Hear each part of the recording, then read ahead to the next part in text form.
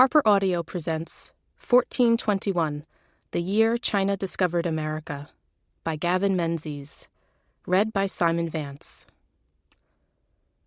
This book is dedicated to my beloved wife Marcella, who has travelled with me on the journeys related in this book and through life. The countries beyond the horizon and at the ends of the earth have all become subjects, and to the most western of the western or the most northern of the northern countries, however far away they may be.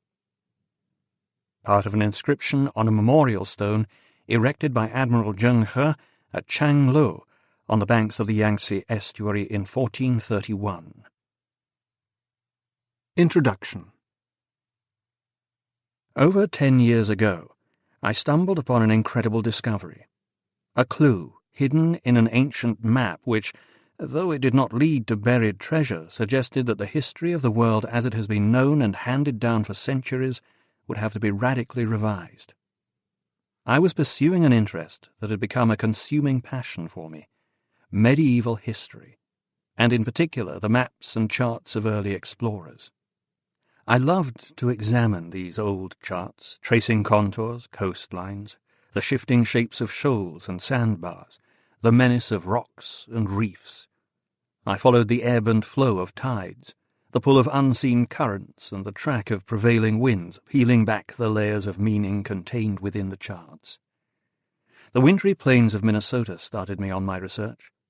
It was not necessarily the first place you would think of to discover a document with such profound implications, but the James Ford Bell Library at the University of Minnesota has a remarkable collection of early maps and charts, and one, in particular, had attracted my attention. It had been in the collection of Sir Thomas Phillips, a wealthy British collector born in the late 18th century, but its existence had remained virtually unknown until the collection was rediscovered half a century ago. The chart was dated 1424, and signed by a Venetian cartographer by the name of Giovanni Pizzigano. It showed Europe and parts of Africa, and as I compared it with a modern map, I realized that the cartographer had drawn the coastlines of Europe accurately. It was an extraordinary cartographic achievement for that era, but not one of earth-shattering significance in itself. However, my eye was then drawn to the most curious feature of the map. The cartographer had also drawn a group of 4 islands far out in the western Atlantic.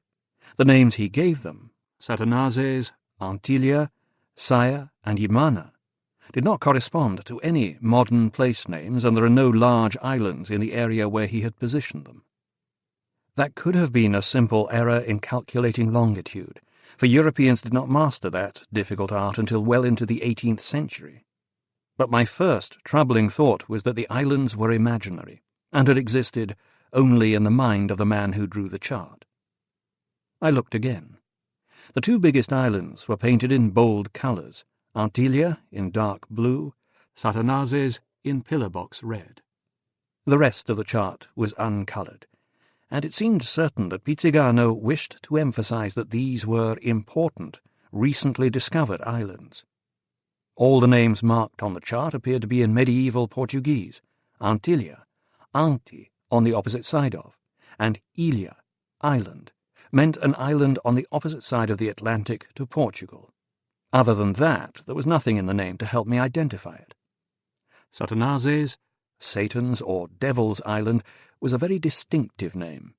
A greater number of towns were marked on the largest island, Antillia, indicating that it was better known. Satanases had only 5 names, and featured the enigmatic words Kon and Imana. My interest was now thoroughly aroused. What were these islands? Did they really exist? The date of the map, its provenance and authenticity were unimpeachable, yet if it was genuine, it marked lands in places where, according to the accepted history, no Europeans had ventured for another 7 decades. After several months of examining charts and documents in map rooms and archives, I became convinced that Antillia and Satanases were actually the Caribbean islands of Puerto Rico and Guadeloupe. There were far too many points of similarity between them for it to be a coincidence. but that meant that somebody had accurately surveyed the islands some 70 years before Columbus reached the Caribbean. This seemed an incredible revelation. Columbus had not discovered the New World, yet his voyage had always been regarded as an absolutely defining moment.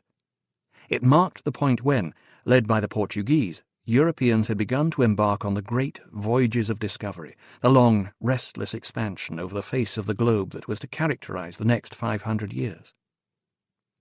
I needed further evidence to support my discovery, and I sought the help of an expert in medieval Portuguese, Professor João Camilo dos Santos, who was then at the Portuguese Embassy in London.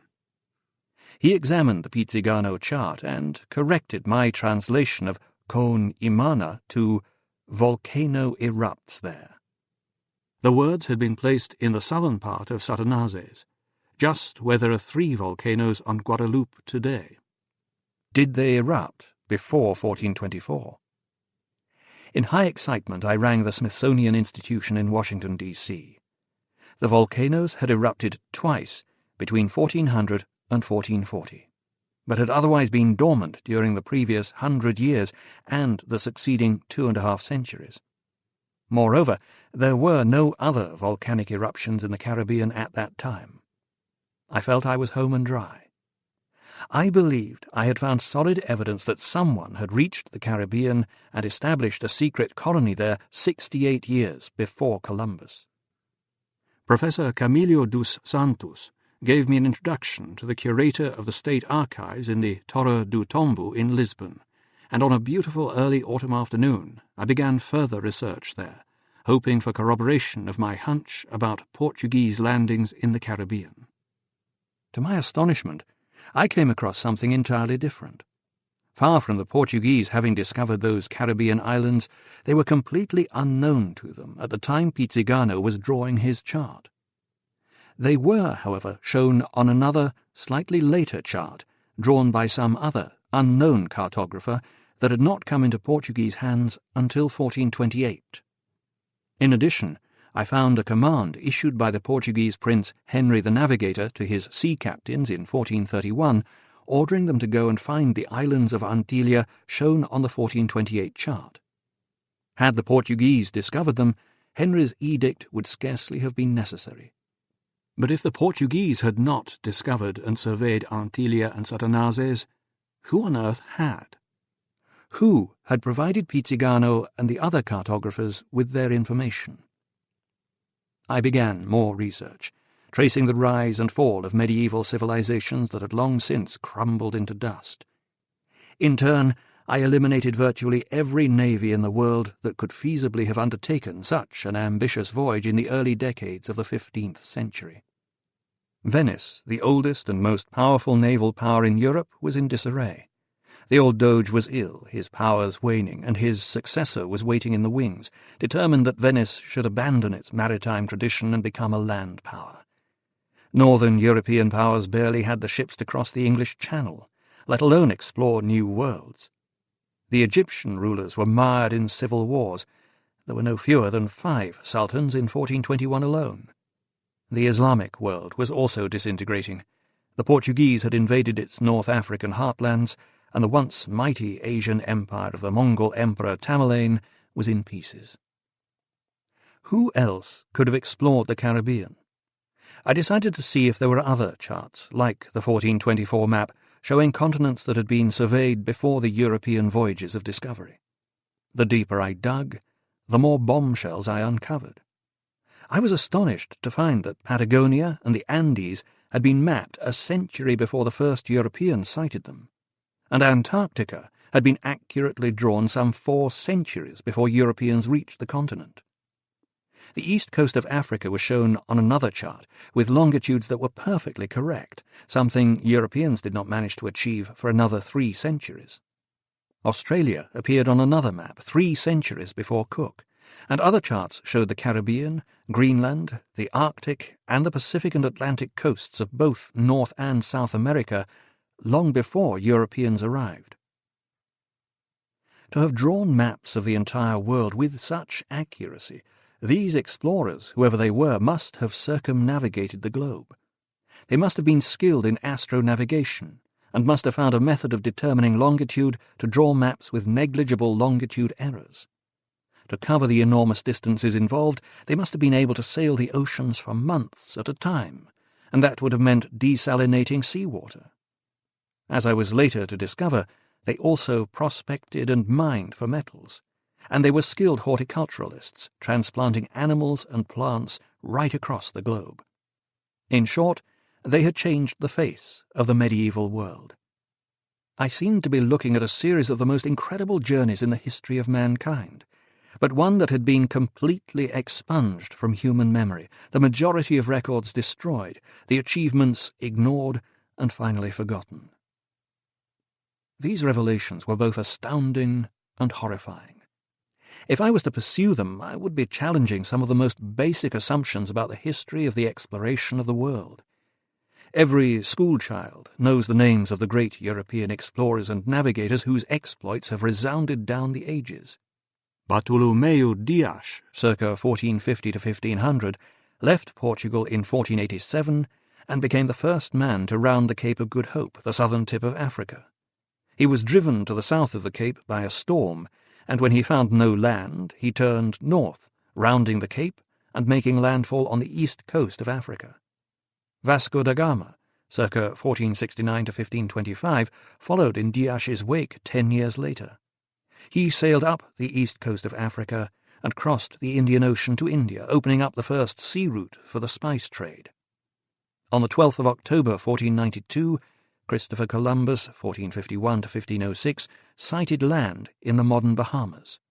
He has gone down in history as the first European to glimpse the New World, though Columbus himself never appreciated this, believing that he had actually reached Asia. He made 3 further voyages, discovering many of the Caribbean islands and the mainland of Central America.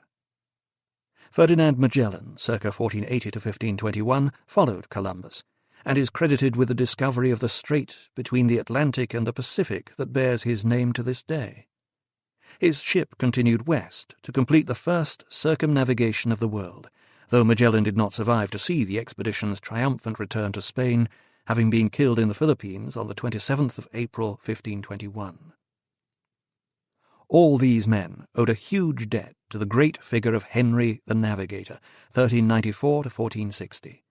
The Portuguese prince whose base in southwest Portugal became an academy for explorers, cartographers, shipwrights, and instrument makers. There the design of European ships was revolutionized, navigational instruments and techniques developed and improved, and impetus given to the great voyages of exploration and colonization. As I ended my researches in the Torre do Tombo, a mood of utter confusion engulfed me. I spent a misty evening sitting in the bar on Lisbon's waterfront, looking out at Henry the Navigator's statue. His enigmatic smile was one I now understood. We both shared a secret. He had followed others to the New World. The more I brooded, the more intrigued I became. Who were these master mariners who had discovered and charted these new lands and oceans without leaving any trace of having done so other than these enigmatic maps? The identity of the master hand was revealed in a curious way. The coasts of Patagonia, the Andes Mountains, the Antarctic mainland, and the South Shetland Islands had all been drawn with remarkable accuracy on one chart. The distances covered, from Ecuador in the north to the Antarctic Peninsula in the south, were immense. A huge fleet must have been required. There was only one nation at that time with the material resources, the scientific knowledge, the ships, and the seafaring experience to mount such an epic voyage of discovery. That nation was China. But the thought of searching for incontestable proof that a Chinese fleet had explored the world long before the Europeans filled me with dread. An attempt to uncover the details of any event from nearly 6 centuries ago would have been daunting enough, but this one was made even more difficult by one massive, perhaps insurmountable obstacle. In the mid-15th century, almost every Chinese map and document of the period was deliberately destroyed by officials of the Chinese court, following an abrupt reversal of its foreign policy. Far from embracing the outside world after these momentous discoveries, China turned in on itself. Anything commemorating its expansionist past was expunged from the record. If I was to piece together the remarkable story of the Chinese voyages of discovery, I would have to look elsewhere for proof. But I feared almost to begin. It seemed arrogance bordering on hubris to believe that a retired submarine captain could reveal a story many great minds had failed to unearth. But though I was a mere amateur compared to the distinguished academics in the field, I started with one crucial advantage. In 1953, when I joined the Royal Navy at the age of 15, Britain was still a world power with great fleets and bases to support them strung right across the globe. During my 17 years in the Navy, I sailed the world in the wake of the great European explorers. Between 1968 and 1970, for example, I was in command of HMS Rockwell and took her from China to Australasia, the Pacific and the Americas. The coasts, cliffs and mountains early explorers had viewed from their quarterdecks were those I saw through a submarine periscope with roughly the same perspective. I quickly learned that what is seen from sea level is not necessarily what is actually there. In those days, satellite navigation was unknown. We had to find our way by the stars. I saw the same stars those great European explorers had seen, and calculated my position by measuring the height and direction of the sun, just as they had attempted to do. The mariners' guiding stars in the southern hemisphere are Canopus and the Southern Cross.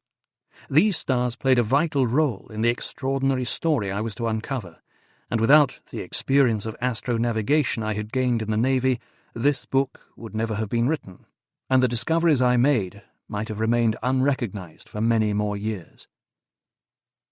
A layman, no matter how distinguished in other fields, looks at a map or a chart and sees only a series of outlines that may or may not be the misshapen representations of familiar lands. An experienced navigator looking at the same map can deduce far more. Where the cartographer who had first charted it had sailed, in what direction, how fast or slow, how near to or far from the land he had been, the state of his knowledge of latitude and longitude, even whether it was night or day. Given sufficient knowledge of the lands and oceans depicted on the chart, a navigator can also explain why what the chart shows as islands could be mountain peaks, why what was then an extensive body of land might now be shoals, reefs, and islands, and hence why some lands might have been depicted with curiously distended forms. I had seen the maps dating from the 15th and early 16th centuries that show parts of the world then unknown to European explorers. There are inaccuracies.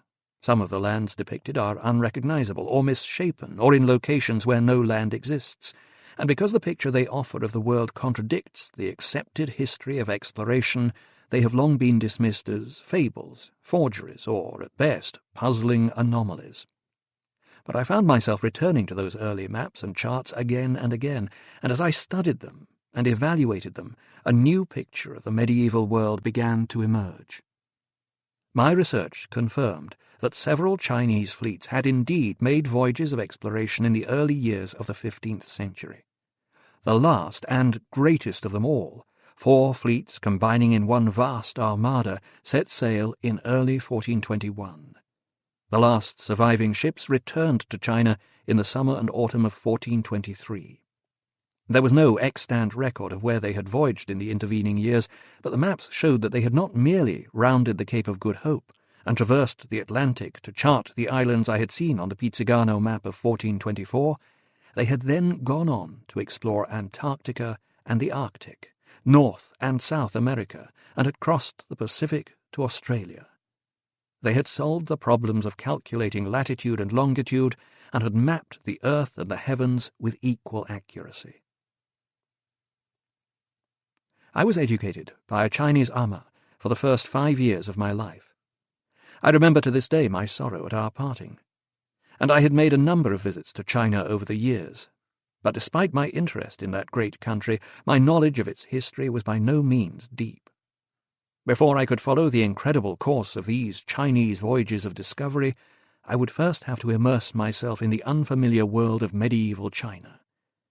That was a voyage of discovery in itself, and my ignorance of those remarkable people was shared, I suspect, by many in the West. The more I learned, the more I was awestruck by the glory of that ancient, learned, and incredibly sophisticated civilization. Their science and technology, and their knowledge of the world around them, were so far in advance of our own in that era that it was to be 3, 4, and in some cases 5 centuries before European know-how matched that of the medieval Chinese. Having learned something of that great civilization, I spent years travelling the globe on the track of the Chinese voyages of exploration. I researched in archives, museums and libraries, visited ancient monuments, castles, palaces and the major seaports of the late Middle Ages, explored rocky headlands, coral reefs, lonely beaches and remote islands. Everywhere I went, I discovered more and more evidence to support the thesis. It turned out that a tiny handful of Chinese documents and sailing directions had escaped the wholesale destruction of records, and there were several first-person accounts, 2 by Chinese historians, another by a European merchant, and others by the first European explorers to follow in the Chinese wake, who discovered evidence and artifacts left by their predecessors. There was also a wealth of physical evidence. Chinese porcelain, silk, votive offerings, artifacts, carved stones left by the Chinese admirals as monuments to their achievements, the wrecks of Chinese junks on the coasts of Africa, America, Australia and New Zealand, and the flora and fauna transplanted far from their places of origin and thriving when the first Europeans appeared. Everything I found was confirmation of the accuracy of the maps that had first captured my imagination. The remarkable information that those maps contain is, and always has been, there for all to see, but it has eluded many eminent historians of China not for want of any diligence on their part, but simply because of their lack of knowledge of astronavigation and the world's oceans. If I have found information that escaped them, it is only because I knew how to interpret the extraordinary maps and charts that reveal the course and the extent of the voyages of the great Chinese fleets between 1421 and 1423. Columbus, da Gama, Magellan and Cook were later to make the same discoveries, but they all knew they were following in the footsteps of others, for they were carrying copies of the Chinese maps with them when they set off on their own journeys into the unknown. To misuse a famous quotation, if they could see further than others, it was because they were standing on the shoulders of giants. Part 1. Imperial China. Chapter 1. The Emperor's Grand Plan. On the 2nd of February, 1421, China dwarfed every nation on earth. On that Chinese New Year's Day, kings and envoys from the length and breadth of Asia, Arabia, Africa and the Indian Ocean assembled amid the splendours of Beijing to pay homage to the Emperor Zhu Di, the Son of Heaven. A fleet of Leviathan ships navigating the oceans with pinpoint accuracy had brought the rulers and their envoys to pay tribute to the Emperor and bear witness to the inauguration of his majestic and mysterious walled capital, the Forbidden City. No fewer than 28 heads of state were present, but the Holy Roman Emperor, the Emperor of Byzantium, the Doge of Venice, and the kings of England, France, Castile, and Portugal were not among them. They had not been invited, for such backward states, lacking trade goods or any worthwhile scientific knowledge, ranked low on the Chinese emperor's scale of priorities. Zhu Di was the 4th son of Zhu Yuanzhang, who had risen to become the first Ming emperor despite his lowly birth as the son of a hired labourer from one of the poorest parts of China. In 1352, 8 years before Zhu Di's birth, a terrible flood had struck parts of China. The Yellow River had burst its banks, submerging vast areas of farmland, washing away villages, and leaving famine and disease in its wake. The country was still in the throes of a terrible epidemic. The Mongols had ruled China since its conquest in 1279 by the great Kublai Khan, grandson of the greatest warlord of them all, Genghis Khan. But in 1352, plagued by famine and disease and desperately poor as a result of the depredations of their Mongol overlords, the peasants around Guangzhou on the Pearl River Delta rose in revolt. Zhu Yuanzhang joined the rebels and rapidly emerged as their leader, rallying soldiers and farmers to his cause. During the next 3 years the revolt spread throughout China. Over decades of peace, the once ferocious Mongol warriors, the scourge of all Asia, had grown idle and complacent. Riven by internal dissension, they proved no match for the army raised by Zhu Di's father.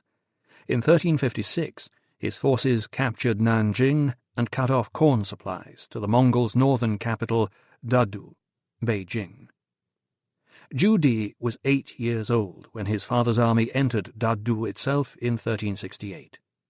The last Mongol emperor of China, Togon Tomor, fled the country, retreating north to the steppe, the Mongol heartland.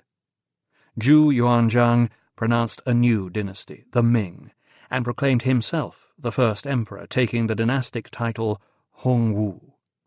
Zhu Di joined the Chinese cavalry and proved himself a brave and skillful officer.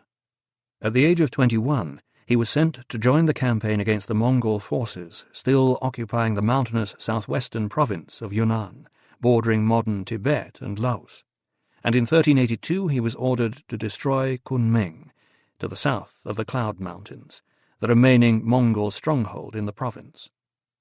After the city was taken, the Chinese butchered the adult defenders and castrated those prisoners who had not reached puberty. Thousands of young Mongol boys had their penises and testicles severed. Many perished of shock and disease. The surviving eunuchs were conscripted into the imperial armies or kept as servants or retainers.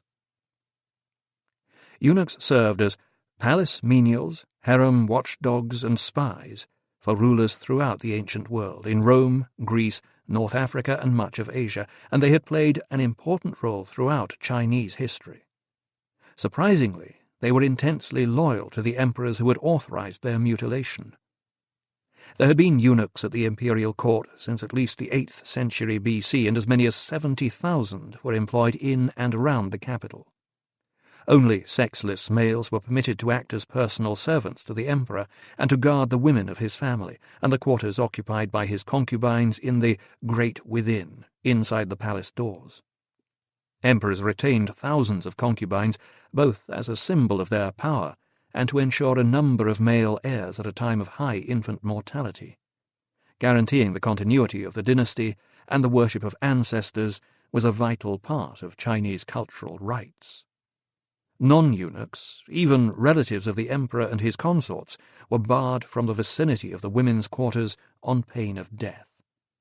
The absence of potent males ensured that any children born to the concubines had been sired by the emperor alone. Eunuchs also helped to preserve the aura of sanctity and secrecy that surrounded the imperial throne.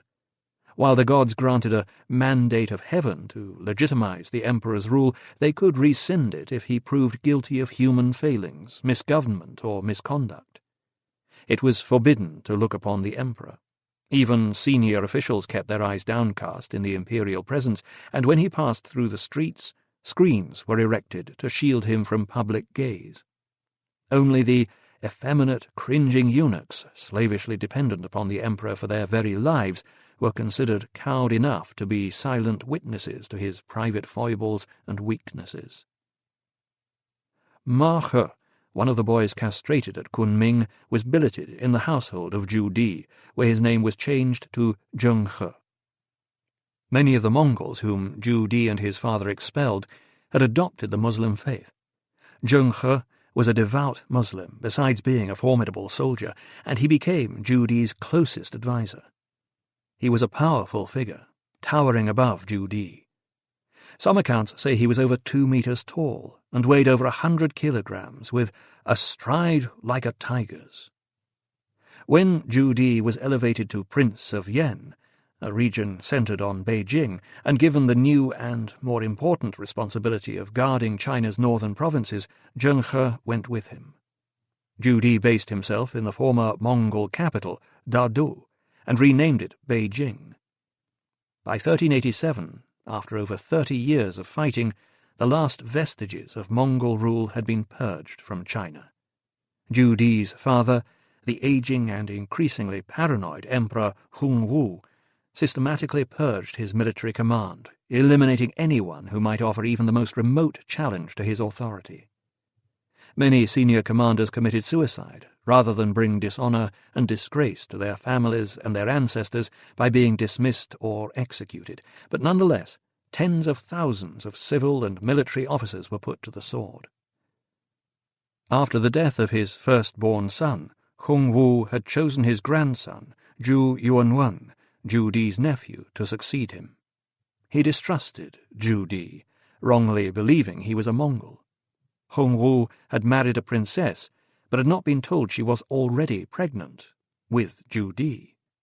When the old emperor died 6 years later, in 1398, Zhu Yuanwen duly continued his policy of eliminating potential rivals. In the summer of the following year, assassins were sent north to kill Zhu Di. To escape execution, he abandoned his fine house and for several months became a vagrant on the streets of Beijing, sleeping in gutters at night and wandering the streets by day. He feigned madness, growing filthy and unkempt, unrecognizable as a prince of the imperial line, and the execution squad passed by this apparently harmless vagrant. Then Zhu Di turned on his pursuers. Aided by his loyal eunuch bodyguard, headed by Zheng He, Zhu Di gathered his forces in secret to strike against his would-be killers. He assembled 800 men in a park in Beijing, having previously filled it with honking geese to muffle the clanking of their armor and weapons. Taken by surprise, the assassins were themselves butchered. The victorious Zhu Di at once began to raise and train an army. When he received the news of his men's failure, Zhu Yuanwen immediately dispatched an army of 500,000 men to crush Zhu Di. But the seasons were turning, and his troops were sent north from Nanjing, wearing only their summer uniforms and straw sandals. Many men froze as the pitiless winter advanced. Zhu Di's army was on maneuvers outside Beijing when the demoralized troops of Zhu Yuanwen began their advance on the city. They were routed in a battle in which even the women of Beijing took part, hurling pots down on their attackers from the city walls. In 1402, Zhu Di marched south to Nanjing at the head of a great army. The imperial capital was a divided city. The mandarins, the educated elite in Nanjing, loathed the court eunuchs. Their antipathy was deep-seated and almost as old as imperial China itself. As his personal attendants, the eunuchs had the emperor's ear.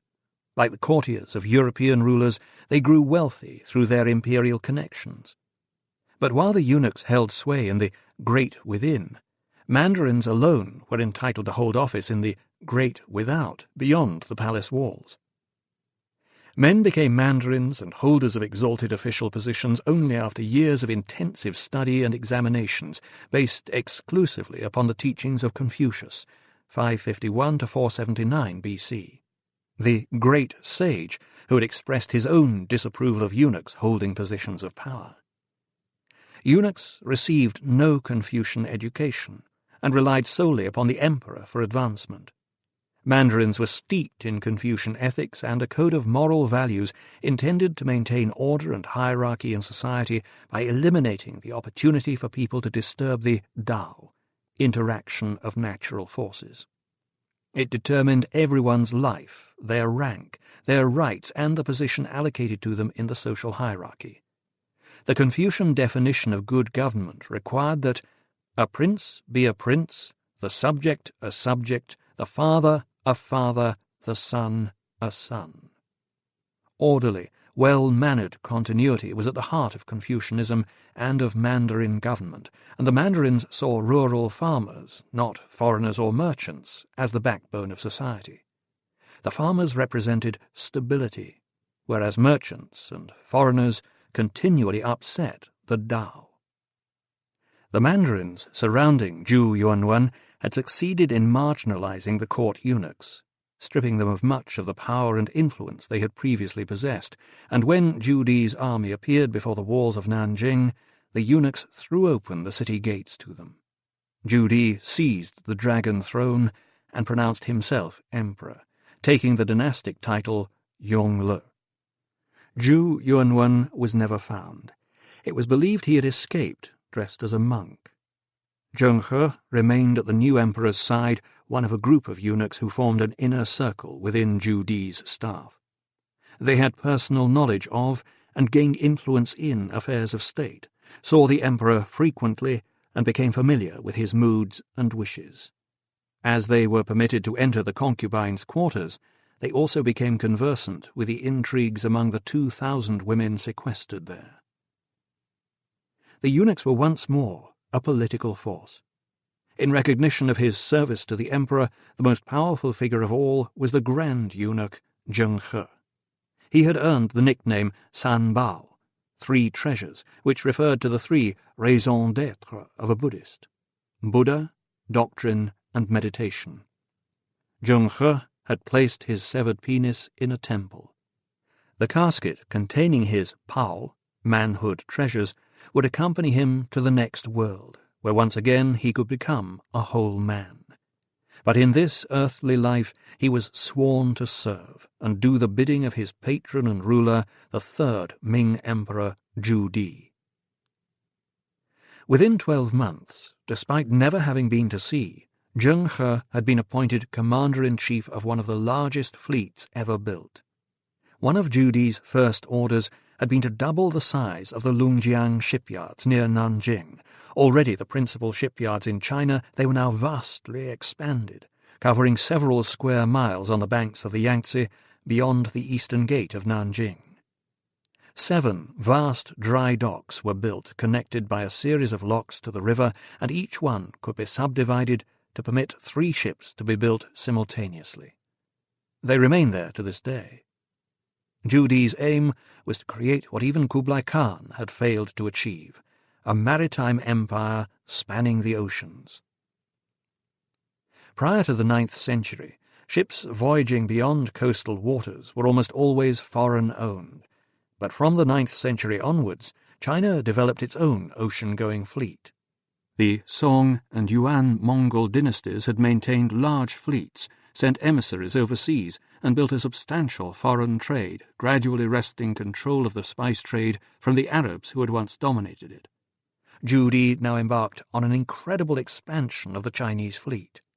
In addition to the warships and the merchant fleet he had inherited, Zhu Di commissioned 1,681 new ships, among them many gigantic 9-masted treasure ships, named after the huge value and quantity of goods they could carry in their vast holds. Tens of thousands of carpenters, sailmakers, and shipwrights from the southern provinces around the shipyards were put to work to build them. In addition to 250 treasure ships, the fleet contained more than 3,500 other vessels. There were 1,350 patrol ships, and the same number of combat vessels based at guard stations or island bases, 400 larger warships, and another 400 freighters for transporting grain, water, and horses for the fleet. The emperor's ships were to sail the oceans of the world and chart them, impressing and intimidating foreign rulers, bringing the entire world into China's tribute system.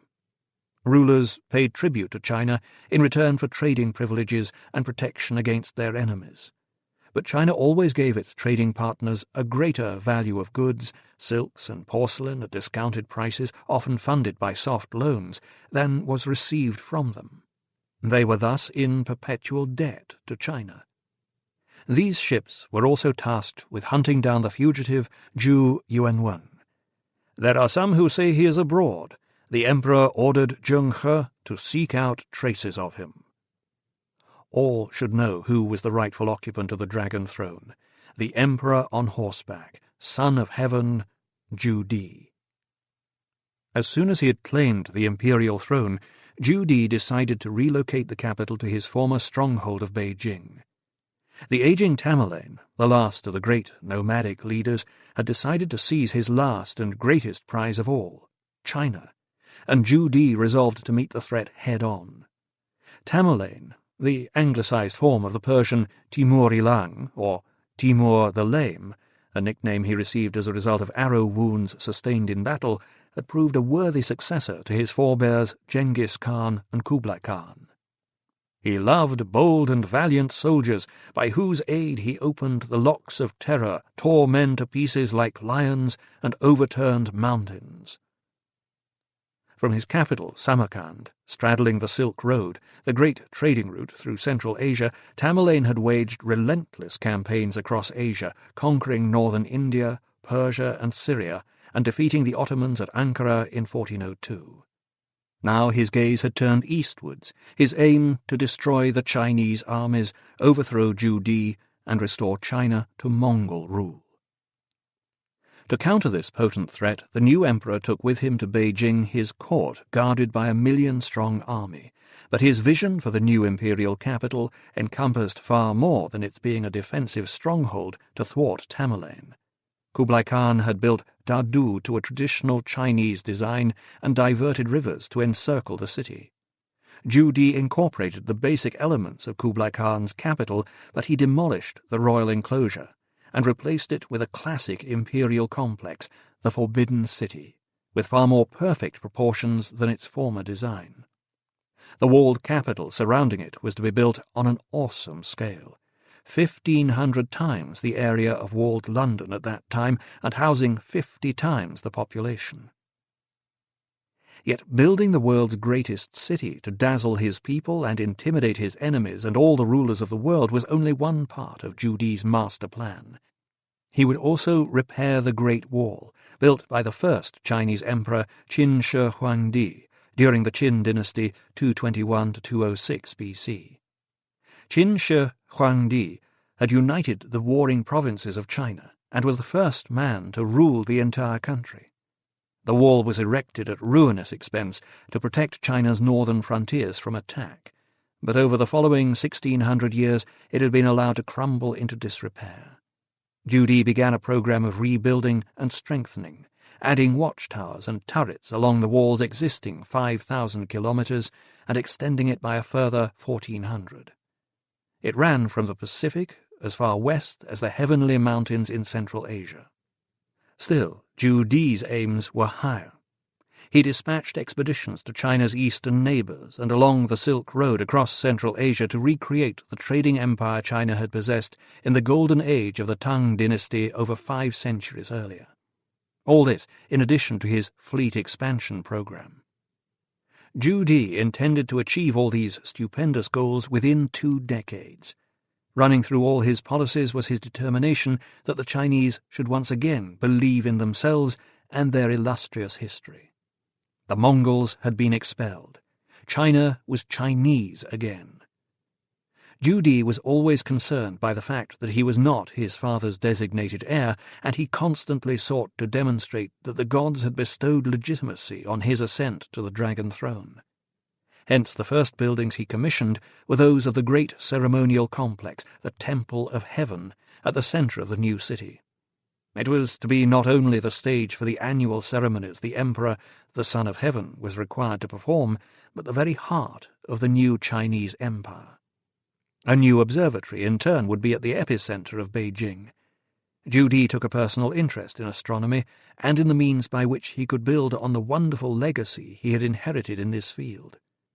Chinese astronomers had well over 2,000 years' experience of recording events in the night sky.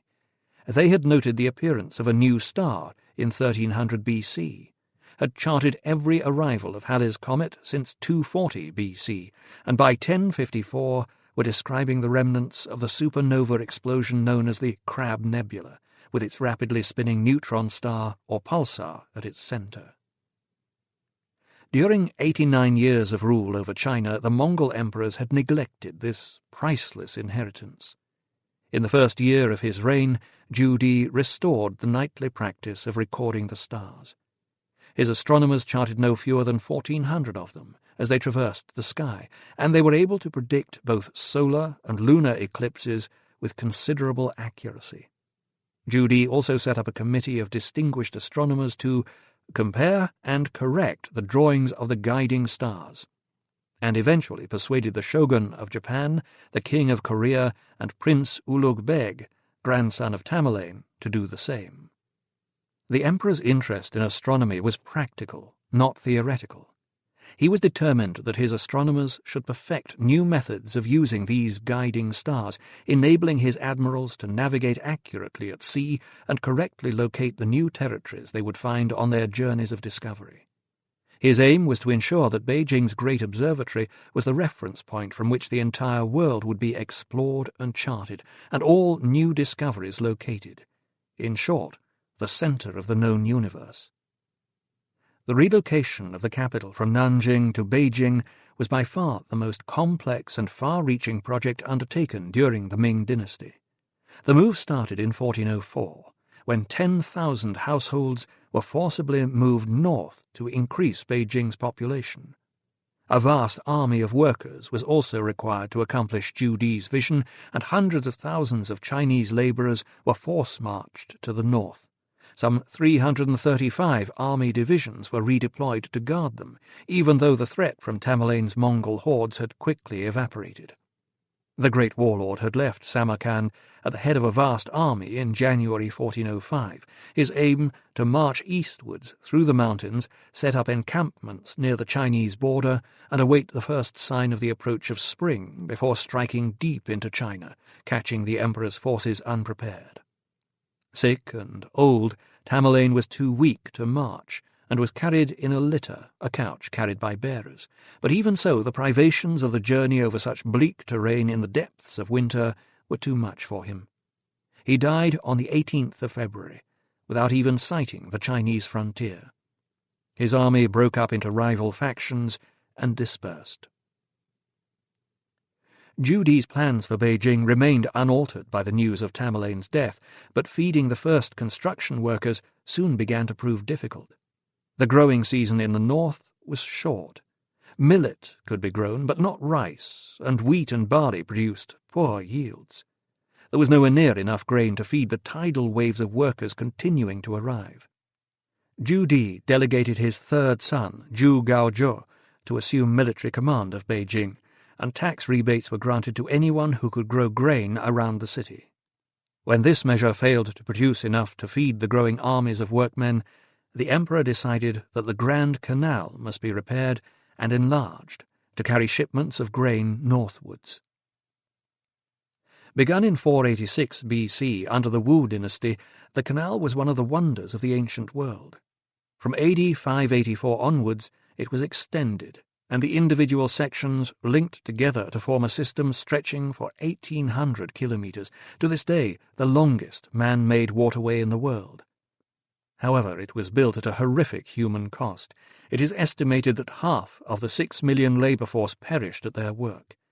The financial stresses and domestic upheavals caused by the building of the canal were also one of the principal causes of the rapid collapse of the short-lived Sui dynasty, AD 589 to 618.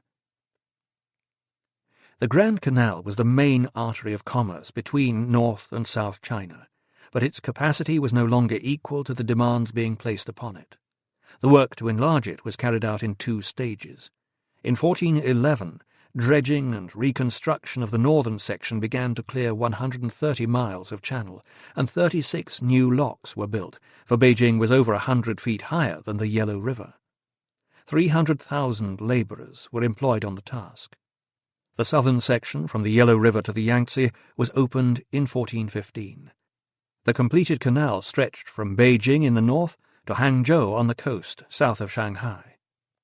Grain was transported in close to 10,000 flat-bottomed barges, and shipments rose from 2.8 million pickles, approximately 170 million kilograms in 1416, to 5,300,000 kilograms by the following year.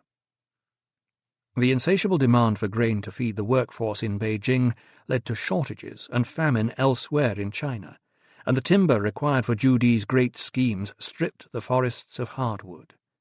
Quite apart from the timber needed to build the Forbidden City, each treasure ship in the emperor's huge fleet consumed the wood of 300 acres of prime teak forest. The imperial navy was supported by a new fleet of auxiliary store ships, and hundreds of smaller merchant ships were also built to trade between Chinese, Indian, and African ports.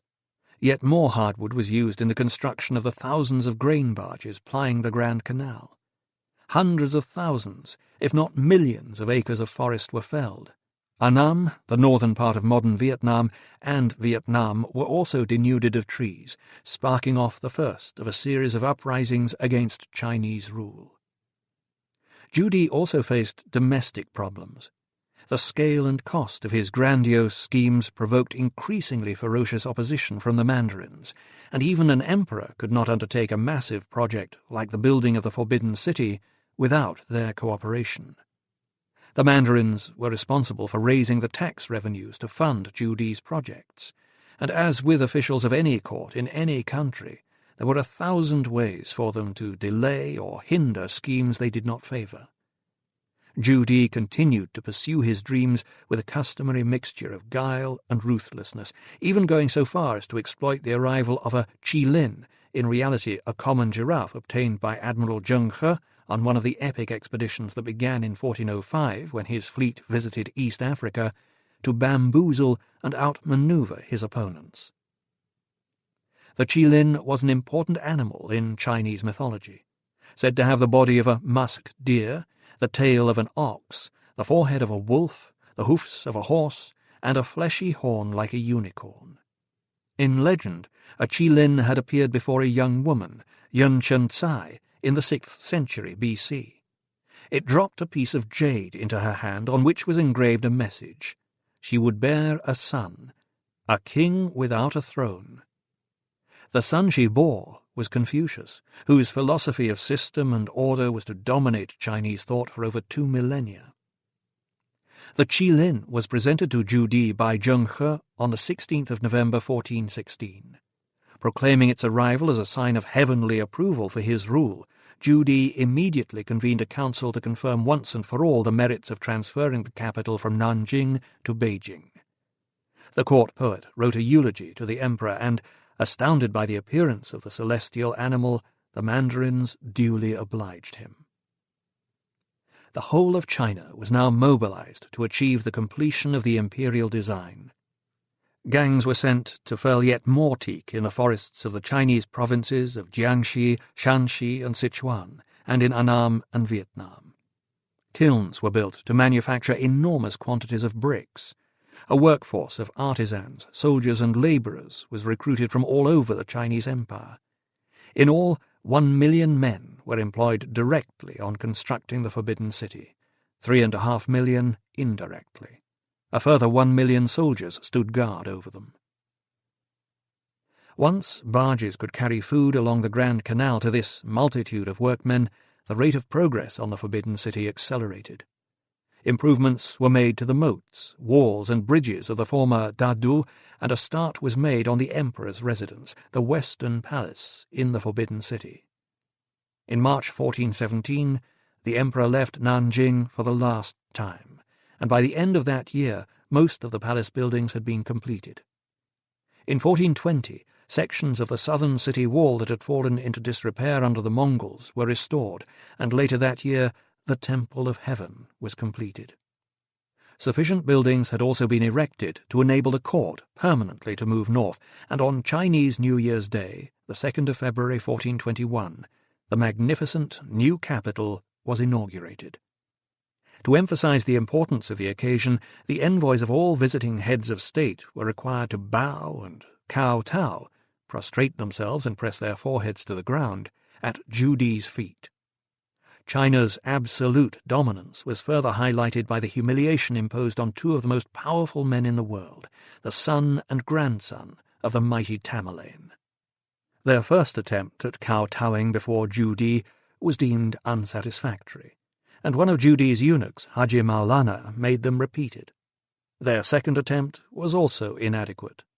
Only after their third prostration at his feet did the emperor pronounce himself satisfied.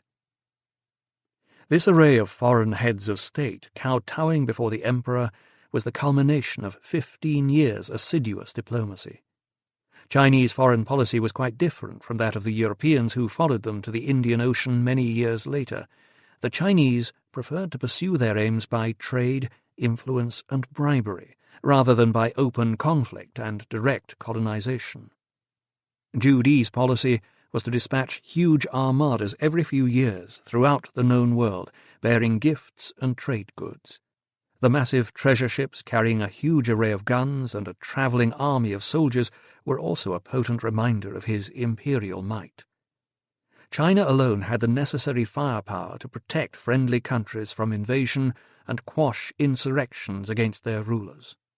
The treasure ships returned to China with all manner of exotic items: dragon saliva, ambergris, incense and golden amber, and lions, gold-spotted leopards and camel birds, ostriches, which are 6 or 7 feet tall, from Africa, gold cloth from Calicut in southwest India, studded with pearls and precious stones, elephants, parrots, sandalwood, peacocks, hardwood, incense, tin and cardamom from Siam, modern Thailand.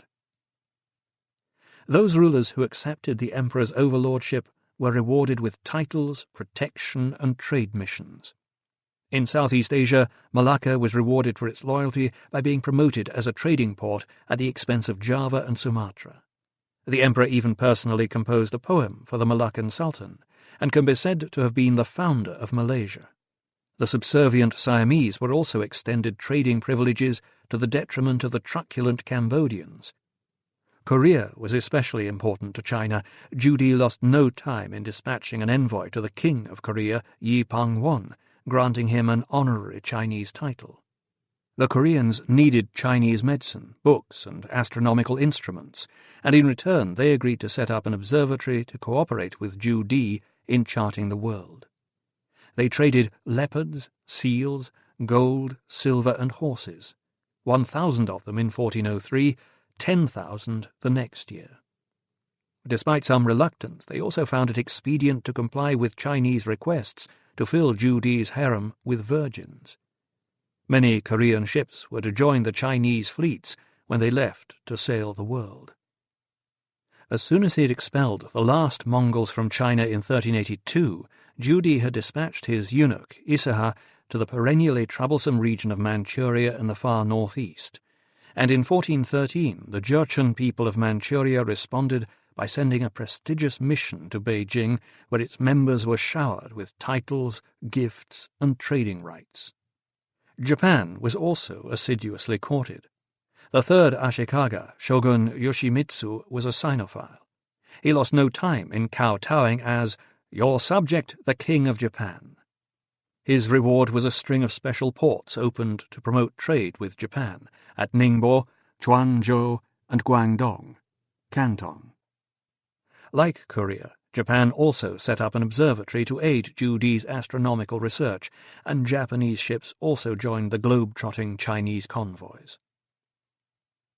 Having pacified Manchuria and brought Korea and Japan into the Chinese tribute system, Judy next turned his attention to Tibet.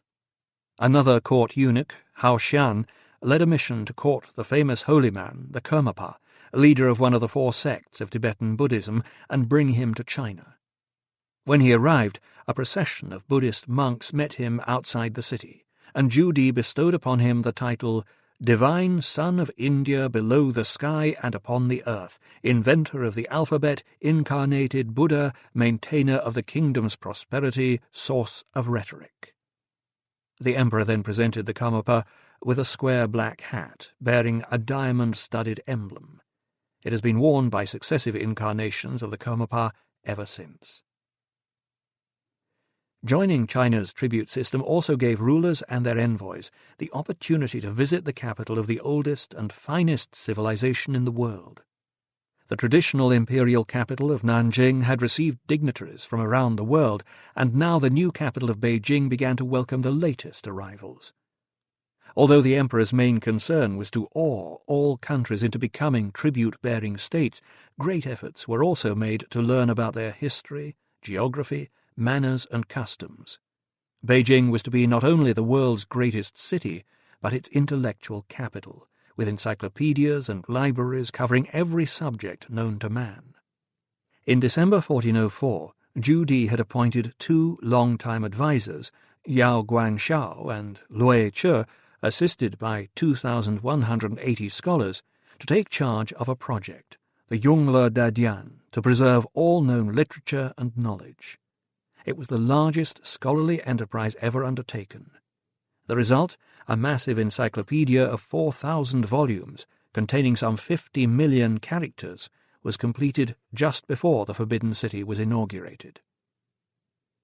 In parallel with this great endeavour, Zhu Di ordered the opinions of 120 philosophers and sages of the Song dynasty to be collated and stored in the Forbidden City, together with the complete commentaries of thinkers from the 11th to the 13th centuries.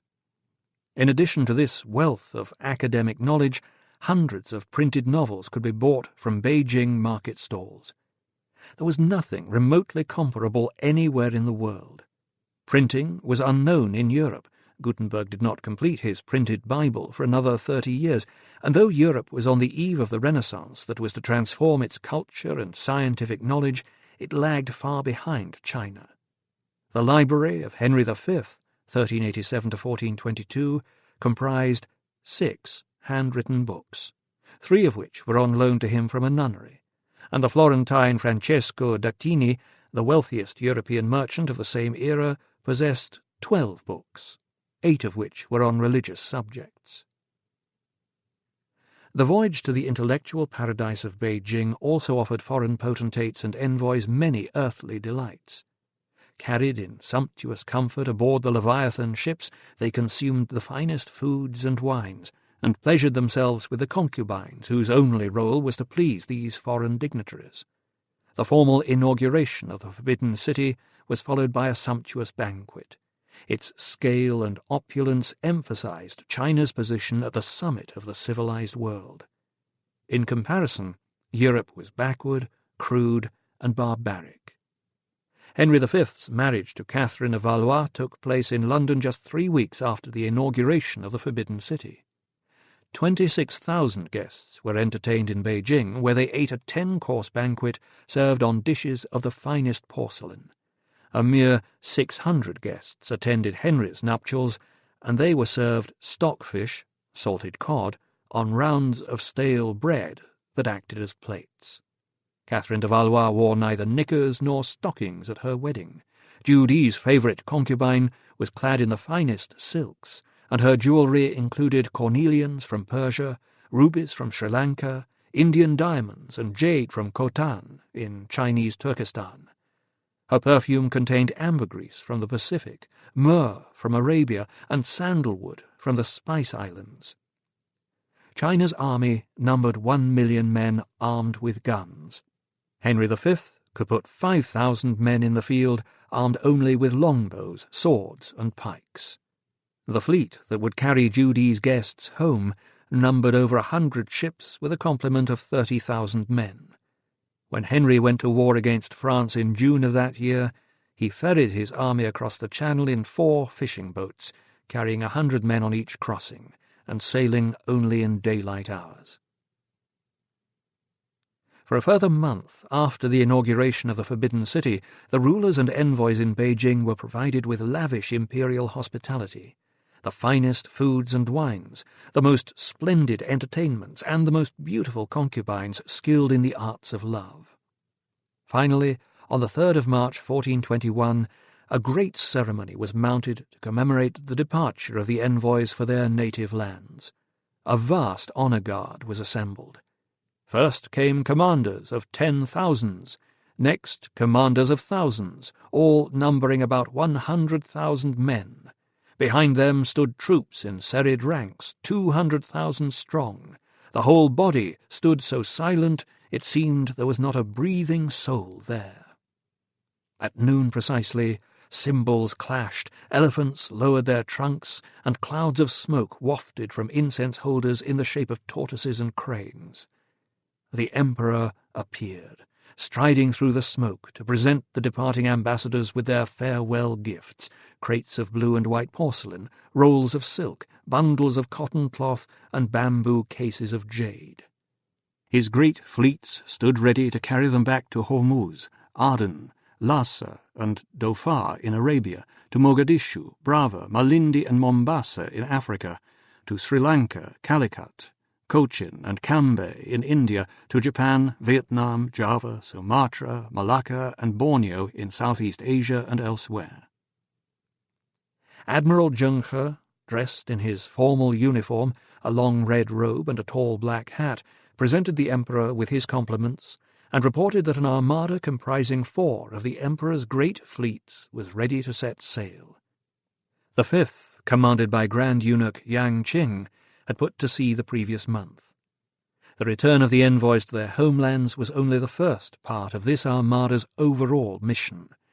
It was then to proceed all the way to the end of the earth to collect tribute from the barbarians beyond the seas, to attract all under heaven to be civilized in Confucian harmony. Zheng He's reward for his lifelong, devoted service to his emperor had been the command of 5 previous treasure fleets tasked with promoting Chinese trade and influence in Asia, India, Africa, and the Middle East. Now he was to lead one of the largest armadas the world had ever seen. Zhu Di had also rewarded other eunuchs for their part in helping him to liberate China. Many of the army commanders in the war against the Mongols were now admirals and captains of his treasure fleets. Zheng He had become a master of delegation. By the 4th voyage, fleets were sailing separately. On this great 6th voyage, loyal eunuchs would command separate fleets. Zheng He would lead them to the Indian Ocean, then return home confident that they would handle their fleets as he had taught them. The envoys' parting gifts were packed into their carriages. The Emperor made a short speech, and then, after kowtowing one last time, the envoys embarked and the procession moved off. Servants ran behind the carriages as they rumbled down to the Grand Canal a mile to the east of the city. There a fleet of barges decked with silk awnings awaited them. Teams of horses, 10 to 12 for each barge, stood on the banks, bamboo poles tied to their harnesses. When the envoys were aboard, whips cracked, and the sturdy animals began to drag the barges on their slow journey down to the coast. 2 days and 36 locks later, they arrived at Tanggu, near the modern city of Tianjin, on the Yellow Sea. The sight that greeted the envoys at Tanggu was one that must have lingered long in their minds. More than 100 huge junks rode at anchor, towering above the watchers on the quayside. The ships were taller by far than the thatched houses lining the bay. Surrounding them was a fleet of smaller merchant ships. Each capital ship was about 480 feet in length, 444 chi, the standard Chinese unit of measurement, equivalent to about 12.5 inches, or 32 centimeters, and 180 feet across, big enough to swallow 50 fishing boats. On the prow, glaring serpent's eyes served to frighten away evil spirits. Pennants streamed from the tips of a forest of 1,000 masts. Below them, great sails of red silk, light but immensely strong, were furled on each ship's 9 masts. When their sails are spread, they are like great clouds in the sky. The armada was composed very much like a Second World War convoy.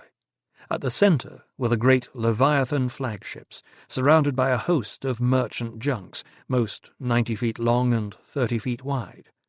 Around the perimeters were squadrons of fast, manoeuvrable warships. As the voyage progressed, trading ships of several other nations, especially Japan, Korea, Burma, Vietnam, and India, joined the convoy, taking advantage of the protection afforded by the warships and the opportunities offered as the magnificent armada, almost a trading country in its own right, swept over the oceans.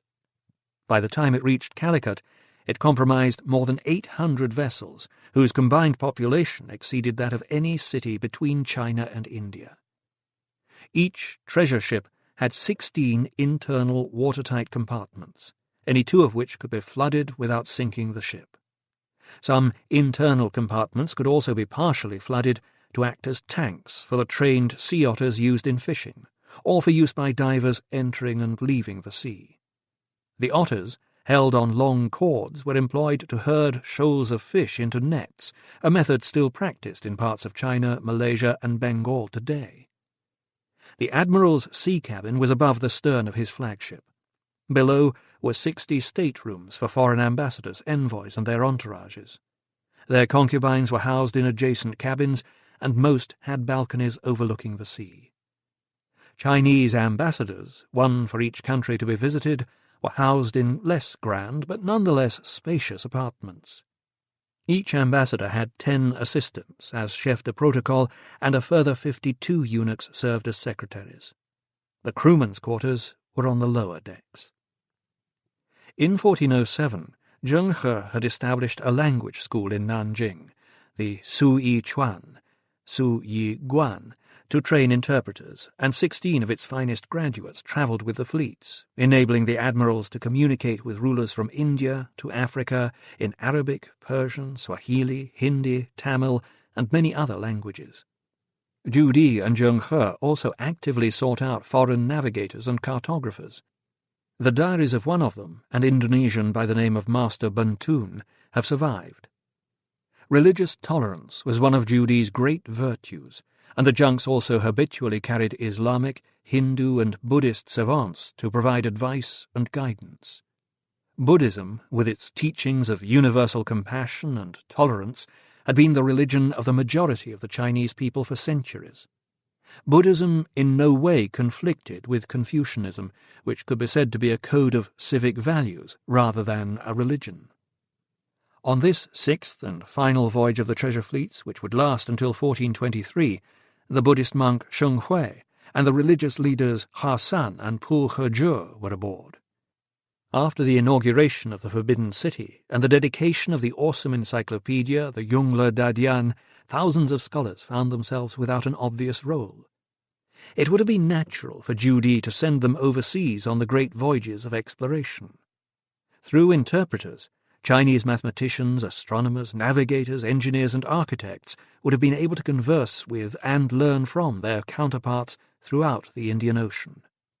Once the ambassadors and their entourages had disembarked, the vast ships, with their labyrinths of cabins, would have been well suited to use as laboratories for scientific experiments. Metallurgists could prospect for minerals in the countries the Chinese visited.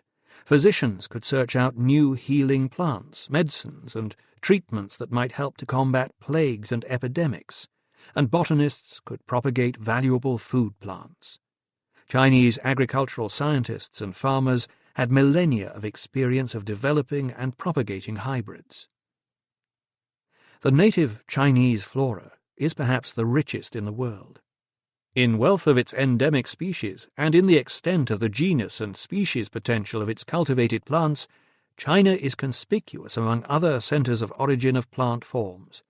Moreover, the species are usually represented by enormous numbers of botanical varieties and hereditary forms.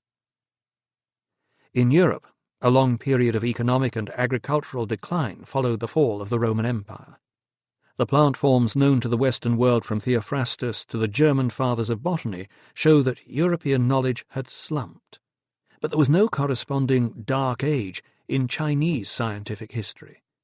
Botanical knowledge and the number of plant species recorded by the Chinese grew steadily as the centuries passed. The contrast between the voyages of discovery of the Chinese and those of the Europeans cannot be overestimated. The only interest of the Spanish and Portuguese was in gathering sustenance, gold, and spices while warding off attacks from the natives. The great Chinese fleets undertook scientific expeditions the Europeans could not even begin to equal in scale or scope until Captain Cook set sail 3.5 centuries later. As the admirals and envoys embarked, and the armada was readied for sea, the water around the great ships was still black with smaller craft shuttling from ship to shore. For days the port had been in turmoil as cartloads of vegetables and dried fish and hundreds of tons of water were hauled aboard to provision this armada of 30,000 men for their voyage. Even at this late hour, barges were still bringing final supplies of fresh water and rice. The great armada's ships could remain at sea for over 3 months, and cover at least 4,500 miles without making landfall to replenish food or water, for separate grain ships and water tankers sailed with them. The grain ships also carried an array of flora the Chinese intended to plant in foreign lands, some as further benefits of the tribute system, and others to provide food for the Chinese colonies that would be created in new lands. Dogs were also taken aboard as pets, others to be bred for food and to hunt rats, and there were coops of Asiatic chickens as valuable presents for foreign dignitaries. The larger ships even kept sties of Chinese pigs.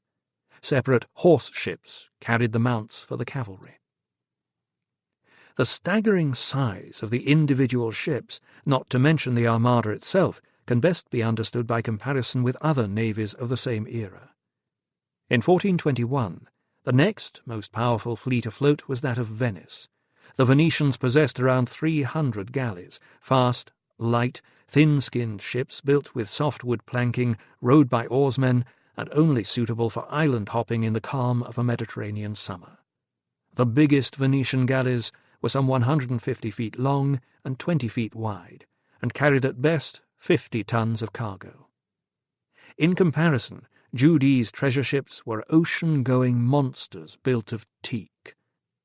The rudder of one of these great ships stood 36 feet high, almost as long as the whole of the flagship the Niña, in which Columbus was later to set sail for the New World.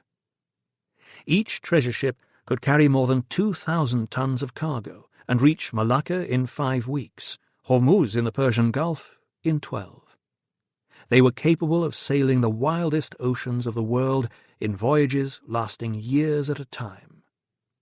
That so many ships were lost on the Chinese voyages of discovery testifies not to any lack of strength in their construction, but rather to the perilous, uncharted waters they explored, and the hurricanes and tsunami they encountered along rocky coasts and razor-sharp coral reefs to the ice-strewn oceans of the far north and far south.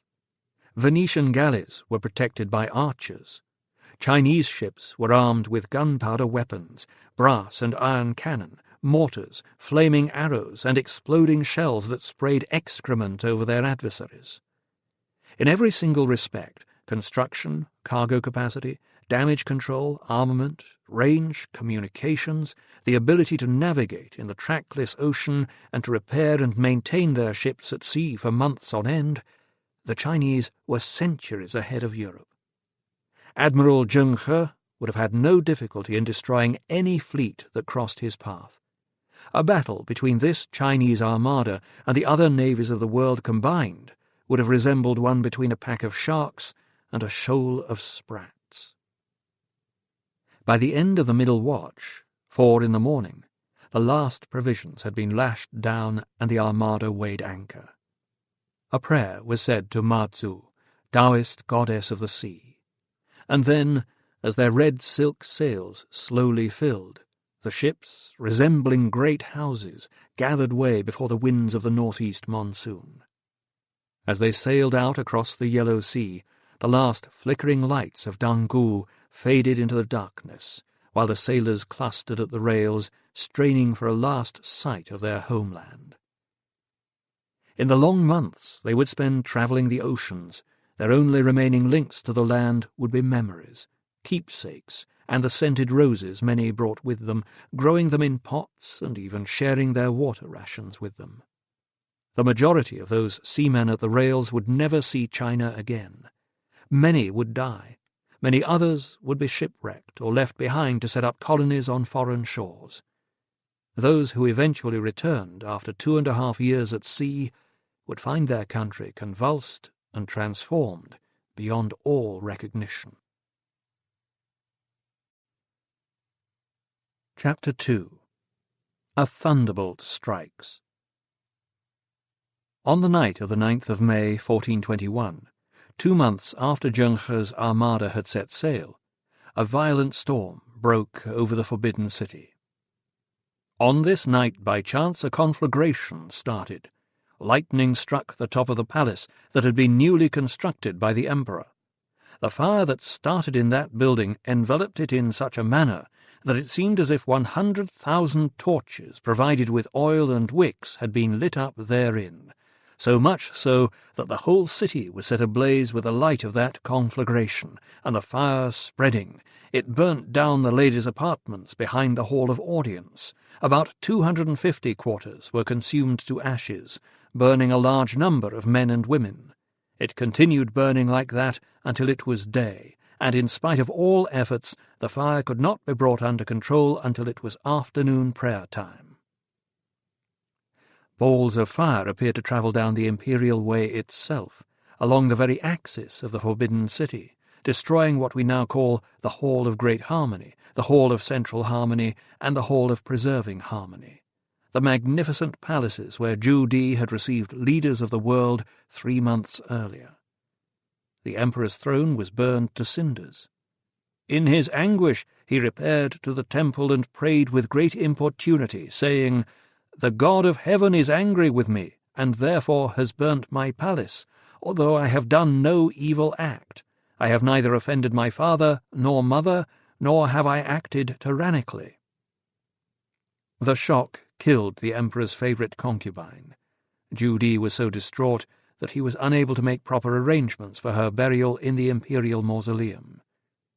He fell ill owing to his anguish, and on account of this it could not be ascertained as to in what manner the dead personage was buried. The private horses of the deceased lady were let loose to graze freely on the mountain where the sepulchre was situated. They had also posted about that sepulchre a number of maidens and eunuchs, leaving for them provisions to last 5 years, so that after that period, when their food got exhausted, they might likewise die there. Chinese emperors believed they ruled with the mandate of heaven. The manner in which the lightning struck, and the severity of the fire that followed, could hardly have been more ominous for Zhu Di. An event of this terrible nature could only signal the gods' demand for a change of emperor. Zhu Di temporarily handed power to his son, Zhu Gaoji. The illness of the emperor having increased, his son used to come and sit in the audience hall. Struggling to comprehend the nature of the calamity that had befallen him, the emperor then issued an edict to his people. "My heart is full of trepidation. I do not know how to handle it. It seems that there has been some laxness in the rituals of honouring heaven and serving the spirits. Perhaps there has been some transgression of the ancestral law, or some perversion of government affairs. Perhaps mean men hold rank, while good men flee and hide themselves, and the good and evil are not distinguished. Perhaps punishments and jailings have been excessive and unjustly applied to the innocent, and the straight and the crooked not discriminated. Is this what brought about the fire? Harshness to the people below and above, going against heaven. I cannot find the reason in my confusion. If our actions have in fact been improper, you should lay these out one by one, hiding nothing, so that we may try to reform ourselves and regain the favour of heaven." The edict unleashed a predictable storm of criticism from the mandarins. Most of it was targeted on Zhu Di's grandiose plans and projects, notably the Forbidden City that the gods had destroyed. Vast areas had been denuded of trees to build the enormous halls. Tens of thousands of artisans had laboured for years on the fabulous rooms. Huge sums had been invested in marble and jade. The Grand Canal had been rebuilt, using 1,000,000 teaspoons to ferry grain, and the treasury drained to such an extent that peasants had even been reduced to eating grass. And all this toil, suffering, and sacrifice had led only to a carpet of ashes and cinders. The fires also coincided with a terrible epidemic of some unknown disease that had been raging in the south for 2 years. More than 174,000 people had died in the province of Fujian alone, and their bodies lay rotting in the fields, for there was no one to bury them. The epidemic seemed yet another sign of the gods' anger. The Mandarin Minister of Revenue, Xia Yuanji, who had managed to find the funds for the Forbidden City and for Zheng He's Great Armada, bravely stepped forward to accept personal responsibility for the catastrophe, but to no avail. Frantic efforts were made to pacify the people. 26 high-ranking Mandarin court officials were sent on calming and soothing missions, and, in an attempt to save his throne, Zhu Di issued a series of ill-conceived decrees. A halt was placed on future voyages of the treasure fleets, and foreign travel was prohibited. Zhu Di had been plagued by other indignities and misfortunes. He had suffered a series of strokes during the previous 4 years, and was being treated with an elixir containing arsenic and mercury that was probably poisoning him. Shortly before the Great Fire, he had also been thrown from his charger, Tamerlane's former steed, and a present from one of the Mongol conqueror's sons, King Shahrukh of Persia. Judi was so furious that he was determined to put Shahrukh's ambassador to death. Thereafter the Qazi, coming forward, said to the ambassadors, "Dismount, and when the emperor arrives, prostrate yourselves on the ground." They did so. When the emperor came near, he asked them to mount again. The ambassadors mounted and proceeded along with him.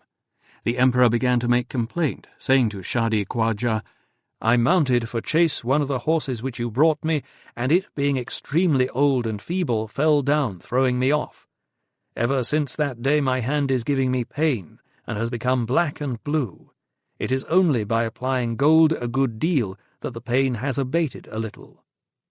A mandarin replied on behalf of the Persians, "The ambassadors are in no way to blame, for if their sovereign had sent good horses or bad as presents, those persons had no choice in the matter. Moreover, even if your majesty has the envoys cut in pieces, it shall make no difference to their sovereign. On the other hand, the whole world would say that the Emperor of China had acted contrary to all convention by imprisoning the envoys." Slurs on Judi's manhood were even more humiliating. He had fathered no children after 1404, and had probably been impotent since the Empress Shu's death in 1407. 2 imperial concubines had been found trying to assuage their sexual frustrations by attempting intercourse with one of the eunuchs who guarded them. In the subsequent witch hunt, 2,800 concubines and eunuchs were alleged to have been involved in treasonable activity. Judi personally executed many of them, but before they died, a number of Korean concubines flung insults at him, taunting him for his impotence. "You have lost your yang power, and that is why your concubines resorted to a relationship with a young eunuch." Apparently abandoned by heaven, the humiliated, ill, and distraught old emperor also faced mounting political problems. The construction of the Forbidden City, the Grand Canal, the fleet of treasure ships, and the repair of hundreds of miles of the Great Wall had placed enormous strains on China's economy, and the felling of the vast hardwood forests had provoked rebellions in Annam and Vietnam. The first rebellion in 1407 was led by Le Chui Li, a former minister of the Vietnamese court who usurped the throne and introduced reforms that won him wide support. Taxation was simplified, ports were opened to foreigners, and trade boomed. Restrictions were placed on the acquisition of land by the wealthy at the expense of peasants. A system of health care was introduced, and the army and civil service were reorganized. Ability was henceforth to be the key word. His ultimate aim was to end his country's subjugation by China. Vietnam would no longer be a colony, but a proud and united sovereign nation. Judi had sent an army southwards to crush the rebellion, depose Le Chui Li, and begin the systematic obliteration of Vietnamese national identity. Native literature was burnt and works of art destroyed. Chinese classics became required reading in schools, and Chinese dress and hairstyle were imposed on Vietnamese women. Local religious rites were outlawed and private fortunes confiscated, while the pillage of the forests continued. Another uprising began in 1418, this time led by the aristocratic landowner Le Loi, the founder of the dynasty that was to rule Vietnam for 360 years.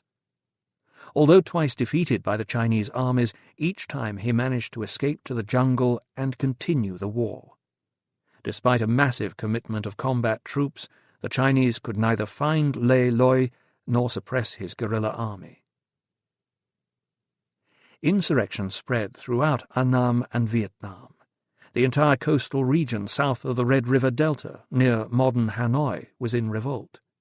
Enormous numbers of Chinese troops were now tied down in the jungle at vast cost to the treasury and Chinese pride. The rebellion was a serious political and military problem, but it was one that a fit, powerful emperor such as Judi in his prime would have solved with ruthless efficiency. Weighed down by his domestic troubles, he failed to suppress the revolt. Lei Lui then inflicted on the Chinese armies the first serious defeat the Ming dynasty had ever experienced. It was another shattering blow to the morale of the Chinese and their emperor, and though Lei Lui did not secure his country's formal independence until 1428, Ju Di had effectively abandoned Vietnam by July 1421. The demoralized old emperor had also lost control of his cabinet, and of China itself. There had always been an inherent contradiction at the heart of Ju Di's government. It was effectively two separate administrations, a Mandarin cabinet in charge of finance, economics, home affairs, and law and order, and the eunuchs who led the armed forces and executed Ju Di's foreign policy. At the peak of his powers, Ju Di had tolerated his Mandarin critics, allowing them to influence his favourite son and successor, Zhu Gaoji. Deep down, the Mandarins loathed Ju Di's grandiose plans, his foreign policy, and the bleak northern location of the Forbidden City. They seized the opportunity offered by his illness and waning powers, and looked to the crown prince, Zhu Gaoji, to reverse his father's policies. A diplomatic crisis accelerated the disintegration of Ju Di's government. Sensing the emperor's weakness after the fire in the Forbidden City, the Mongol leader Arugtai refused to pay the tribute demanded by China. Ju Di saw a heaven-sent opportunity to reassert his authority. The emperor himself would lead an army to bring Arugtai to heel. As a young man, Ju Di had relied on the speed of his cavalry to outwit and outmaneuver the Mongol army. Now he and his eunuch generals assembled an enormous, ponderous force of almost 1,000,000 men and 340,000 horses and mules, and plodded northwards into the steppe. Some 177,500 carts were needed just to transport the grain to feed this vast army. The Mandarin Minister of Revenue, Xia Yuanji, the financial genius who had raised the funds for the Forbidden City, for widening the Grand Canal, for the fleet of grain barges, and for Zheng He's armada, boldly stated that he could not find the money for this latest imperial adventure. The Minister of Justice, Wu Zhong, also objected. Ju Di had both ministers arrested. Fang Bin, Minister of War, then committed suicide. By the end of that terrible year, Ju Di had lost his most able, loyal, and long-serving ministers, and his cabinet had disintegrated. As his ministers had feared, Ju Di's expedition was a fiasco. Arugtai simply disappeared into the vastness of the steppe. On the 12th of August 1424, while still pursuing Arugtai, Ju Di, a broken man, died at the age of 64. Some of the army's pots and pans were melted down to make a coffin, to carry him back to the burnt remains of the Forbidden City in Beijing, where his body lay in state for 100 days. Ju Di's funeral had the same epic quality as his life. The procession was led by the old emperor's honor guard.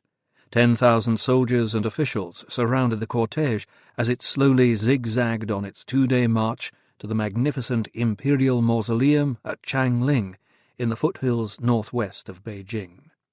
There, in hazy autumn sunshine, they marched down an avenue lined with stone animals to lay the emperor's body in his magnificent tomb. Animals were sacrificed to his ancestral gods, and then his cloak of imperial yellow and military decorations were laid beside him. 16 concubines were buried alive with Ju Di. The complex was sealed as the cries of the doomed women marked the end of the mortal life of one of the greatest visionaries and gamblers in history. On the 7th of September, 1424, Ju Di's son, Zhu Gaoji, ascended the throne. That very day he issued an edict. All voyages of the treasure ships are to be stopped. All ships moored at Taicang, a Yangtze port, are ordered back to Nanjing, and all goods on the ships are to be turned over to the Department of Internal Affairs and stored. If there are any foreign envoys wishing to return home, they will be provided with a small escort. Those officials who are currently abroad on business are ordered back to the capital immediately. and all those who have been called to go on future voyages are ordered back to their homes. The building and repair of all treasure ships is to be stopped immediately. Harvesting tieli-mu, hardwood for shipbuilding, is to be conducted in the same way as it was in the time of the Hongwu Emperor, Zhu Di's father. Additional harvesting is to be stopped. All official procurement for expeditions abroad, with the exception of items already delivered at official depots, the making of copper coins, buying of musk, raw copper and raw silk must also be stopped. All those employed in purchasing should return to the capital. Zhu Gaoji also ordered the immediate release of those senior officials who had been imprisoned by his father, including the former finance minister, the Mandarin Xia Yuanji. Xia took immediate steps to control inflation, forbidding the mining of gold and silver and stabilizing the amount of non-paper currency in circulation. Paper money had been invented by the Chinese in AD 806, centuries before it came into use in Europe. Such was the value of pepper that it had been used as a means of payment by the Chinese. Now all the pepper in the imperial warehouses was given away, the purchase of all luxury goods banned, the budget deficit slashed, and all expenditure on the treasure fleets curtailed. China's territory produced all goods in abundance, so why buy useless trifles from abroad? The young emperor, fat, studious, and religious, had shown no interest in military affairs, and had hardly ever accompanied his father on his military expeditions, preferring to remain surrounded by his Mandarin advisers. His priorities were in strict accordance with their Confucian values. Relieving people's poverty ought to be handled as though one were rescuing them from fire or saving them from drowning. One cannot hesitate. He saw no need to listen to the eunuchs who, in aiding and abetting his father's expansionary schemes, had brought China to the brink of disaster. As two of the battered treasure fleets limped home in October 1423, after 2.5 years at sea, Zheng He's men had no idea of the dramatic events unfolding at home, and must have been expecting a hero's welcome. Their voyages had been a remarkable success. They had reached countless unknown lands, and immeasurably furthered their knowledge of navigation. But instead of plaudits, the returning admirals were spurned by those who now ruled China. Only Zheng He was spared from humiliation. Perhaps his prestige was too great to strip him of his rank. The old admiral was pensioned off as an imperial harbour master in Nanjing, but was allowed to keep his sumptuous palace there and to continue building his mosque. Zhu Gaoji died in 1425, after only a year as emperor, and was succeeded by his son Zhu Jianji, who intensified his father's policies. Social harmony returned, but China had reverted to rule by traditional rural gentry. As long as the irrigation systems were maintained, the farmers were well fed and famine averted, there was little requirement for economic or political change, or the exercise of China's inventive genius. The country's institutions remained as if preserved in amber. Merchants wielded little political power, bankers and soldiers virtually none, and revenue from foreign trade dropped to less than 1% of government income. Zhu Jianji did allow Admiral Zheng He his swan song, one final voyage to Mecca, but with Zhu Jianji's death in 1435, complete xenophobia set in. All voyages of the treasure fleets were halted, and the first of a stream of imperial edicts banned overseas trade and travel. Any merchant attempting to engage in foreign trade was to be tried as a pirate and executed. For a time, even learning a foreign language or teaching Chinese to foreigners was prohibited. The embargo on overseas trade was rigidly maintained throughout the next 100 years, and the Qing dynasty that succeeded the last of the Ming emperors in 1644 went even further. To prevent any foreign trade or contact, a strip of land along the southern coast, 700 miles long and 30 miles wide, was devastated and burnt, and the population moved inland. Not only were the shipyards put out of commission, the plans for building the great treasure ships and the accounts of Zheng He's voyages were deliberately destroyed. The Mandarin Liu Daxia, a senior official at the Ministry of War, seized the records from the archives. He declared that the expeditions of Sanbao, Zhenghe, to the Western Ocean wasted myriads of money and grain, and moreover the people who met their deaths may be counted in the myriads. The goods the fleets had brought home, betel, bamboo staves, grape wine, pomegranates, and ostrich eggs, and such like things, were useless, and all the records of these expeditions, deceitful exaggerations of bizarre things far removed from the testimony of people's eyes and ears, should therefore be burned. Liu then blandly reported to the Minister of War that the logs and records of Zhenghe's expeditions had been lost. Not only was the priceless legacy of the greatest maritime expeditions of all time gone forever, foreign lands were to be banished from the minds of the Chinese people. Only piracy and smuggling would be left to connect the fallen colossus with the outside world. The colonies established in Africa, Australia, New Zealand, and North and South America were abandoned and left to their fate. By late 1421, China's history was set for centuries to come. The legacy of Zhu Di, Zhenghe, and their great treasure fleets would be all but obliterated. What oceans they had sailed, what lands they had seen, what discoveries they had made, what settlements they had created were no longer of interest to the Chinese hierarchy.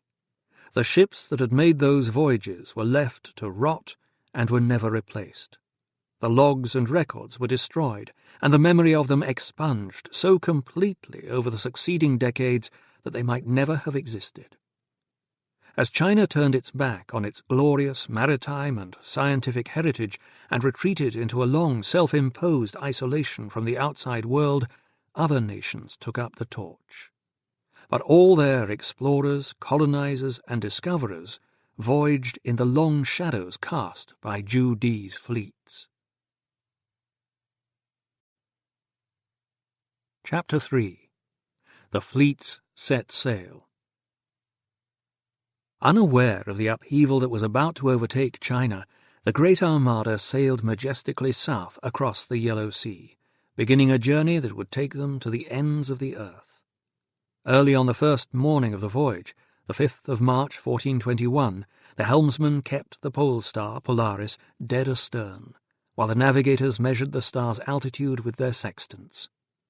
After taking their first readings, the navigators held their course due south for exactly 24 hours, then took another measurement of Polaris. By sailing due south, at the end of their first day at sea, not only were they able to determine their change in latitude, their distance south of the North Pole, but could also adjust their compasses for magnetic variation, measure their speed and the distance covered, and calibrate their logs. The methods of navigation employed by Zhu Di's admirals are revealed by one of the few documents of the era to have survived, the Wu Pei Che. These Chinese sailing instructions, essentially a manual of the arts of seamanship and naval warfare, somehow escaped the purges of the mandarins. There were instructions inscribed on a long, thin strip of paper for each regular voyage they made, giving detailed directions, including star positions, latitudes, bearings, and the physical description of islands, prominent headlands, bays, and inlets that would be clearly visible along the route. By studying these sailing directions, it is possible to deduce not only the course the Chinese had steered, but the accuracy of their navigation and their ability to set a course by the stars. It is an invaluable document. The pole star was of great importance to the Chinese, both symbolically and for navigation. It was the fundamental basis of Chinese astronomy, for the celestial pole was regarded as the heavenly equivalent of the position of the emperor on earth. As mandarins, courtiers, and servants circled around the emperor, so the other stars rotated around the pole star. As the clothes of the servants and their proximity to the emperor signified their importance, so did the brightness, colour, and positioning of the stars that were tied to the pole star. There is high Confucian authority. The master says, "He who exercises government by means of his virtue may be compared to the pole star, which keeps its place while all the stars turn around it." Western methods of astronomy embodied the principles first enunciated by Greek astronomers such as Aristotle and Ptolemy, basing latitude on the equator.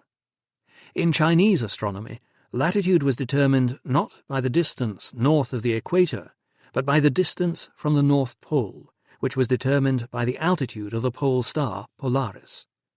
A bright and easily identifiable star, Polaris sits directly above the North Pole, billions of miles out in space. When viewed from the North Pole, it is directly above the observer at 90 degrees altitude, or 90 degrees latitude. At the equator, it sits on the horizon at 0 altitude, or 0 latitude. Measuring its height above the horizon, altitude, enables the navigator to calculate his latitude. Moreover, since Polaris is due north, it enables magnetic variation, the difference between due north and the magnetic north of a compass, to be determined and adjustments made. By 1421, the Chinese had well over 6 centuries' experience of ocean navigation, basing their calculations on both the pole star and the stars circling the pole at high altitudes which never rise and never set. In effect, once the Chinese had determined the absolute position of Polaris in the celestial sphere, they tied other stars in the northern hemisphere to it. When viewing one star or constellation, they knew exactly where the others were in relation to it, even when they had not yet risen in the night sky. They were thus in a position to know a star's exact location, even when invisible below the horizon, by observing the meridian passage, the highest point of their track across the night sky viewed from any particular point, of the circumpolar stars to which it was tied. However, the Chinese had not yet mastered using the sun to obtain latitude, something the Portuguese first achieved in 1474, and which enabled them to measure latitude in the southern as well as the northern hemisphere. The Chinese could not determine their latitude south of the equator, where Polaris was invisible. It was a problem that had to be solved. A star or stars in the southern hemisphere that could fulfill the function of Polaris in the northern had to be identified before Zhu Di's dream of charting the whole world could be realized. By the 7th century, the Chinese could accurately determine the course to steer, for they had discovered the compass. They knew that the magnetic properties of lodestone could be transferred by induction to iron, and that this magnetized iron could be floated on oil, allowing it to swivel freely, one end pointing always to the Earth's magnetic south. In 1421, the Chinese could steer to within 2 degrees of their chosen course, using reliable magnetic compasses. They could also measure the distance travelled using hourglasses of sand. A day was divided into 10 parts, each hourglass equalling 2.4 hours, the length of one watch for the seaman on duty. The calculation of longitude, however, remained a problem they had not fully resolved at the start of this 6th voyage. Changes in longitude depend on 4 things: the course steered, the speed of the ship, the time that has elapsed, and the distance, north or south of the equator. By recording the number of watches, the speed through the water, and the compass course, the navigator could estimate his change in longitude. But there was one great disadvantage to the Chinese method of navigation. If the body of water over which the ship was sailing was itself moving, for example, when a current was moving with or against the ship, the mariner had no way of measuring his change of longitude. This could only be achieved by measuring absolute time, something Europeans were not to achieve for another 3.5 centuries, when John Harrison finally perfected a clock that could keep precise time at sea. At the start of the 6th voyage, this defect caused huge errors in Chinese calculations of longitude. Polaris navigation enabled them to calculate latitude and make landfalls north of the equator with astonishing accuracy. But a method of calculating longitude with anything approaching the same accuracy was not perfected until near the end of their voyages. With centuries of experience in building ships to sail storm-tossed oceans, the Chinese marine engineers had evolved a robust frame built in sections. Each section was contained by watertight bulkheads at either end, resembling the internal partitions of a bamboo, and the watertight sections were bolted together with brass pins weighing several kilograms. 3 layers of hardwood were nailed to a teak frame. Then the planks were caulked, made waterproof with coir, coconut fibre, and sealed with a mixture of boiled tung oil and lime. This hard, waterproof lacquer had been used to seal Chinese ocean-going ships since the 7th century. But so much tung oil was required to build Zheng He's treasure fleets that acres of land along the Yangtze banks were required to plant orchards of tung trees. Marine engineers at the Longjiang shipyards designed their ships to survive the fiercest storms on the open ocean. Reinforced bows enabled the vessel to smash through the waves, and at either side of the bow were channels leading to internal compartments. As the square bow pitched in heavy seas, water was funneled in. As the bow surfaced above the waves, the water drained out, modifying the pitching motion. A teak keel bound together by iron hoops ran the length of the ship, and specially cut, large rectangular stones, or composite stone and mud balls, were packed around it for ballast. Additional keels that could be raised and lowered were fitted at either side for more stability. In a storm, semi-submersible sea anchors could also be thrown overboard to reduce rolling. Even in the roughest weather and sea conditions, pitching and rolling were greatly reduced by these ingenious modifications. The giant ships could survive typhoons, and the sectional construction reduced the risk of sinking through a collision with a reef or an iceberg. They were designed to remain afloat even if 2 compartments were flooded after being punctured by coral or ice. To increase cargo capacity, the hulls of the junks were very wide compared with their length, and they were flat-bottomed. Their sails were balanced lugs, 4-sided sails hanging from a yardarm set at an oblique angle, the characteristic sail of China. They were stiffened by a series of bamboo battens, so the design was extremely efficient when sailing before the wind. It also allowed the sails to be reefed or lowered quickly in an emergency. The most reliable ships in the world in the 14th and early 15th century, and by far the biggest, were these Chinese junks.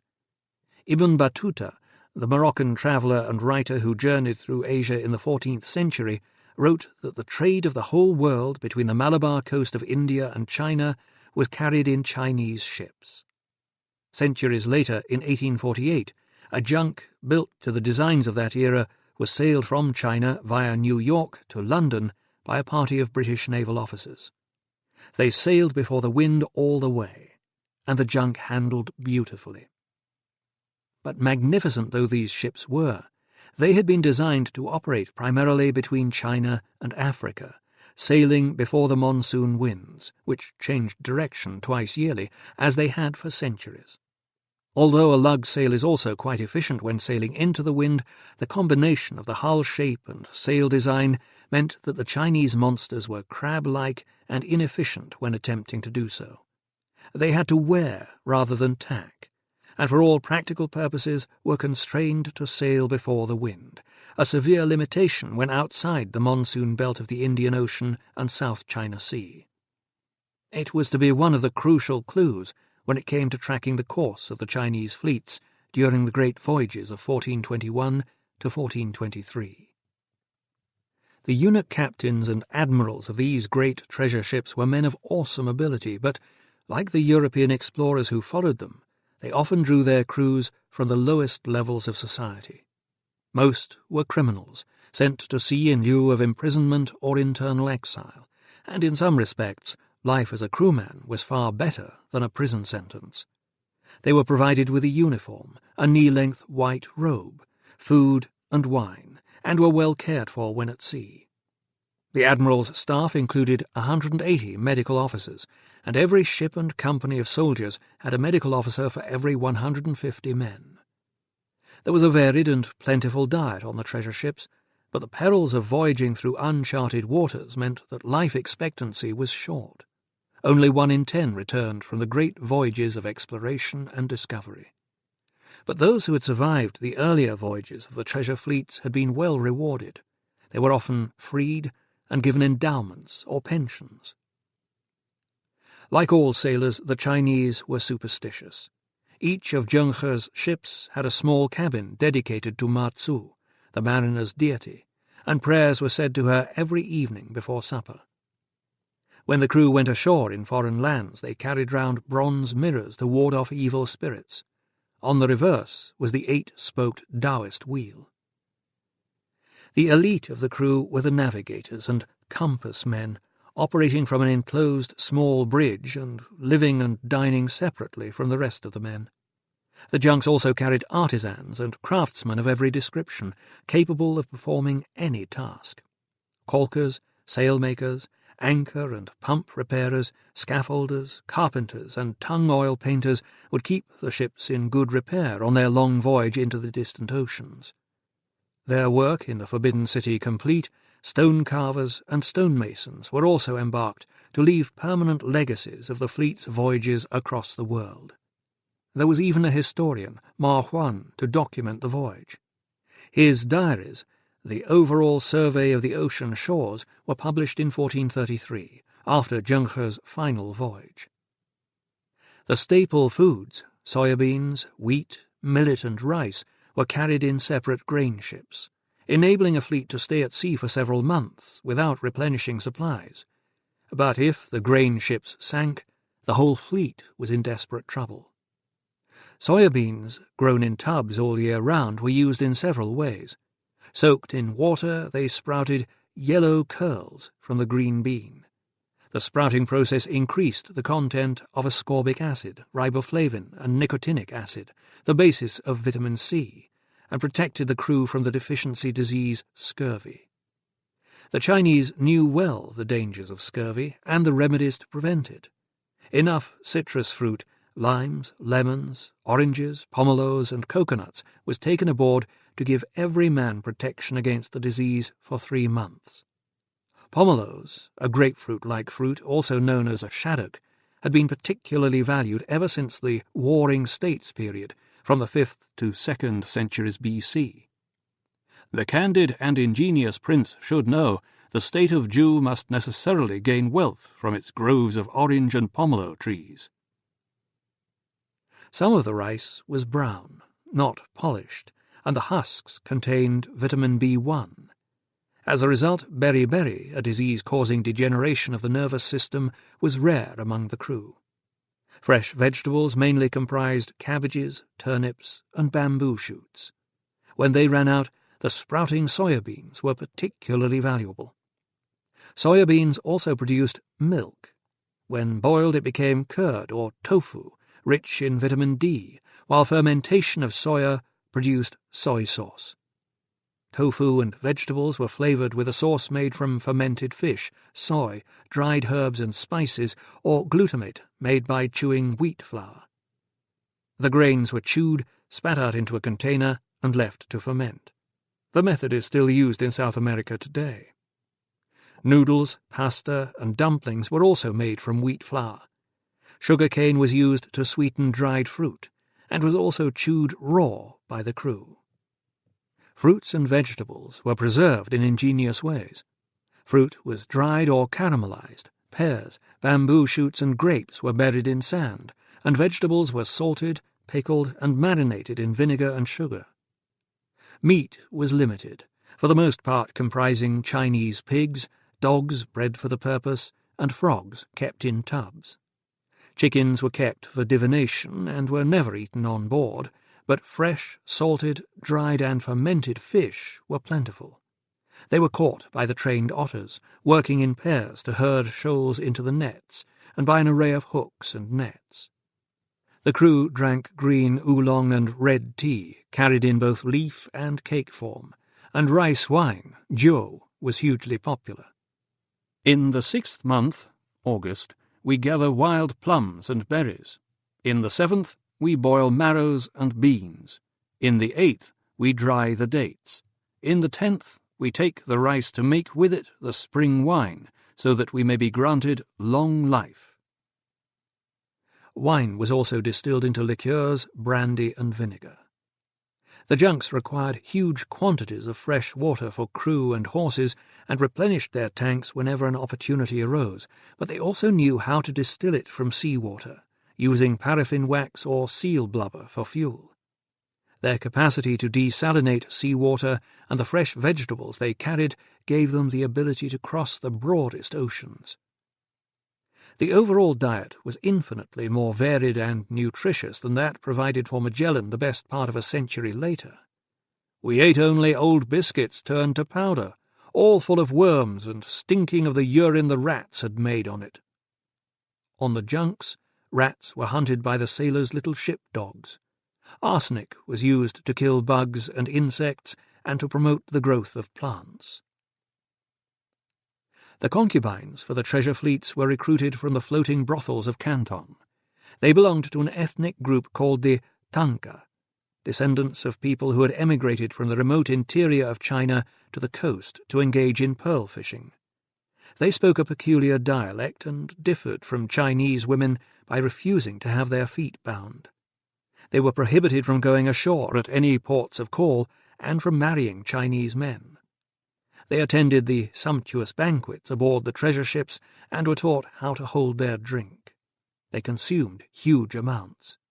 They were well educated and, as well as satisfying the sexual demands of the ambassadors and envoys, were expected to play cards and chess, to act in plays, and to sing and dance. Most of them were Buddhists, a creed they adopted because of its teaching of universal love, compassion, and equality of all beings, man and woman, emperor or prostitute. Concubines were not viewed with contempt because of their profession. They were regarded as a long-established, legitimate, and necessary part of society.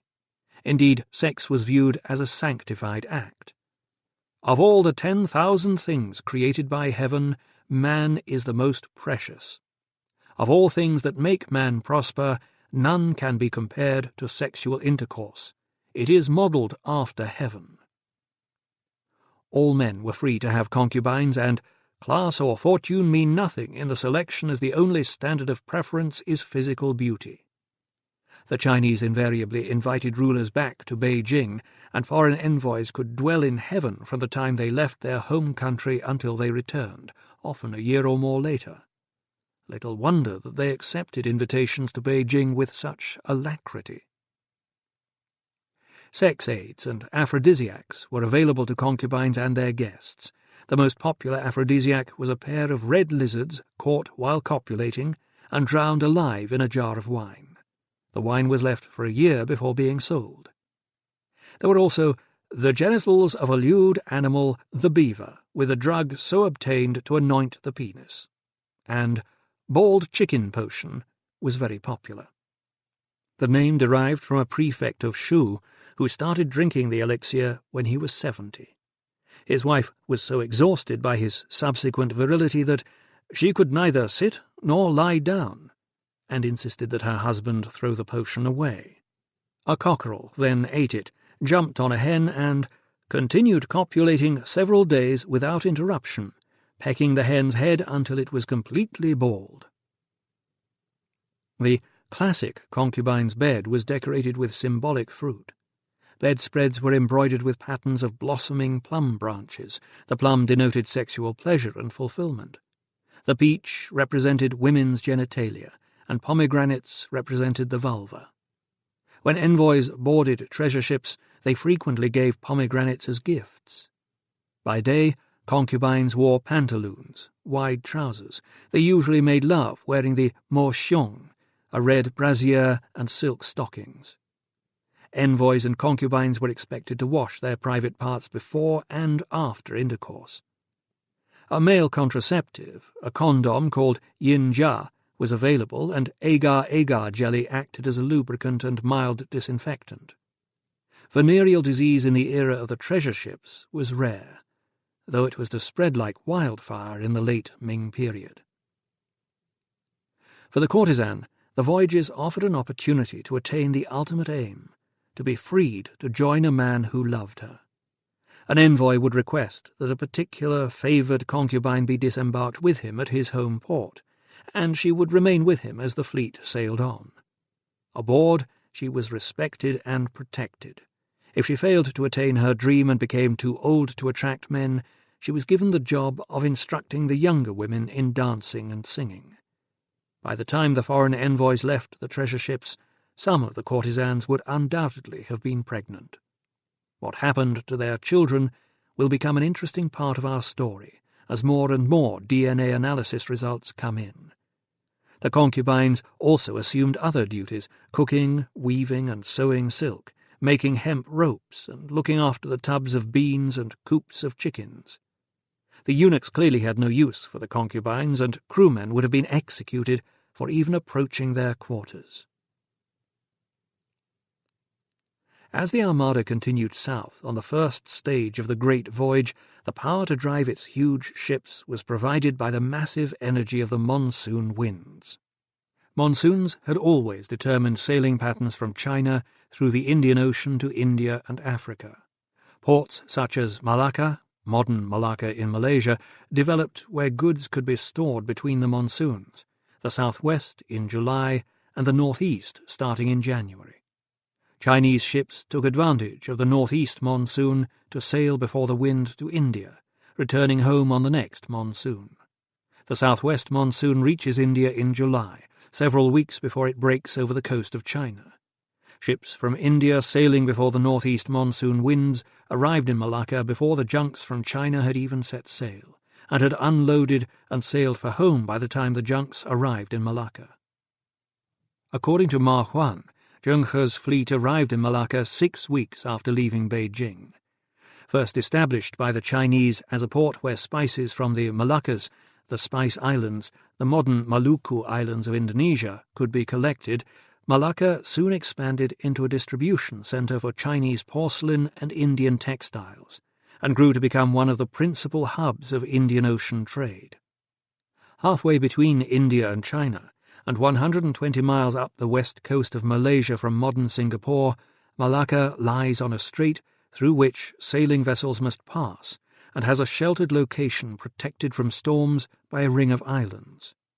There were rich tin mines in the surrounding area, a freshwater river bisected the town, and the abundant water and teak from the surrounding forests made Malacca an ideal port.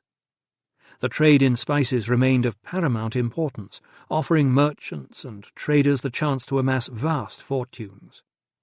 The attempt to exploit and control this vastly lucrative spice trade was later to be one of the principal engines driving the European voyages of discovery. The Chinese set up a series of trading ports such as Malacca and Calicut on the southwest coast of India, throughout Southeast Asia and around the Indian Ocean. They were used as forward bases by Zheng He's fleets, providing fresh provisions, water and wood all the way from China to East Africa. They were an essential prerequisite for Zhu Di's plan to bring the entire world into China's tribute system.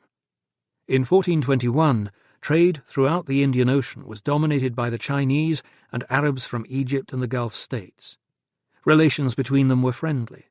Like the rest of the known world, the Arabs craved Chinese porcelain and silk, and Chinese junks were almost always welcomed in Arab ports. A report came from Mecca, the honoured, that a number of junks had come from China to the seaports of India, and 2 of them had anchored in the port of Aden, but their goods, Chinaware, silk, musk, and the like, were not disposed of there because of the disorders of the state of Yemen. The Sultan wrote to them to let them come to Jeddah and to show them honour.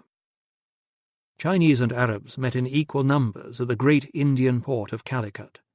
Hormuz in the Persian Gulf, and Malindi, Kilwa, and Zanzibar in East Africa were Arab ports used extensively by the Chinese.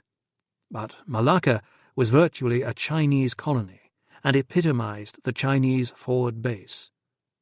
Formerly this place, Malacca, was not designated a country. There was no king of the country. It was controlled only by a chief. This territory was subordinate to the jurisdiction of Hsien Low, Thailand. It paid an annual tribute of 40 liang of gold, approximately 48 troy ounces. If it were not to pay, then Hsien Low would send men to attack it. In the 7th year of the Yung Lo, 1409, the emperor ordered the principal envoy, the grand eunuch Zheng He, and others to assume command and to take the imperial edicts and to bestow upon the chief 2 strong seals, a hat, a girdle, and a robe. Thereafter Hsien Low did not dare to invade it. Ma Huan, 1424.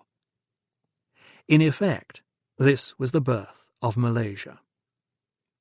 The diaries of Ma Huan also give a vivid picture of Southeast Asia, the crocodiles that inhabit the mangrove swamps, rubber being tapped, the tin mines and coconut plantations.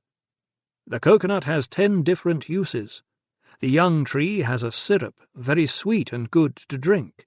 It could be made into wine by fermentation. The old coconut has flesh, from which they express oil and make sugar, and make a foodstuff for eating. From the fibre which envelops the outside, they make ropes for shipbuilding. The shell of the coconut makes bowls and cups. It is also good for burning to ash for the delicate operation of inlaying gold or silver. The trees are good for building houses, and the leaves are good for roofing houses. Ma Huan also described the procedures followed by the Chinese fleets when in port. When Malacca is visited by Chinese merchant vessels, the inhabitants erect a barrier for the collection of duties. There are 4 gates in the city wall, each furnished with watch and drum towers. At night, men with handbells patrol the precincts. Inside the walls, a second small enclosure of palisades has been built where godowns, warehouses, have been constructed for the storage of specie and provisions. When the government ships, Zhenghe's fleet, were returning homewards, they visited this place in order both to repair their vessels and to load local products. Here they waited for a favourable wind from the south, and in the middle of the 5th month, June, they put to sea on their return voyage. As well as trade, the Chinese were also greatly intrigued by the erotic Thai and Malaccan women. The mental capacity of the wives far exceeds that of their husbands.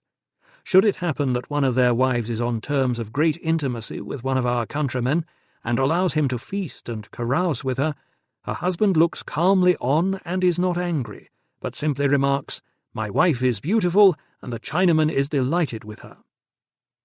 Malaccan men went to considerable lengths to give pleasure to their women.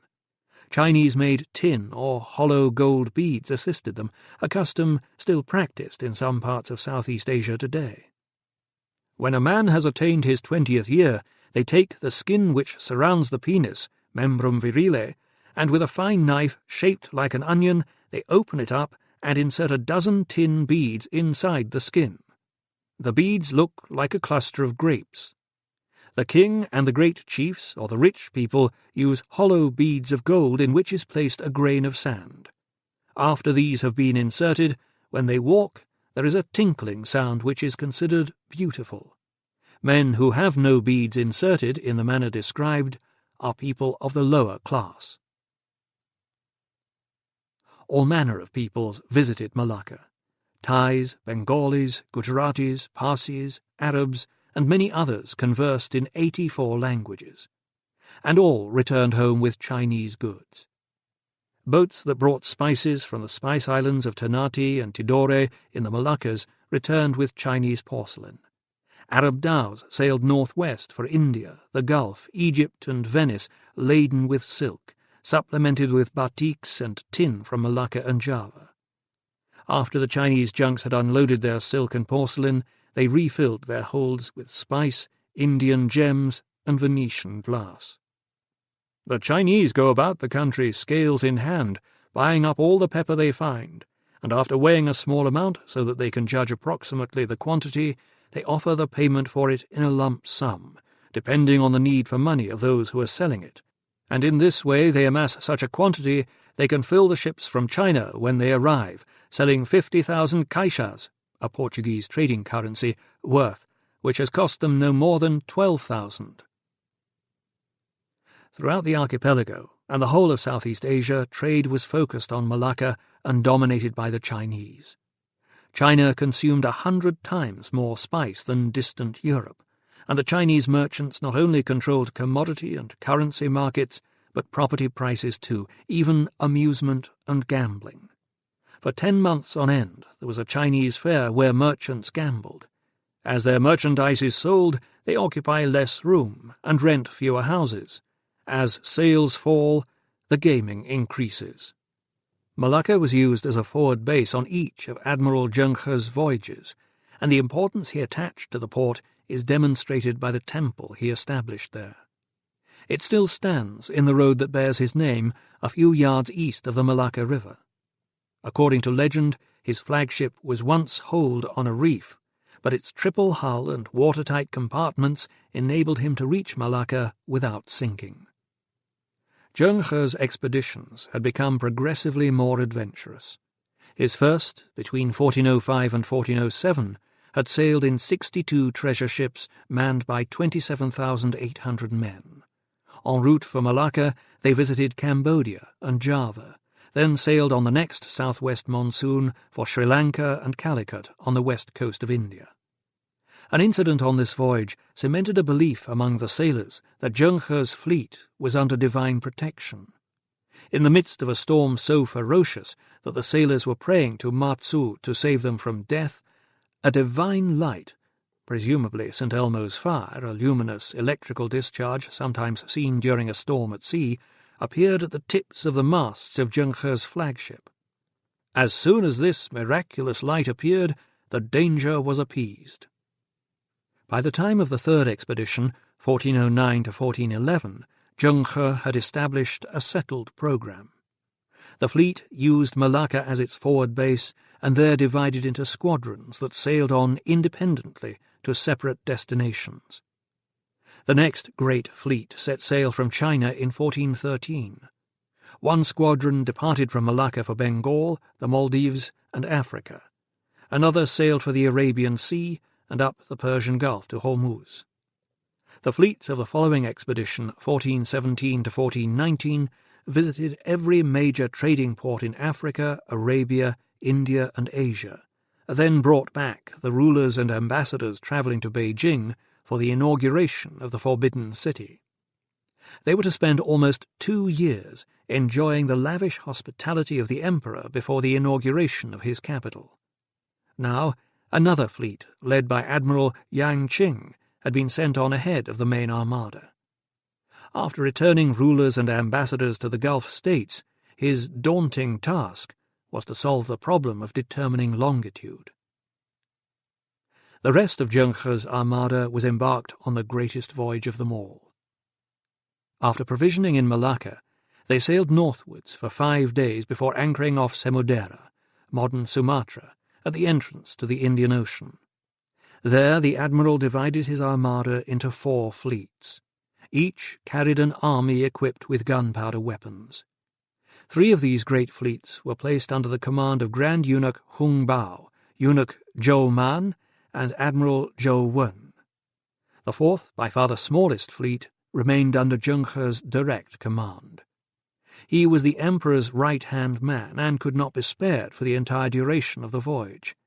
He would return envoys to Southeast Asia and then sail for home, arriving in November 1421. We know from an account by the widely travelled Portuguese poet Camões, 1524 to 1580, that by the time the Chinese fleets reached Calicut, so many foreign merchant ships had joined the convoy that it comprised over 800 sail. Assuming that Zheng He would have taken only a handful of ships with him for a brief and relatively easy passage home, it is safe to estimate that each of the remaining Chinese fleets numbered nearly 200 ships, the largest armada the world had ever known. Zheng He delegated powers of life and death to his admirals, and command was further delegated within each fleet. 2 brigadiers and 93 captains commanded regiments, and 104 lieutenants and 103 sub-lieutenants reported to them. The first task of the fleets was to return the rulers, ambassadors and envoys to their home ports in India, Arabia and East Africa. They were then to rendezvous off the southern coast of Africa and set sail into uncharted waters to fulfill Zhu Di's vision. They knew exactly what was expected of them. They would proceed all the way to the end of the earth to collect tribute from the barbarians beyond the seas, or they would die in the attempt. Part 2. The Guiding Stars. Chapter 4. Rounding the Cape. In order to trace the story to this point, I had had to learn the history of medieval China almost from scratch. My previous knowledge of Chinese history and culture had been modest at best. However, as I began to trace the voyages of the great treasure fleets in the missing years from 1421 to 1423, I was entering familiar territory, making use of knowledge and skills I had acquired over many years' experience as a navigator and commanding officer on the high seas. During that sixth voyage, the fleets of Hung Bao, Zhou Man, Zhou Wen, and Yang Qing sailed the oceans for as many as 5 years.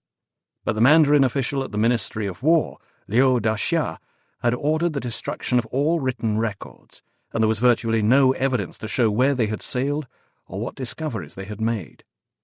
But where before I had been plodding in the footsteps of academics and historians far more knowledgeable and gifted than myself, I could now use my skills to decipher the fragmentary evidence offered by ancient maps and charts, and those few documents and artifacts to have survived. 2 of these artifacts were carved stones. Old, virtually ignored by the new regime in China, and perhaps fearing that he might never return, Admiral Zheng He erected 2 carved stones in palaces of the Celestial Spouse, a Taoist goddess, before he set sail on his final voyage in late 1431. The first was in Jiangsu, Fujian province, and the second at Liu Chiachang. Only rediscovered in 1930, the stones commemorate the crowning achievements of his life, the great voyages of the treasure fleets. Their inscriptions are the key to unlocking the riddle of the 6th voyage. Inscription at Jiangsu. From the time when we, Zheng He, and his companions at the beginning of the Yung-Lo period, or Yung-Le, Ju-Di, 1403, received the imperial commission as envoys to the barbarians, up until now 7 voyages have taken place, and each time we have commanded several tens of thousands of government soldiers and more than 100 ocean-going vessels. Starting from Taicang and taking the sea, we have by way of the countries of Chan Cheng, Champa, Xianlo, Siam, Kwa, Java, Ko Che, Cochin, and Kuli, Calicut, reached Hulu Mosu, Hormuz, in the Gulf, and other countries of the western regions, more than 3,000 countries in all. Inscription at Liu Chiachang. We have traversed more than 100,000 li of immense water spaces, and have beheld in the ocean huge waves like mountains rising sky-high, tsunami, and we have set eyes on barbarian regions far away, hidden in a blue transparency of light vapours, while our sails, loftily unfurled like clouds, day and night continued their course, rapid like that of a star traversing those savage waves. The original English translation of Zheng He's Jiangsu inscription had been made by that great scholar of medieval China, J.J.L. Duivendak, in the 1930s. In his article, The True Dates of the Chinese Maritime Expeditions in the Early 15th Century, the translation of a key phrase in the inscription was given as 3,000 countries. He and later scholars thought that such a claim was so wildly implausible that the stonemason who carved the inscription must have made a mistake. On these grounds, the translation was amended to read 30 countries. This was then repeated by subsequent writers and historians, and it was only when I consulted Duivendak's text that I realized the original translation could have been correct. There was no logical reason why the mason who carved the inscription should have made such a gross error. But could such an extraordinary claim really be true? Had Zheng He's fleets reached 3,000 countries? If so, the history of the exploration of the globe would have to be rewritten. In attempting to reconstruct the voyages the fleets had made, I first had to put myself into the shoes of the Chinese admirals. There was no better way of doing that than by sailing in their wake, as I had done as a young officer in the British Royal Navy aboard HMS Newfoundland. Our captain was a very brave and distinguished submariner, now Vice Admiral Sir Arthur Heslett, KBE, CB, DSO and Bar DSC. Newfoundland left Singapore in February 1959, passed through the Malacca Straits into the Indian Ocean, and then turned westwards for Africa. We visited the Seychelles in the Indian Ocean before continuing west, making landfall on the East African coast of Mombasa. From there we went on to call at Zanzibar and Dar es Salaam before arriving at Lorenzo Marques. We then sailed on down the east coast of Africa, visiting East London and Port Elizabeth before rounding the Cape, calling in at Cape Town and sailing up the west coast round the bulge of Africa to Sierra Leone, through the Cape Verde Islands and back home to England. That journey gave me an invaluable insight into the winds, currents, and navigational problems the Chinese admirals had encountered. Without that experience, I could never have followed the elusive trail of evidence across the globe that revealed the incredible journeys made by the great Chinese treasure fleets. If I was able to state with confidence the course a Chinese fleet had taken, it was because the surviving maps and charts and my own knowledge of the winds, currents, and sea conditions they faced told me the route as surely as if there had been a written record of it. After parting company with Zheng He, the 3 Chinese fleets sailed for Calicut, the capital of Kerala in southern India, and by far the most important port in the Indian Ocean. The Chinese had been trading with Calicut since the Tang dynasty, AD 618 to 907. It was not only an important Chinese forward base, but a great trading port, holding a huge stockpile of Indian cotton and textiles, calico, and the foremost centre for the trade in pepper. Its rulers, the Zamorin's, Hindu kings, had built up an extensive network of trading relations throughout the Indian Ocean, East Africa, and Southeast Asia. Nearly all the celebrated travellers and explorers of the Middle Ages, such as Marco Polo, 1254 to 1324, Ibn Battuta, 1304 to 1368, and Abdul Razak, active 1349 to 1387, travelled to Calicut. In Zhu Di's reign, the Chinese explicitly recognized Calicut, which they called Ku Li, as the leading emporium of the Indian Ocean, describing it as the most important harbour in the Western Ocean, and the meeting port of all foreign merchants. Chinese sailing directions for the Indian Ocean specified distances to and from Calicut and gave courses to steer between Calicut, Malacca, northern India, the Gulf, and Africa. For their part, Calicut's rulers venerated China. Between 1405 and 1419, they sent a series of diplomatic missions to Nanjing and Beijing, and a delegation attended the inauguration of the Forbidden City and presented Zhu Di with valuable horses. The official historian Ma Huan described the Chinese voyage from China via Malacca to Calicut in great detail. No fewer than 9 pages of his account were devoted to the city. He gave an enthralling account of life in a medieval Indian city through Chinese eyes, noting the religious practices of the Zamorin king in contrast to those of his Muslim subjects, and bringing to life the habits of the people, their festivals, music and dancing, clothing and food. The king of the country and the people of the country all refrain from eating the flesh of the ox. The great chiefs are Muslim people, they all refrain from eating the flesh of the pig. Ma Huan went on to describe local crime and punishment, in particular how the guilt or innocence of a person was determined in a trial by ordeal, in which the accused's fingers were held in boiling ghee or clarified butter before being wrapped in cotton. He also detailed the way in which goods from the treasure fleets were sold, and the form of contract used. If a treasure ship goes there, it is left entirely to the 2 men to superintend the buying and selling. The king sends a chief and a JT, a port customs official, to examine the account books in the official bureau. A broker comes and joins them, and a high officer who commands the ships discusses the choice of a certain date for fixing prices. When the day arrives, they first of all take the silk embroideries and the open-work silks. When the price has been fixed, they write out an agreement. The chief and the JT, with His Excellency the eunuch, all join hands together, and the broker then says, "In such and such a moon on such and such a day, we have all joined hands and sealed our agreement with a hand-clasp. Whether the price be dear or cheap, we will never repudiate or change it." By an extraordinary coincidence, at the very time the treasure fleets were in the city in 1421, a young Venetian, Niccolò da Conti, circa 1395 to 1469, also arrived. A well-connected trader, da Conti had left Venice in 1414 for Alexandria. The Islamic rulers in Egypt, the Mamluk sultans from the steppes of Asia, did not then permit Christians to travel south of Cairo, for they were determined that the Indian Ocean should remain an Islamic lake. While in Egypt, da Conti had learned Arabic, married a Muslim woman, and converted to Islam. Now travelling as a Muslim merchant, he journeyed to the Euphrates Delta in modern Iraq and on to India, arriving by late 1420.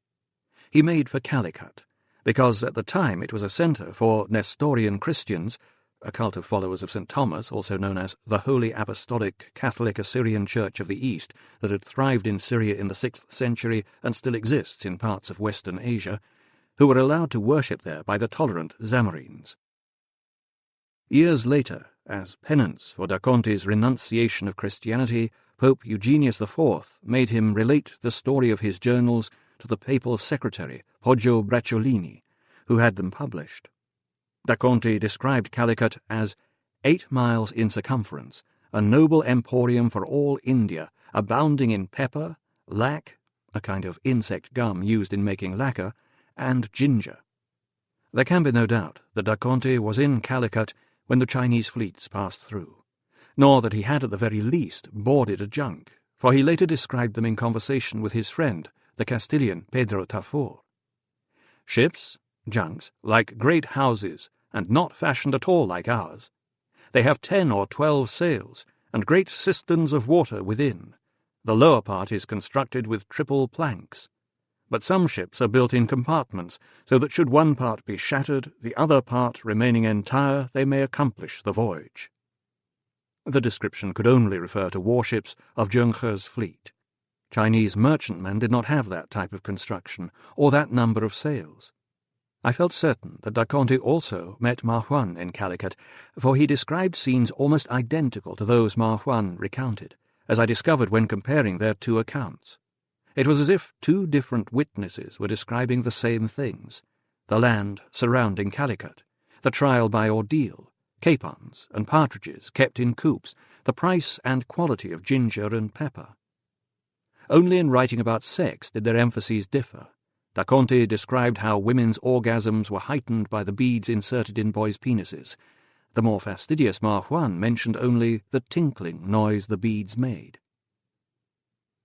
Having travelled through India and the Far East on many occasions over several decades, I can vouchsafe for the accuracy of da Conti's descriptions. Durians, a luscious but curious fruit, smelling of cheese in Malaysia, the musk of civet cats on the Malabar coast, the sweet smell of the scent used by Goanese women. He describes African ostriches and hippopotami, the rubies of Sri Lanka, Hindu women practicing sati, self-immolation on their husbands' funeral pyres, vegetarian Brahmins, the priestly caste of Hindu India, the dusty smell of cinnamon. Da Conti's descriptions of his subsequent travels in Chinese junks were to prove a vital link in solving the riddle of where the Chinese fleets had gone in the lost years, for, as Ma Huan's account makes clear, with his role as official chronicler apparently over, he left the treasure fleets at Calicut. His departure meant that one useful source of information had dried up, and I had to look for other sources to replace him. The importance of da Conti to the story of the Chinese voyages became increasingly clear. Someone must have brought back copies of maps showing the discoveries made by the Chinese fleets, for how else could this information have reached Europe and become incorporated in the charts that were later to guide the Portuguese explorers? If it turned out that da Conti had also conversed with the Chinese on their return journey, he would be a prime candidate. Those charts were now proving equally vital to me as I endeavoured to trace the routes the Chinese fleets had followed. The first task of the Chinese admirals after leaving Calicut was to return ambassadors to the coastal states of East Africa. Their passage plan was marked on a Chinese Mao Quan chart compiled after the 6th voyage. The Mao Quan forms part of the much larger Wu Pei Che. That part of the Mao Quan that has survived, no one knows how large it originally was, is in strip form, 21 feet long, and plastered with hundreds of names of ports and prominent coastal features, and the courses to steer and distances between them. It is believed to have been compiled in about 1422 from a mass of information brought back by Zheng He's fleet or collected for their use. Only a part of it has been translated to date, and as I write, scholars of medieval Chinese are working on the remainder. The translations of the Mao Quan and the Wu Pei Che and other documents of the period will almost certainly produce further evidence of the great Chinese voyages. The quest to find further records was formally inaugurated at a conference in Nanjing on the 18th of October 2002. The treasure fleets sailed from Calicut on the tail end of the northeast monsoon into the Indian Ocean, altering course to the southwest to make landings in Africa to return the ambassadors to their home ports. The route we followed over half a millennium later in HMS Newfoundland. It would have been uneconomical for all the fleets to have gone to each African state, so they would almost certainly have divided, with one returning ambassadors to Mogadishu in modern Somalia in the north, another to Zanzibar in the middle of the east coast, and a third to Kilwa in modern Tanzania, further south. After all the ambassadors had been returned to their home countries, the Mao Quan indicates that the fleets rendezvoused off Sofala, near Maputo in modern Mozambique. Finding the rendezvous must have posed a major problem, for during a voyage from India to southern Africa, Polaris, the Chinese guiding star, would have sunk closer and closer to the horizon and become invisible at 3 degrees 40 minutes north of Mogadishu in Somalia. Until they found another guiding star in the southern hemisphere to fulfill the same purpose as Polaris in the north, they were sailing into the unknown. They could use the Southern Cross for direction, for they knew that its leading stars, Crucis Alpha and Crucis Gamma, pointed to the South Pole, but as yet they had no star they could use to determine latitude. To locate one, they would have to sail far into the icy waters of the deep south. This was to be one of the most important aims of the expedition. Allowing for sailing 100 nautical miles, 115 statute miles in a day, the average speed recorded in the surviving records of Chinese voyages in the Indian Ocean, and for remaining a maximum of 1 week in each port to re-provision, it usually took 2 to 4 days, all 3 fleets had probably completed the return of the envoys and ambassadors to their home ports by July 1421. By the time they had arrived at the rendezvous off Sofala, the admirals had already sailed some 10,000 miles since leaving China 4 months earlier. Some would not return for 5 years, but they did leave signposts of where they had sailed. The Chinese were rightly proud of their great voyages, and whenever they landed, they usually carved stones in commemoration, like those erected by Zheng He in China. There are other similar stones near Cochin and Calicut in India, and near Galle in Sri Lanka. Some of the masons and stone carvers who had worked on the Forbidden City had been brought with the fleets for precisely this purpose. The discovery of such stones was to prove one of the crucial links in the chain of evidence I was assembling.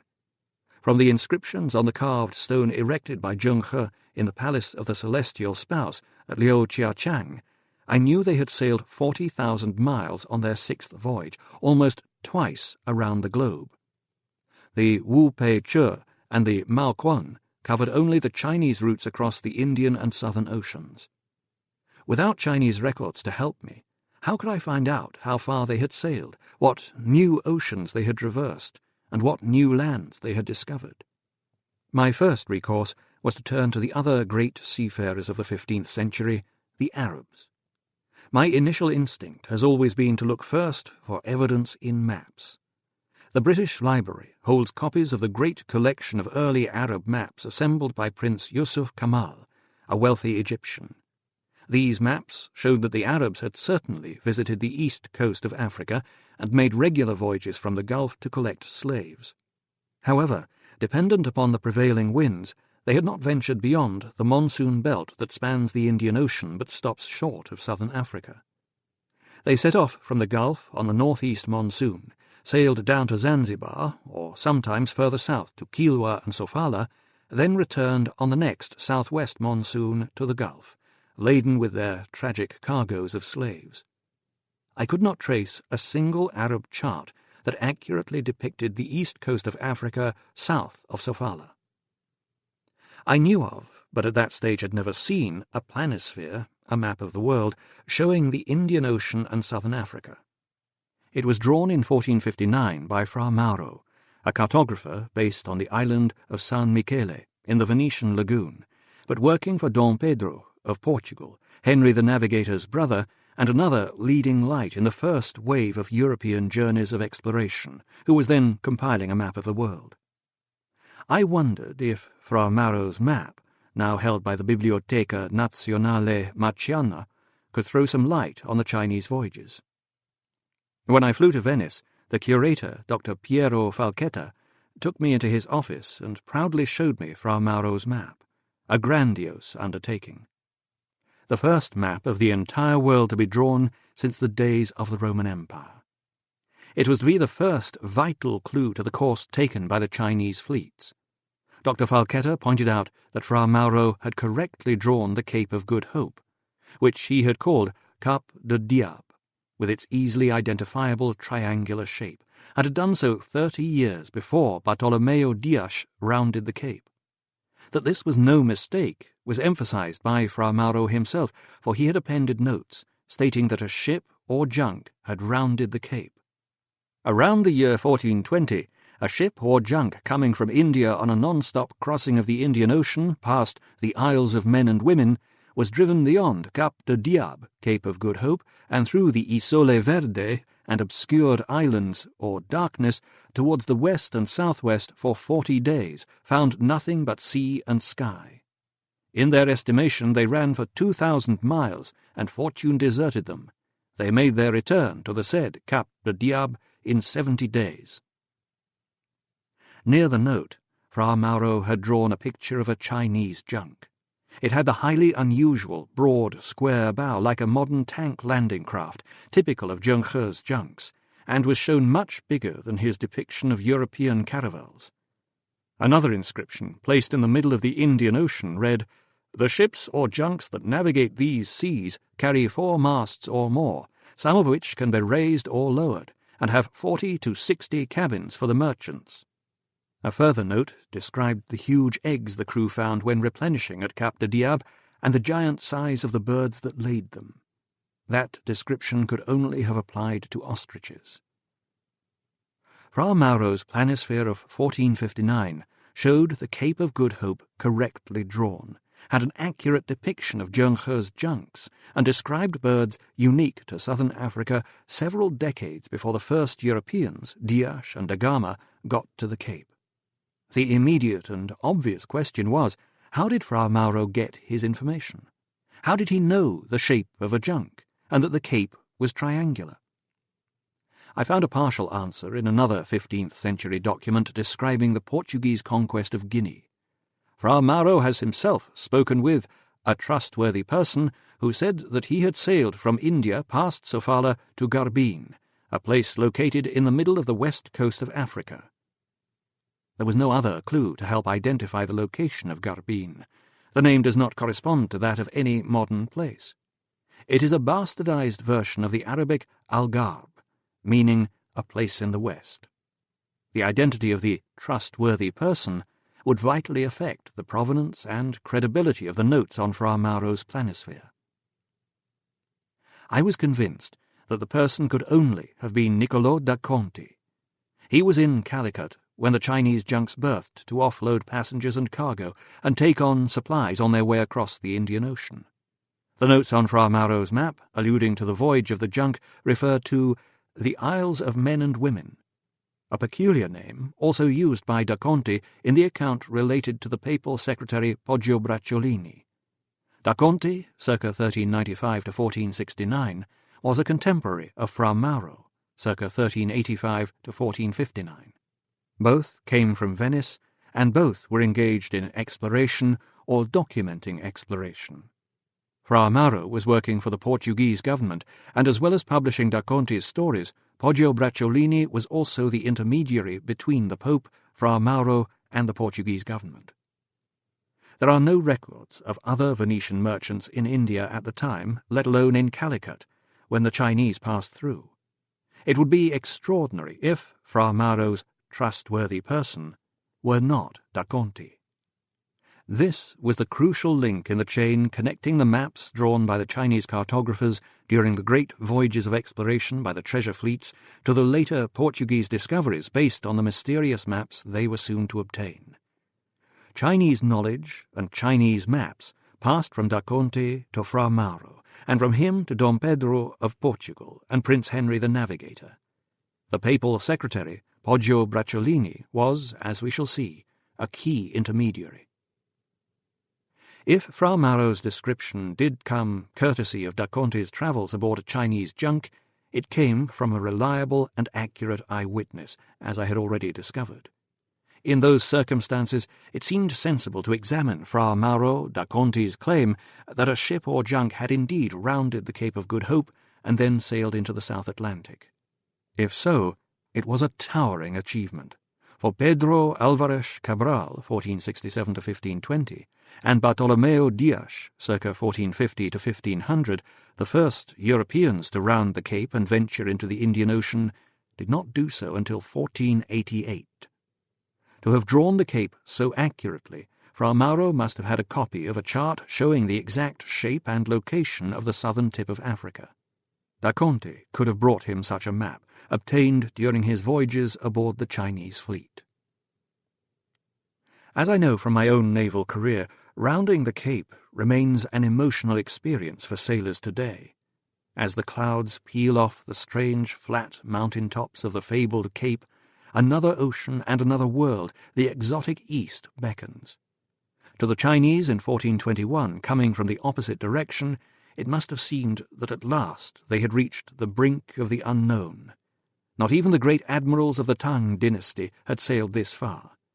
As they saw the lengthening waves and deepening troughs, they must have prayed that their ships would prove equal to the colossal challenges the vast and stormy Atlantic Ocean would surely bring. I now had to discover where the mysterious ship described by Fra Mauro had sailed after rounding the Cape, and look for further independent evidence that it was a junk of one of the Chinese fleets. I started from the treasure fleet's last recorded position, shown on the Malquan chart of 1422 as off Sofala, sailing southwards at 6.25 knots, a good speed explained by the Agulhas current that sweeps southwards along the east coast of South Africa down to the tip. At that speed, the Chinese would have rounded the Cape of Good Hope in approximately 3 weeks, by August 1421. As they have for millennia, winds and currents in the South Atlantic circle anti-clockwise in a huge oval loop from the Cape of Good Hope in the south to the bulge of Africa in the north. At the Cape, the mariner meets the Benguela current that carries him due north up the west coast of Africa. After some 3,000 miles, the current starts to hook first to the northwest, then westwards to South America. Off the coast of South America, the current continues its anti-clockwise movement, running southwards off Brazil and Patagonia, down the east coast as far as Cape Horn, before sweeping to the east back to South Africa. If a sailing ship carrying sufficient supplies and robust enough to withstand the roaring forties, powerful winds that circle the globe for hundreds of miles north and south of the latitude that gives them their name, were to hoist its sails off South Africa and sail before the wind and current, then several months later, having crossed thousands of miles of ocean in this great anti-clockwise loop, it would return more or less to where it started. An illustration of this is provided by the epic voyage of a very brave and distinguished submarine captain, now Vice Admiral Sir Ian Mackintosh, KBE, CB, DSO, DSC, once captain of the submarine squadron in which I served. He wrote to me, "In March 1941, I was a sub-lieutenant in a merchant ship taking passage to Alexandria. She was sunk by gunfire by an armed commerce raider some 500 to 600 miles west of Freetown at about 8 degrees north, 30 degrees west. The 28-foot standard wooden lifeboat, authorized capacity 56, finally had 82 souls on board. Even when I had repaired the shrapnel holes in the hull and the boat was reasonably dry, I could not get her to sail closer than 5 or 6 points to the wind, a brisk northeast trade. This would never have allowed us to reach Africa, and to run before the wind to Brazil, some 1,600 miles distant by the route chosen, seemed preferable. The plan was to steer due west until reaching 33 degrees west, then alter course to southwest. This made full use of the northeast trades and gave us only a few days of shifting winds and some most welcome rain in the doldrums before picking up light southeast trade winds. We made the South African coast on the 22nd day, ran northwest along the coast looking for a suitable landing, which we found on the afternoon of the 23rd day. I had estimated a maximum of 28 days for rationing purposes, knowing that the equatorial currents were helping us, but I had no idea at our latitude and time of the year whether they were a quarter knot or more than 1 knot, so I disregarded it in my noon DR, dead reckoning, positions. It is entirely feasible that the treasure fleets did reach the Cape of Good Hope, where they would have been swept by the wind and current around the Cape and up the west coast of Africa to the Garbine described by Frau Mauro. What I now urgently needed was independent evidence that this had happened. I pondered this question for months. Then I had a stroke of luck. John E. Wills, Jr., Professor of History at the University of Southern California, and Dr. Joseph McDermott, Professor of Chinese at Cambridge University, England, suggested to me that although the charts and records of the treasure fleets in China had been destroyed, there might be copies in Japan, for Japanese scholars were particularly interested in the early Ming era. Subsequent research revealed that Ryukoku University in Kyoto held a copy of a Chinese-Korean chart known colloquially as the Kangnido. The Korean ambassador had presented Ju Di with this extraordinary world map in 1403, after his inauguration as emperor. The original map, however, has been lost, and the Ryukoku version of the Kangnido was extensively modified after 1420. It is nearly square and strikingly large, measuring 1.7 by 1.6 metres. Painted on silk, it remains in excellent condition, its colours little faded by the passing centuries.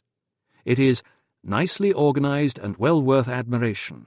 One can indeed know the world without going out of the door.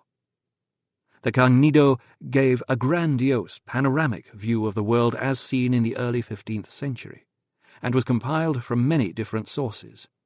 Names for Europe were in Persian Arabic, Central Asia came from the Mongols, China and Southeast Asia from old Chinese maps. Europe was covered in names as far north as Germany, named Alemannia. Spain was depicted, as were the Straits of Gibraltar leading into the Mediterranean, and the North African coast with the Atlas Mountains. Europe, Africa, Asia, Korea, and China were in their correct positions relative to one another, though Korea, perhaps for reasons connected with national pride and its traditional rivalry with Japan, was shown vastly larger than it should be, and Japan much smaller. Nonetheless, it was an extraordinary piece of map-making. For the moment, the part of the Kangnido that interested me most was Africa. So accurately does the Kangnido depict the coasts of East, South, and West Africa that there cannot be a shred of doubt that it was charted by someone who had sailed round the Cape. Europeans did not reach South Africa for another 60 years. Arab navigators on the west coast never sailed south of Agadir in modern Morocco, 8,000 kilometres away, and the Mongols never reached Africa at all. The accuracy of the Kangnido told me that Mauro da Conte's description made absolute sense. A Chinese navigator could indeed have reached Garbine and then drawn the Kangnido. Still, I had no precise location for Garbine, save that, from the shape of the coastline shown on the Kangnido, it appeared to be near the Bay of Biafra, off western Nigeria. It was a problem I would have to address later. For now, I felt justified in assuming that the junk referred to by Frau Mauro and drawn on his planisphere was from the treasure fleets, for Chinese merchant ships did not sail beyond Kilwa in East Africa. The Kangnido was much less accurate when it came to the bulge of Africa north of the Bay of Biafra, so I next turned my attention to that part of the voyage. If they had managed to survey the coast of southern Africa with such accuracy, why was the bulge of West Africa not shown on the Cangnido chart? By the time the Chinese fleets reached the Bay of Biafra, they had sailed some 3,000 miles north from the Cape. I assumed that they rounded the Cape on their outward journey sometime in August. At their average speed of 4.8 knots, it would have taken about 20 days to sail from the Cape to Garbin. They would have reached it in late August or early September 1421, the end of summer and towards the end of the rainy season. As I well know from my own time at sea in the South Atlantic, there is an extraordinary natural phenomenon in this part of Africa. Starting in the Bay of Biafra, the South Equatorial Current runs first to the north, past Sao Tome y Principe Island, where the bulge starts, then hooks westwards to flow due west along the south coast of the bulge, past Nigeria, Ghana, and the Ivory and Gold coasts, until it peters out 1,000 miles out into the Atlantic around 21 degrees west. This massive body of cold water flows westwards with considerable speed the whole year round. A minor change occurs in summer, when it extends further north to reach 5 degrees north, a similar latitude to Monrovia in modern Liberia. This current would have had two important implications for the Chinese. They would have been carried due west for some 1,800 miles, but they would not have known that this had happened. At this stage of their voyage, the Chinese could only measure longitude by estimating their speed through the water, and if the great body of water was itself moving, either against them or with them, there was no way that they could determine their position with any accuracy, any more than a man walking up an escalator can judge the distance he has travelled by the number of paces he has taken. With mounting excitement, I realized that the charts drawn after they had entered the South Equatorial Current had to be adjusted to take account of this discrepancy, and the land they showed moved by up to 1,800 miles further to the west. I went back to my copy of the Cangnido and adjusted the land north of the Bay of Biafra to allow for this longitudinal error. The result was startling. The familiar outline of Africa became immediately recognizable. It appeared that the Chinese had been carried by the wind and current to the bulge of Africa 40 years before the first Europeans set eyes on it. The South Equatorial Current gave them a free ride westwards, until the current petered out 1,000 miles into the Atlantic. By then they were in the southeast trade belt and being blown towards the coast of Senegal. In the wet season, running from April to October, the Senegal current off this coast of West Africa reverses its normal direction and runs northwards along the coast at a rate of 0.6 to 1 knot. Yet again the junks would have had a free ride, this time to the north for around 500 miles until the current itself petered out off Dakar, the modern capital of Senegal. By then they were in the belt of the northeast trade winds, blowing them southwest to the Cape Verde Islands. These lonely islands, then unknown to Europeans, were to play a vital part in unravelling the mystery of the Chinese voyages. I checked and rechecked my calculations. By late September, the junks that left the Cape of Good Hope in August would have found themselves approaching the Cape Verde Islands from the northeast. The design of the ships and the prevailing winds and currents would have prevented these flat-bottomed, broad-beamed monsters from sailing south at any point. It was now clear that Fra Mauro's account was entirely possible, and that the Cape Verde Islands could have been the Isole Verde reached by the ship or junk from India 40 days after leaving the Cape of Good Hope. They even had the same name. At 4.8 knots, the speed the treasure fleets averaged over all 6 great voyages, this would have taken 40 days. Vasco da Gama took 33 days to make the same passage in the closing years of the century. To have been called the Isole Verde, the islands Niccolò da Conti described to Fra Mauro must have been strikingly green. I knew the Cape Verde Islands well, having sailed through them in HMS Newfoundland. They are divided into 2 groups, and the windward, Balaventos, are significantly wetter than the leeward, Sotoventos. Of the windward islands, the biggest, highest, wettest, and greenest is Santo Antão. It is an island of savage grandeur, awesome and eye-catching from the sea, particularly to a mariner seeking fresh water. The Chinese admirals would have been approaching from the northeast on the trade winds, and from that direction they would have sighted Santo Antao first.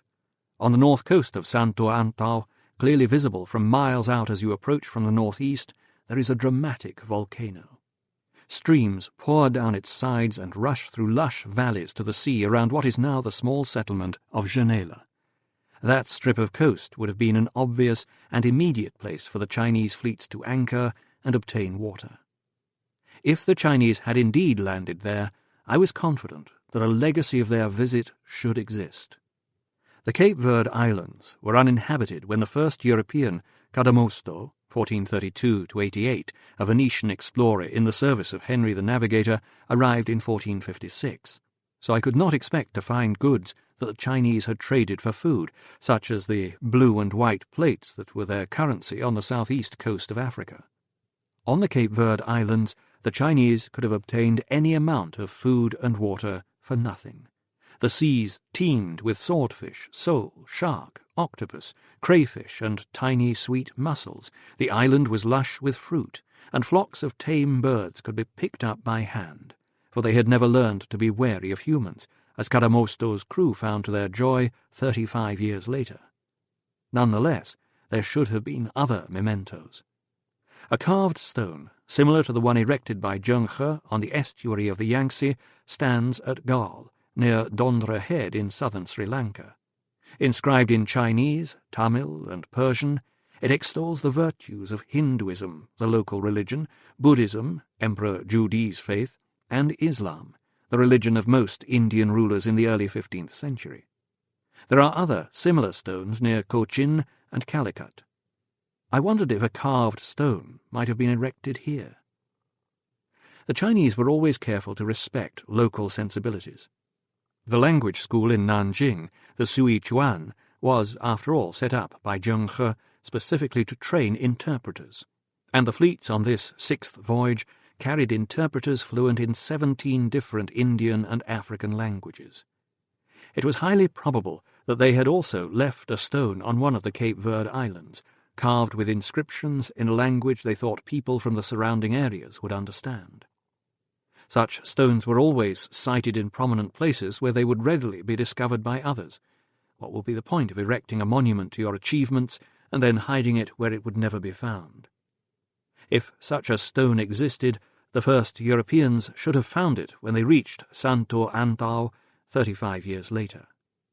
I referred to the journals describing Antonio da Nole, Cadamosto, and Diego Alfonso's first voyages to the islands, and discovered that they had indeed found a large, free-standing stone at Janela.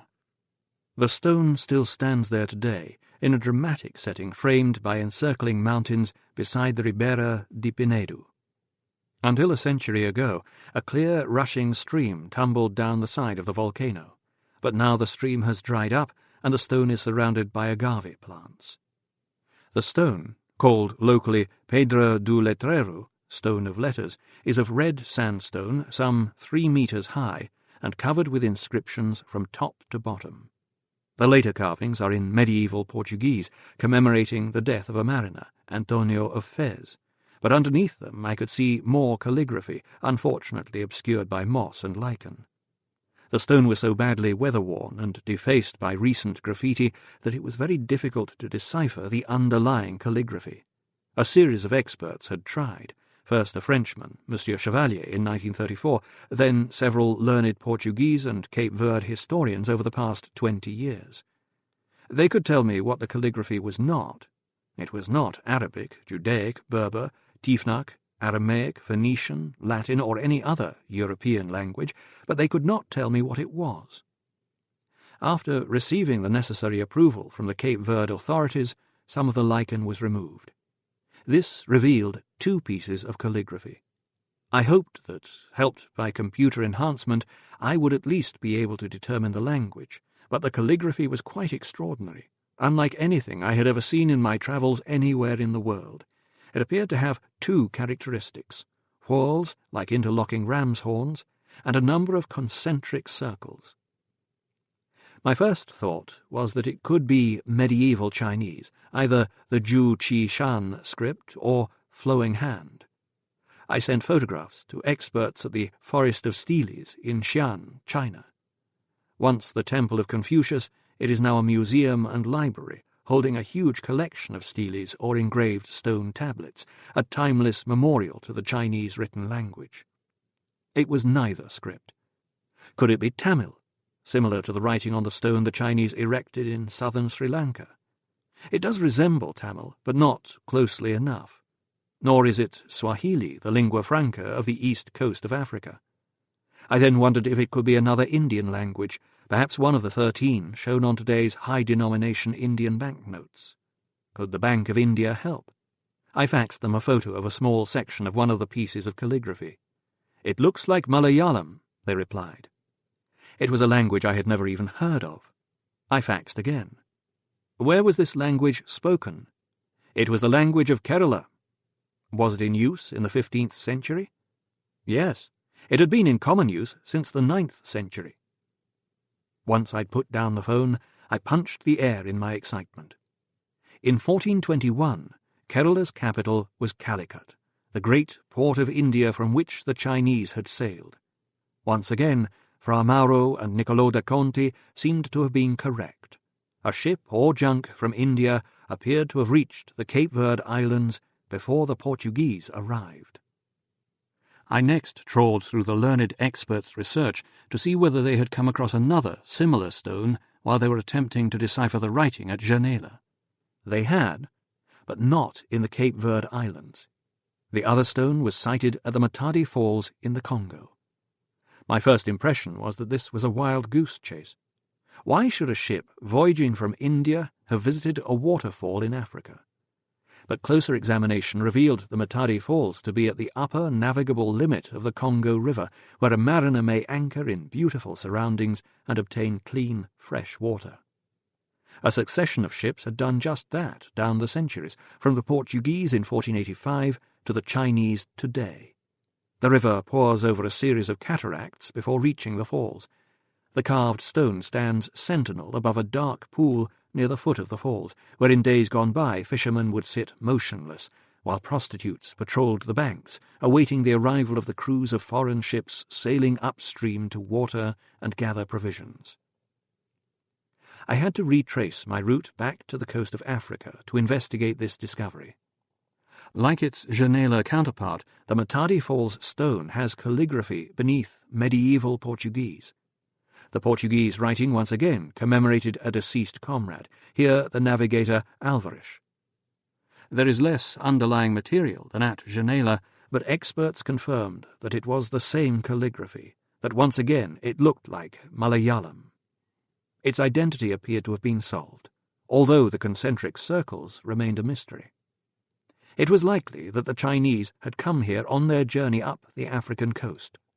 Not only is the Matadi Falls an ideal place for watering, it is in the middle of the west coast of Africa, and fits the description of Garbin given by Fra Mauro. It is a busy port today. Once again, Fra Mauro and da Conti appeared to have been vindicated. A ship sailing from India around the year 1420 seems to have reached Garbin. This does not, of course, guarantee that the ship was Chinese rather than Indian, but Indian ships were sailing with the Chinese fleets. It appeared the Chinese had reached there. The simple and obvious explanation was that the calligraphy carved on the Garbin and Genela stones was inscribed by stonemasons travelling with the Chinese fleet, just as they had carved inscriptions in foreign languages at Dondra Head, Cochin, and Calicut. Despite the wholesale destruction of Chinese records carried out in the 15th century, I now had a trail of evidence of the treasure fleet's movements from departure from Tanggu to arrival in the Cape Verde Islands in September 1421. Ma Huan had described the voyage from China via Malacca to Calicut, and the Malquan chart of 1422 had then put the armada off Sofala in southeastern Africa. My evidence for it having rounded the Cape of Good Hope and sailed north up the west coast of Africa was provided by the Cagnido map in Japan and corroborated by Mauro da Conti's descriptions. Their accounts, together with the inscribed stones, also showed that Garbin, in the middle of the west coast of Africa, was the Matadi Falls, and that Isole Verde was Santo Antao in the Cape Verde Islands. The Chinese were sailing before the wind and current all the way. It was precisely the route a ship sailing from India would have been obliged to follow, and at the Chinese average speed of 4.8 knots, the latter part of the voyage would have lasted the 40 days Fra Mauro had stated. The great Chinese armada had already voyaged far into the distant and uncharted oceans, but I now had to discover where they had sailed next. The account by Mauro da Conti described a 70-day voyage after leaving the Cape Verde Islands through La Oscuridad, which can be translated as the Obscured Islands or Darkness. My task was now to identify them. My first line of approach was to search for independent evidence of the next part of the Chinese voyage, for example in another chart that might throw some light on the location of these obscured islands. In that era, Venice was the cartographic capital of Europe. If such a map existed, Venice was the most likely source. During my researches in Venice, I was told of a description by the Portuguese historian Antonio Galvão, died 1557, of a world map the Portuguese Dauphin, Dom Pedro, Henry the Navigator's brother, had brought back with him from Venice in 1428. In the year 1428, it is written that Dom Peter, the King of Portugal's eldest son, was a great traveller. He went into England, France, Almaine, Germany, and from thence into the Holy Land, and to other places, and came home by Italy, taking Rome and Venice in his way. From whence he brought a map of the world which had all the parts of the world and earth described. The Strait of Magellan was called in it the Dragon's Tail, the Cape of Boa Esperança, the forefront of Afrique, and so forth of other places, by which map Dom Henry, the king's third son, was much helped and furthered in his discoveries. Here was an unequivocal assertion that by 1428 both the Cape of Good Hope, Boa Esperança, and the Strait of Magellan, separating Argentina from Tierra del Fuego, had been charted on a map. It was an extraordinary claim. How could the Strait of Magellan have appeared on a map, for simplicity I shall call it the 1428 world map, nearly a century before Ferdinand Magellan discovered it? To emphasize that this was no mistake, Galvão continued, "It was told me by Francis de Sousa Tavares that in the year 1528 Dom Fernando, the king's son and heir, did show him a map which was found in the study of the Alcobaça, a renowned Cistercian monastery traditionally used as a library by Portuguese kings, which had been made 120 years before, which map did set forth all the navigation of the East Indies, with the Cape of Boa Esperança, according to our later maps have described it, whereby it appeareth that in ancient time there was as much or more discovered than now there is." This 1428 world map was of huge importance to the Portuguese government, for in December 1421 the overland route to China and the Spice Islands, the Great Silk Road running from China right across Central Asia to the Middle East, had been blocked when the Ottomans surrounded Byzantium. In that same climactic month, on the 6th of December, the Mamluk Sultan Bazbi seized power in Egypt and nationalized the spice trade. The effect of the two events was to ruin the merchants who had controlled the spice trade, seal Egypt's borders to international trade, and sever the sea route through the Bosphorus to the western end of the Silk Road. With the canal linking the Red Sea and the Nile, completed in the 10th century, collapsing and unusable, all land and sea routes to the east were now closed to Christians. A new ocean route to the east had to be found.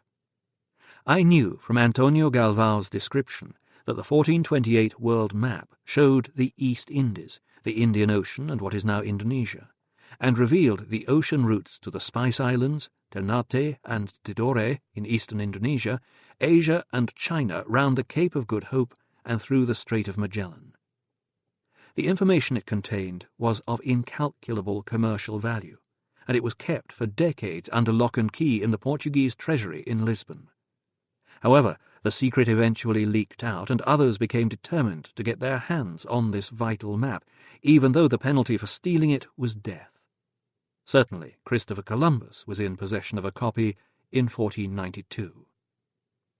The 1428 world map has long been lost, but the information contained on some sections of it has survived, the most important of which is the section showing South America. A Spanish seaman who had sailed to the Americas with Columbus kept that portion of the map together with some notes Columbus had written about it. In 1501, the Ottomans captured the ship in which the seaman was serving. He still had the map in his possession. Neither the seaman nor any other who sailed with Columbus could have been the originator of this map, because Columbus never sailed south of the equator. The information can only have come from the 1428 map. Appreciating the extraordinary value of this captured document, the Ottoman admiral Piri Reis incorporated it into a map known from that day to this as the Piri Reis map of 1513. This beautiful map can be seen today in the Topkapı Saray Museum high above the Bosphorus in Istanbul. It was based on several different maps, pieced together by the admiral from a number of different sources, and parts of it are unreliable. But the southwestern portion based on the map taken from Columbus's seamen is very accurate. The trail I had begun to follow the day I visited the Torre do Tombo in Lisbon and read Antonio Galvao's description of a mysterious map that had come into Portuguese hands in 1428 had now led me to another chart that would prove one of the most valuable keys to unlocking the secrets of the Chinese voyages. In recreating the Chinese route, I remained certain of one thing. Because of the hull shape of the Chinese junks, they would have had to sail before the wind. Their route after leaving the Cape Verde Islands was not hard to establish, for there, as Admiral Mackintosh described so many centuries later, the wind blows relentlessly westwards towards South America. Moreover, at the Cape Verde Islands, the North Equatorial and South Equatorial current converge, forming a broad belt of currents setting west. Average rates reach 2 knots. The converged currents separate near the Caribbean. The northern part sweeps through the Caribbean to New England, where it becomes the Gulf Stream. The southern part turns southwest towards South America. My study of the old maps and charts, together with the evidence from wrecks and artifacts found around South America and in the Caribbean, to be examined more fully later, led me to conclude that the Chinese fleets had separated with the current. Admiral Zhou Wen sailed northwest through the Caribbean towards North America, while Admirals Hung Bao and Zhou Man took the southwest branch of the equatorial current towards South America. It must have been an emotional parting as the great ships began to drift apart, gathering speed as the wind filled their sails.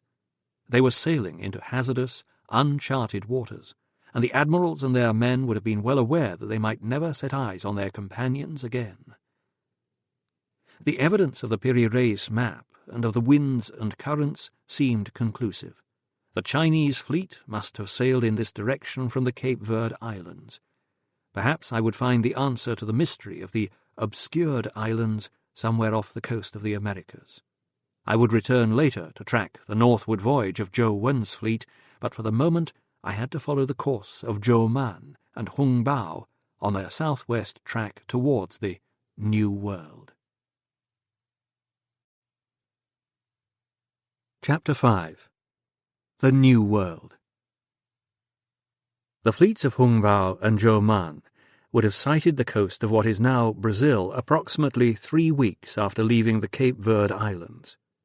What a moment that must have been, a sprawling, unknown land filling the horizon before them, the air full of unfamiliar scents and the calls of strange birds. They may well have wondered if this was the land of Fusang, described by their forebears almost 1,000 years earlier. During the northern and southern dynasties, in the first year of the Everlasting Origin Emperor, AD 499, a Buddhist priest named Hui Xin, Universal Compassion, returned from a land 20,000 li, 8,000 nautical miles, east of China. He named this continent Fusang after the trees that grew there. The Fusang tree bore fruit like a red pear, and had edible shoots and bark the inhabitants used for clothing and paper. Coupled with his statement that the country had no iron, Hui Xin's description suggests that the Fusang was the maguey tree that grows only in Central and South America. It bears red fruit and is also used in the other ways he described. Iron is found in almost every part of the world except for Central America, just as Hui Xin indicated. Whether or not Hui Xin reached the Americas, the Chinese certainly believed he had, for his report was regularly entered in the yearbooks or annals, official histories of the Chinese Empire. From there it passed not only to historians, but also to poets and writers, and down the centuries innumerable tales were told of Hui Xin's exploits and adventures in the land of Fusang. Fusang is about 20,000 Chinese miles, 8,000 nautical miles, in an easterly direction from Tahan, and east of the Middle Kingdoms, China. Many Fusang trees grow there, whose leaves resemble the Dryanda cordifolia. The sprouts, on the contrary, resemble those of the bamboo tree, and are eaten by the inhabitants of the land. The fruit is like a pear in form, but is red. From the bark they prepare a sort of linen which they use for clothing. The houses are built of wooden beams. Fortified and walled places are there unknown. They have written characters in this land, which the Olmecs did have, and prepare paper from the bark of the Fusang, which the Olmecs did from the maguey tree, which indeed has red fruit, like pears. Zheng He and his admirals certainly knew these tales when they set sail, as did the Chinese seamen crowding at the rail for a sight of this new land. Was it a land of no iron? Did it have the famous Fusang trees? No doubt they were nervous, perhaps even frightened, but they must also have been immensely curious. Their landfall must have been around the Orinoco Delta, for the Piri Reis map shows that they had surveyed that small part of the coast with great accuracy. My search for the obscured islands Fra Mauro da Conte had described during the junk's 70-day voyage after leaving the Cape Verde Islands could now begin in earnest. Just before the book went to print, I was informed that a considerable amount of research had been carried out into the DNA of American Indian peoples of the Amazon and the Orinoco, and the diseases that they carried which were otherwise unique to China and Southeast Asia. Briefly, it concerns a skin disease of the Indians of the Mato Grosso of Brazil, hookworms occurring in the Lengua Indians of Paraguay, roundworm in Peru and Mexico, Ankylostoma duodenale in Mexico, and Chinese DNA in the Indian peoples of the Amazon, Brazil, and Venezuela.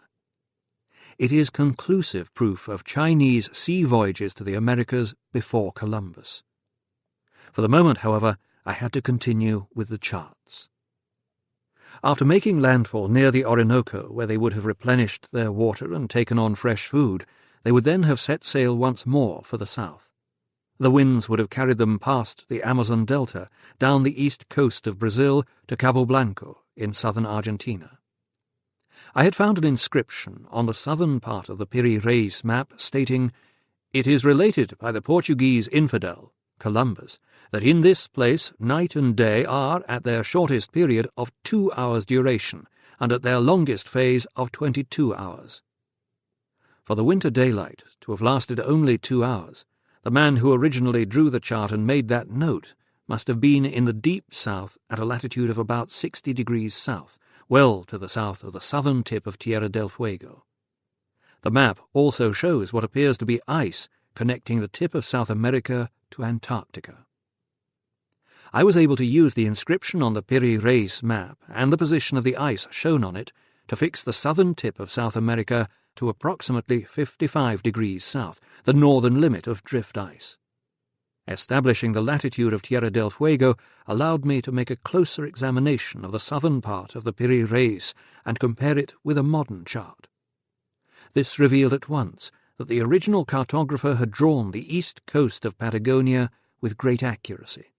The prominent features of the coastline, headlands, bays, rivers, estuaries, and ports, tally from Cabo Blanco in the north to the entrance of the Strait of Magellan in the south. The cartographer of the Piri Reis also drew a number of animals on the land.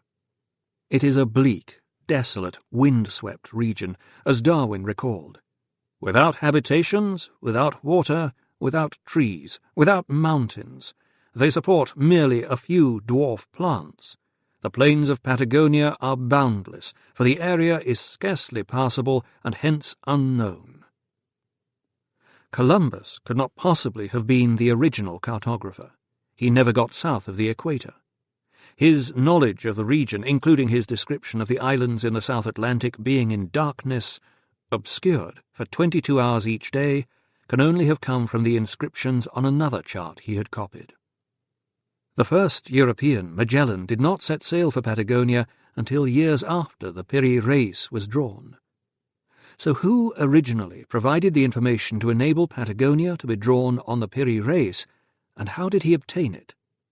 Knowing I was looking at Patagonia, a desperate place, but nonetheless one that supports animal life, I began to examine the 5 creatures depicted on the map.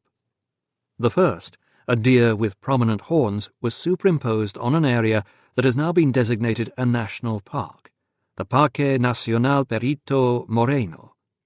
This animal is clearly a waymeal, an Andean deer, with the head and antlers accurately depicted.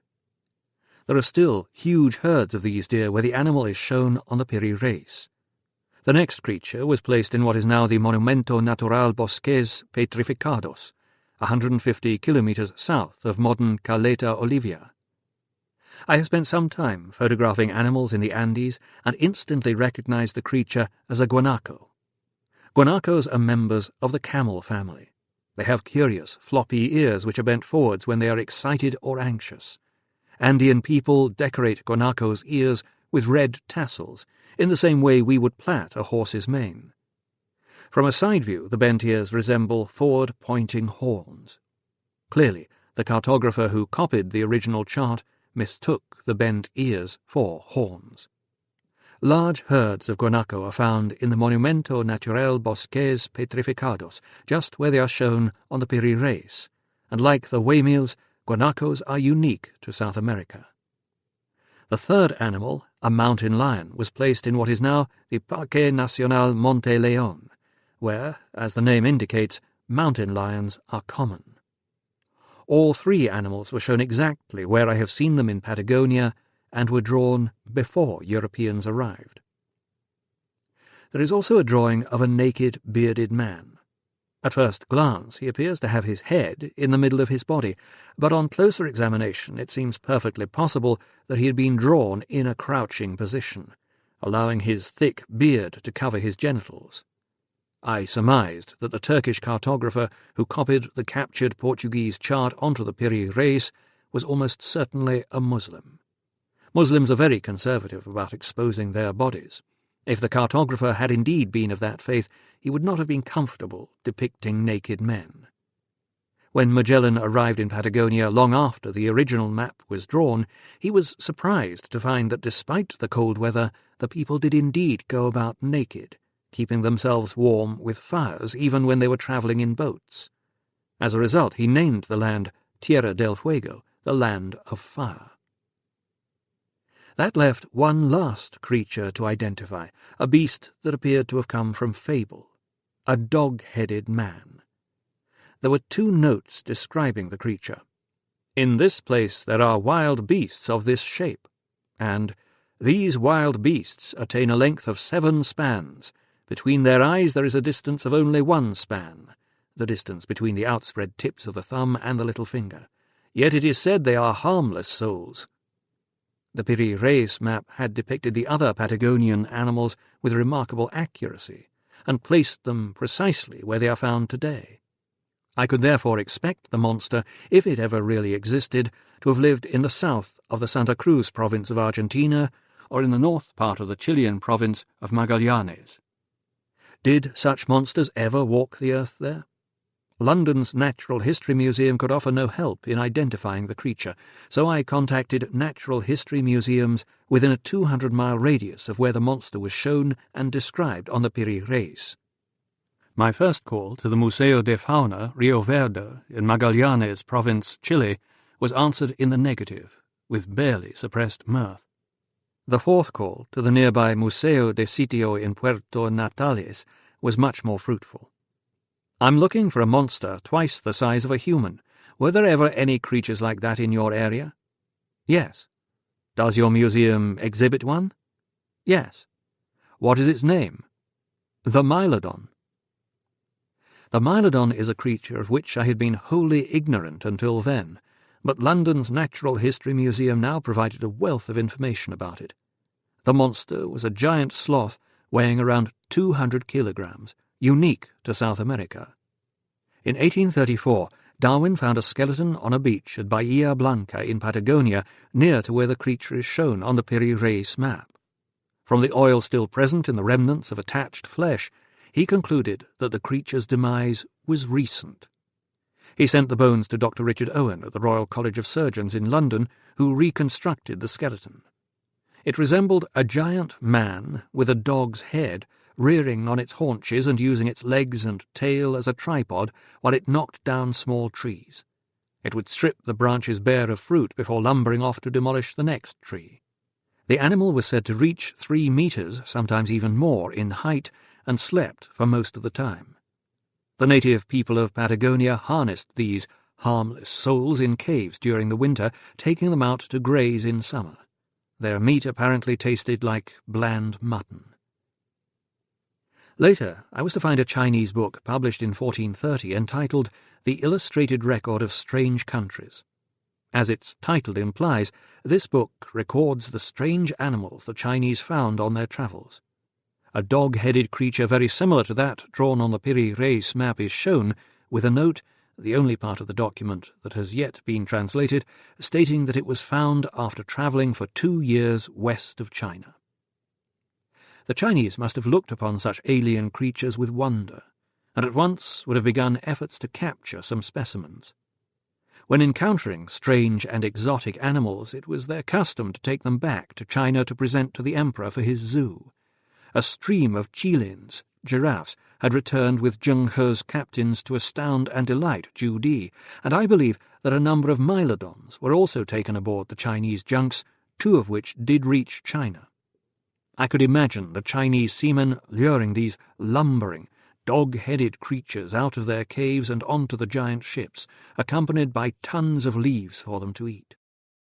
The Piri Reis map was so accurate, both in its depictions of physical features and its descriptions of animals unique to South America, that it could only be charting Patagonia. For that reason, I was also certain that the mountains drawn on the western side were the Andes.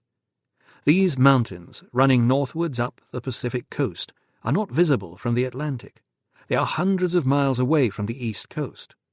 The original cartographer must have sailed that Pacific coast long before the first Europeans reached South America or the Pacific, and the fleet that carried him can only have passed through the Strait of Magellan or braved the blizzards, incessant gales, and mountainous seas of Cape Horn. Knowing the size of Patagonia, I could accurately determine the scale of the Piri Reis map and fix the latitudes of the land and islands shown on it. Cabo Blanco is at 47 degrees 20 minutes south, so the islands shown at the bottom of the Piri Reis must be at 68 degrees 43 minutes south, exactly the latitude of the South Shetland Islands. I now knew that the original cartographer had been aboard a ship that had discovered the Antarctic continent and the South Shetland Islands 4 centuries before the first Europeans reached them. As I was later to discover, these obscure, almost uninhabited islands were of vital importance to the Chinese. It must have taken thousands of man-hours for the skilled surveyors and navigators to chart such a large area of land and ocean, stretching thousands of miles from Antarctica in the south to the Peruvian Andes in the north. To cover such vast distances, the charting must have been coordinated, involving the use of different fleets. Before Europeans reached the South Atlantic, the only nation capable of putting such fleets to sea was China, and the only plausible opportunity was provided by the Chinese treasure fleets during the missing 2 years of the great voyage of 1421-3. Although I was convinced I was right, I had not yet found any first-hand evidence of a Chinese visit to South America. The clearest evidence would come from the surviving wreck of a treasure ship full of early Ming porcelain. Such wrecks were to play a vital part in establishing the presence of the Chinese treasure fleets elsewhere in the world, but finding such a wreck on the coasts of South America is likely to be a lengthy task. The seas are buffeted by incessant storms, and strong tides break up and sweep away wreckage and spilled cargoes. The search is in hand, but it is unlikely to yield short-term results. Meanwhile, I needed an interim solution. For example, did the first Europeans to reach South America find plants or animals unique to China when they landed there? Or were plants unique to the Americas seen in China when the first Europeans arrived there? If so, had the Chinese junks carried them home with them? Fortunately, a number of distinguished scholars have worked on this problem for many years. I was led to their work as a result of waking at cock-crow on my first morning during a visit to Peru. I had lived in Malaysia, and remembered well how the morning call of Asiatic hens, kik-kiriki, was markedly different from the cock-a-doodle-doo of their European counterparts. As I lay in bed, I recognized the familiar kik-kiriki and began to wonder how Asiatic rather than European hens had come to be in Peru. The domesticated Asiatic cock and hen originated several thousand years ago in the jungles of Southeast Asia, in South China, Annam, Vietnam, Cambodia and Malaysia. The strain remains quite distinct from the European hen. When Magellan arrived off Rio, as it is now called, he picked up a great store of chickens. For one fish hook or a knife they gave me 6 chickens, fearing even so that they were cheating me. But the chickens Magellan and the Spanish conquistadors found in South America had virtually nothing in common with European dunghill fowl. They were of 4 principal, wholly different types. The Malay class were tall and thin. The cocks were able to peck food off a dinner table. They had thin heads, more like a turkey's than a chicken's, with a bare throat and a bare strip running down the breast. The Chinese class had stocky, heavy bodies, fluffy feathers, short wings and feathered legs. The cocks had modest tail feathers and very small, short, blunt spurs. They were poor flyers and notably tame. To this day, the silky feathered melanotic chicken — melanotic denotes the black feathers, skin, flesh and bones of this strange bird — is found throughout Latin America. I have seen them in Amazonian villages. The 4th type of hen was the Asian frizzle fowl, with feathers that curve back towards the body instead of lying flat. Again, there was nothing remotely resembling this bird in the Mediterranean world of 1500, when frizzle fowl were found all over South America. Perhaps the most striking difference was that the Asiatic hens laid blue-shelled eggs, whereas those of European hens were white or cream. Blue eggs are still found all the way from Chile to Mexico. There were 2 other significant differences. If the Europeans had brought chickens, then the European name would have been adopted by the Indians of South America. This did not happen. The Arawak of northern South America called melanotic chickens caraca. The Indian name is caracnath. In northwest Mexico, chicken was tori. In Japanese, it is nihuatori, meaning yard bird. The Inca emperors, who were just embarking on a period of imperial expansion in 1421, frequently wore feathers and adopted the names of birds. In their Quechua language, chicken was hualpa, and the name Yupanqui, circa 1438 to 1493, was adopted. Atahualpa was the formal name of the emperor overthrown by Francisco Pizarro. The Incas therefore had a word for chicken at least 40 years before the arrival of the conquistadors. The Chinese practices of divination using eggs or dripping chicken blood on bark paper before burning the paper, and the belief that a melanotic chicken protects the household from evil spirits, were also found in South America.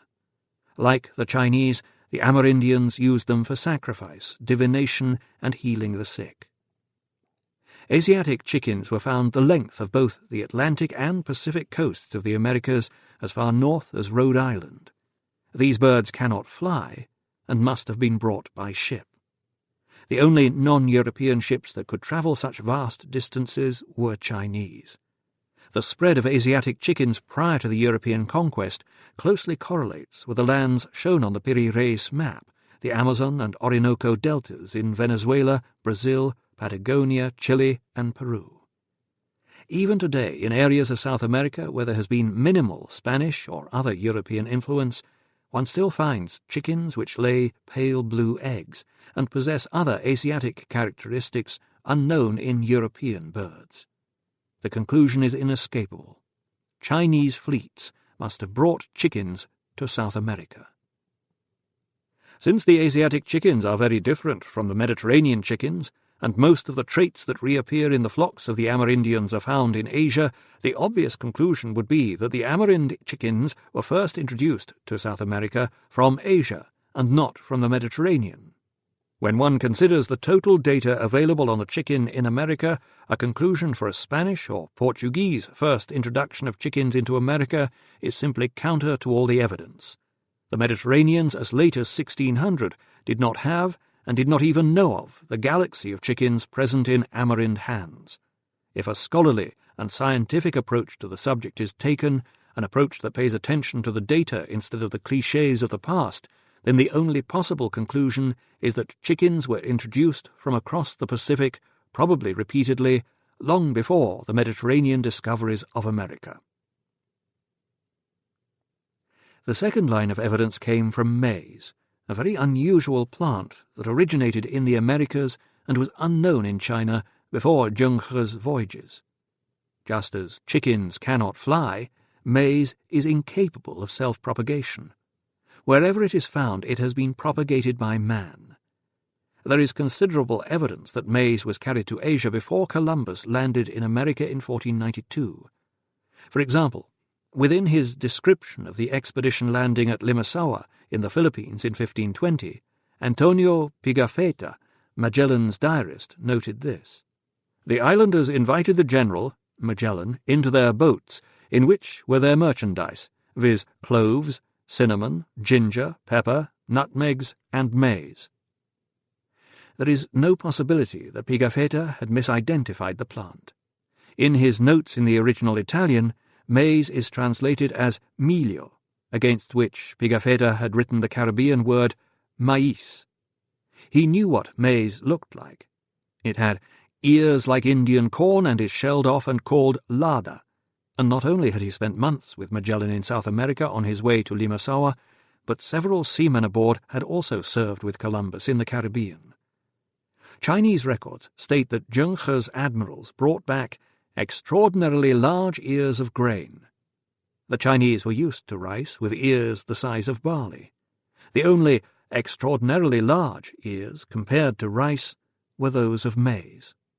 There is a wealth of further evidence, for the Portuguese also found maize in Indonesia, the Philippines, and China, and metates, utensils for grinding maize unique to South America, were found in the hold of a junk built in 1414 that was recently discovered on the seabed at Pandanan in the southwest Philippines, where it had sunk in about 1423.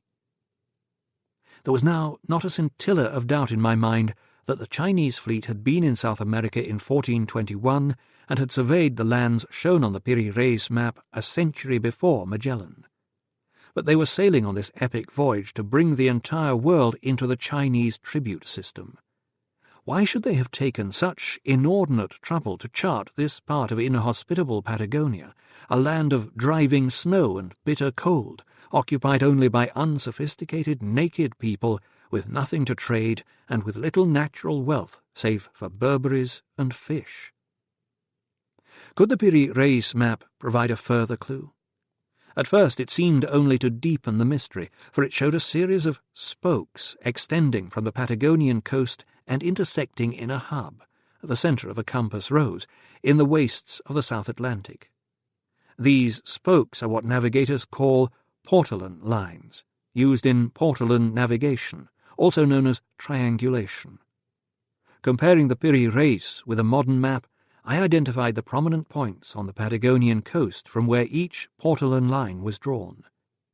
The cartographers must have been aboard 7 ships that set sail from Puntas Guzman and Mercedes on the northern coast, Cabos Curioso and San Francisco in the centre, and Punta Norte, Cabos Buen Tempo and Espiritu Santo in the south.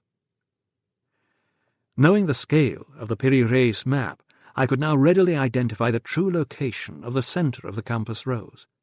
The Portolan lines intersected in King George's Bay in the West Falkland Islands. At the absolute centre of the compass rose is Mount Adams, 2,917 feet, the most conspicuous mountain in the Falklands. Was either Zhou Man or Hung Bao a secret mountaineer at heart? Is that why the ships were ordered to steer towards a mountain peak? For weeks I was baffled by this conundrum. Then suddenly the answer came to me. The Chinese needed a star in the southern hemisphere to replace Polaris in the northern, and in the event they selected two, Canopus for latitude and the Southern Cross for navigation. Canopus, a yellow-white supergiant star, sits in space 300 light-years from Earth towards the South Pole and pumps out more than 1,000 times the power of the Sun. The combination of its power and distance makes it the second brightest star in the sky, nearly as bright as Venus, and instantly identifiable because of the colour of its light. Like the Southern Cross, Canopus is in the far south, but not directly above the South Pole. To use Canopus for latitude, the Chinese had to determine its precise position by sailing to a point directly underneath the star. The Southern Cross points to the South Pole, but unlike Polaris, it is not directly above the pole. To be able to use the Southern Cross for accurate navigation, the Chinese also had to locate its position in the sky, its height and longitude. Once again, the only way to calculate the precise position of the Southern Cross was to sail to a position directly beneath it. The Chinese had been attempting to locate the positions of both the Southern Cross and Canopus for centuries. In the 8th month of the 12th year of the Kai Yuan period, in the 8th century A.D., an expedition was sent to the South Seas to observe Lao Run, Canopus, at high altitudes, and all the stars still further south, Southern Cross, which, though large, brilliant, and numerous, had never in former times been named and charted. They were all observed to about 20 degrees from the south celestial pole, viz. 70 degrees south. This is the region that the astronomers of old considered was always hidden and invisible below the horizon. Only when Canopus and the Southern Cross had been located could new lands in the southern hemisphere be accurately placed on charts. When they reached Mount Adams in the West Falklands, the Chinese cartographers were nearly underneath Canopus. They were taking such pains to fix their position so that they could calculate their precise latitude, 52 degrees 40 minutes south. By cross-referencing Canopus to Polaris, they could establish Canopus's height and then use that star to obtain their latitude anywhere in the southern oceans, just as they used Polaris in the northern hemisphere. Given the importance of this location to them, I would expect the Chinese to have erected a carved stone near Mount Adams, and I have asked the governor of the Falklands for his help in organising a search for it. Once the latitude of Canopus had been discovered, the fleets of Zhou Man and Hung Bao could have returned independently to China, sailing westwards across the Pacific and eastwards across the southern oceans along the same line of latitude directly under Canopus. By doing so, all ships would be conducting surveys from the same latitude. I also came to the conclusion that it would have been logical to survey the world at latitudes where the position of other stars could be precisely determined, for example at 3 degrees 40 minutes north, where Polaris disappeared below the horizon. It also seemed logical to expect that other latitudes of particular significance to the Chinese, for example that of their capital city Beijing at 39 degrees 53 minutes north, might also have served the same function. As will be seen, my hunches were to prove correct. The first Chinese anchor point was the Falkland Islands, selected because they are not only underneath Canopus, but also almost exactly half the world away, 179 degrees, from Beijing. At this stage, although the Chinese could not measure longitude, they knew the Earth was a sphere. Moreover, by using Polaris, they could determine the semi-circumference of that sphere, 180 degrees times 60 nautical miles, and thus approximate when they were half the world away from Beijing, days sailed multiplied by average speed. If a fleet sailed westwards from this anchor position in the Falklands and found another island south of Australia at 52 degrees 40 minutes south, the cartographers could chart that continent by triangulation as precisely as they had charted Patagonia. Similarly, a fleet sailing eastwards and finding another island south of Africa at 52 degrees 40 minutes south could chart the Indian Ocean. I pondered how I could track the onward movements of the Chinese fleets from this anchor position. I already knew the dates on which the fleets under Zhou Man and Hung Bao had eventually returned to China, and the number of ambassadors each one had brought with them. I soon realized that by using the charts and maps, and noting the locations from which the ambassadors had been collected, I could make a rational deduction about the course each fleet had followed in the intervening period. It was another significant link in the chain of evidence leading me in the wake of the treasure fleets. Whereas the fleet under the senior admiral, Yang Qing, had remained in the Indian Ocean throughout the duration of the voyage, and returned to China in September 1422 with 17 envoys from states in East Africa and India, Zhou Man and Hung Bao did not reach China until the autumn of 1423. Zhou Man brought no ambassadors, and Hung Bao only one from Calicut. From that, I deduced that Admiral Zhou Man's fleet had sailed westwards to chart the Pacific and returned via the Spice Islands. Admiral Hung Bao's fleet had sailed southwards for Antarctica to measure the Southern Cross, and then made its way home eastwards via the Southern Oceans, Malacca and Calicut. I began the search for traces of their voyages, first of all by tracking Hung Bao across the Southern Oceans. Part 3. The Voyage of Hung Bao. Chapter 6.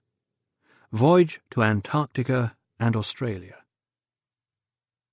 Admiral Hung Bao's designated task was to chart the world eastwards from the fixed reference point established at the Falkland Islands, 52 degrees 40 minutes south.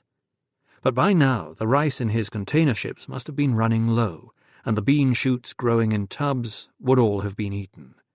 Before setting sail eastwards into the unknown waters of the Southern Oceans, he had to take on fresh supplies of food. The Falklands offered cabbage, wild celery, penguins, geese, and fish, but little other meat, and no fruit at all.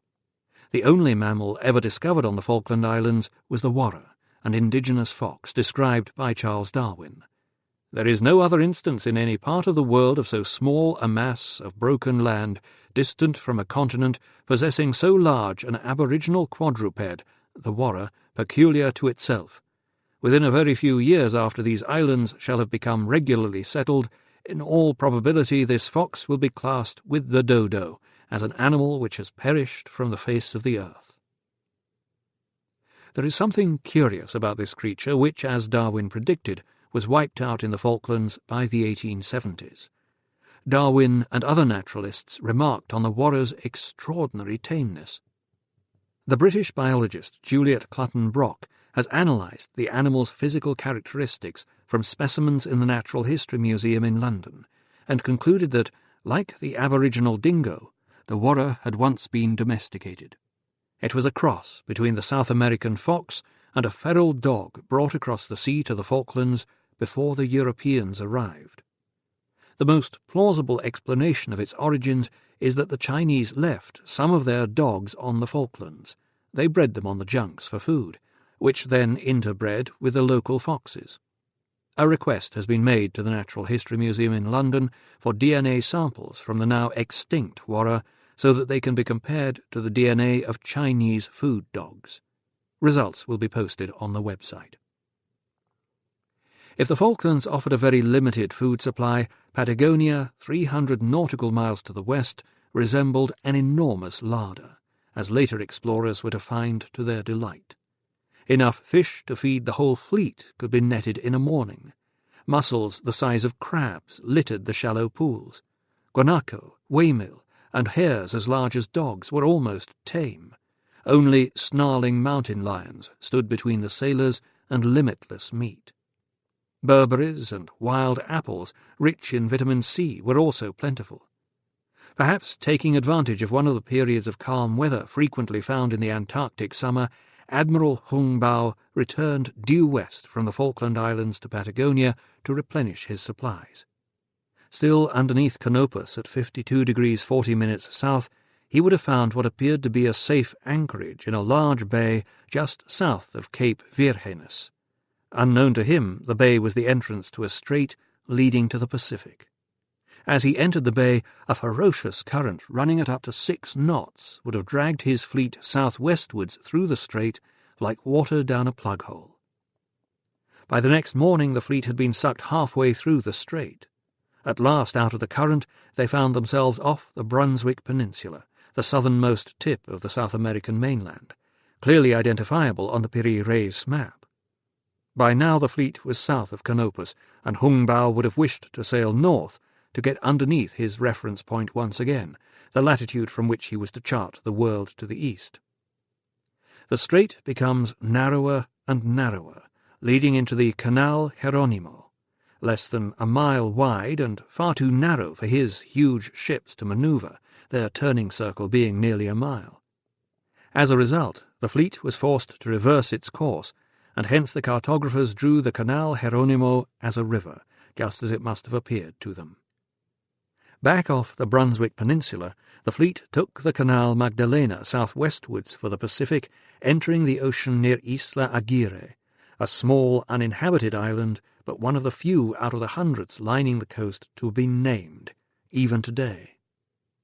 The Strait of Magellan had been discovered and charted by a complete accident. The latitude of the entrance to the strait is also the latitude of Canopus, the Chinese guiding star in the southern hemisphere. But although the Chinese had discovered the strait by chance, that does not diminish their astonishing achievement in piloting their enormous, square-sailed junks through such a narrow strait in the fierce gales and sudden violent snow squalls common in that region, which reduce visibility to a few yards. Magellan would not have known of this strait had the Chinese not charted it. Europeans thus owe a huge debt to the Chinese for pioneering the link between the Atlantic and Pacific Oceans and opening up the sea route to the Spice Islands.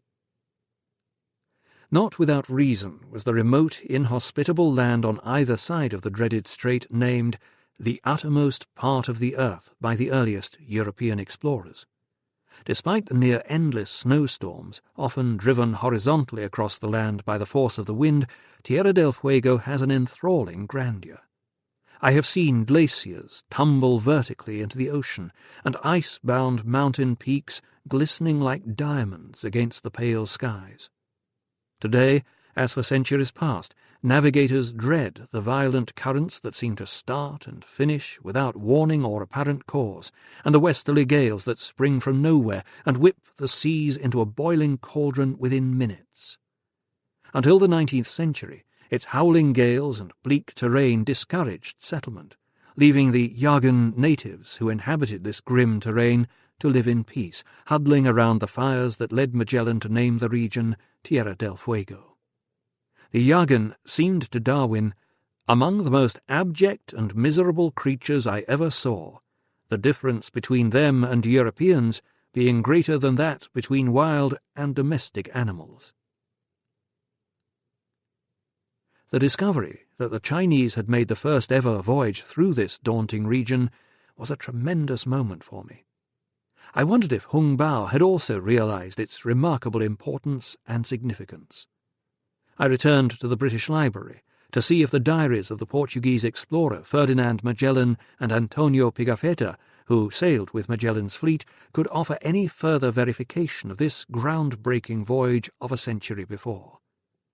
Magellan renounced his own country and set sail on his great voyage of circumnavigation on the 20th of September 1519, under the colours of Spain. He had a fleet of 5 ships and a crew of 265 men. Only 1 ship and 18 men survived to complete the circumnavigation. Magellan himself was fatally wounded in the Philippines on the 27th of April 1521 after becoming involved in a dispute between 2 warring tribes. Pigafetta had this to say about the critical point in their journey.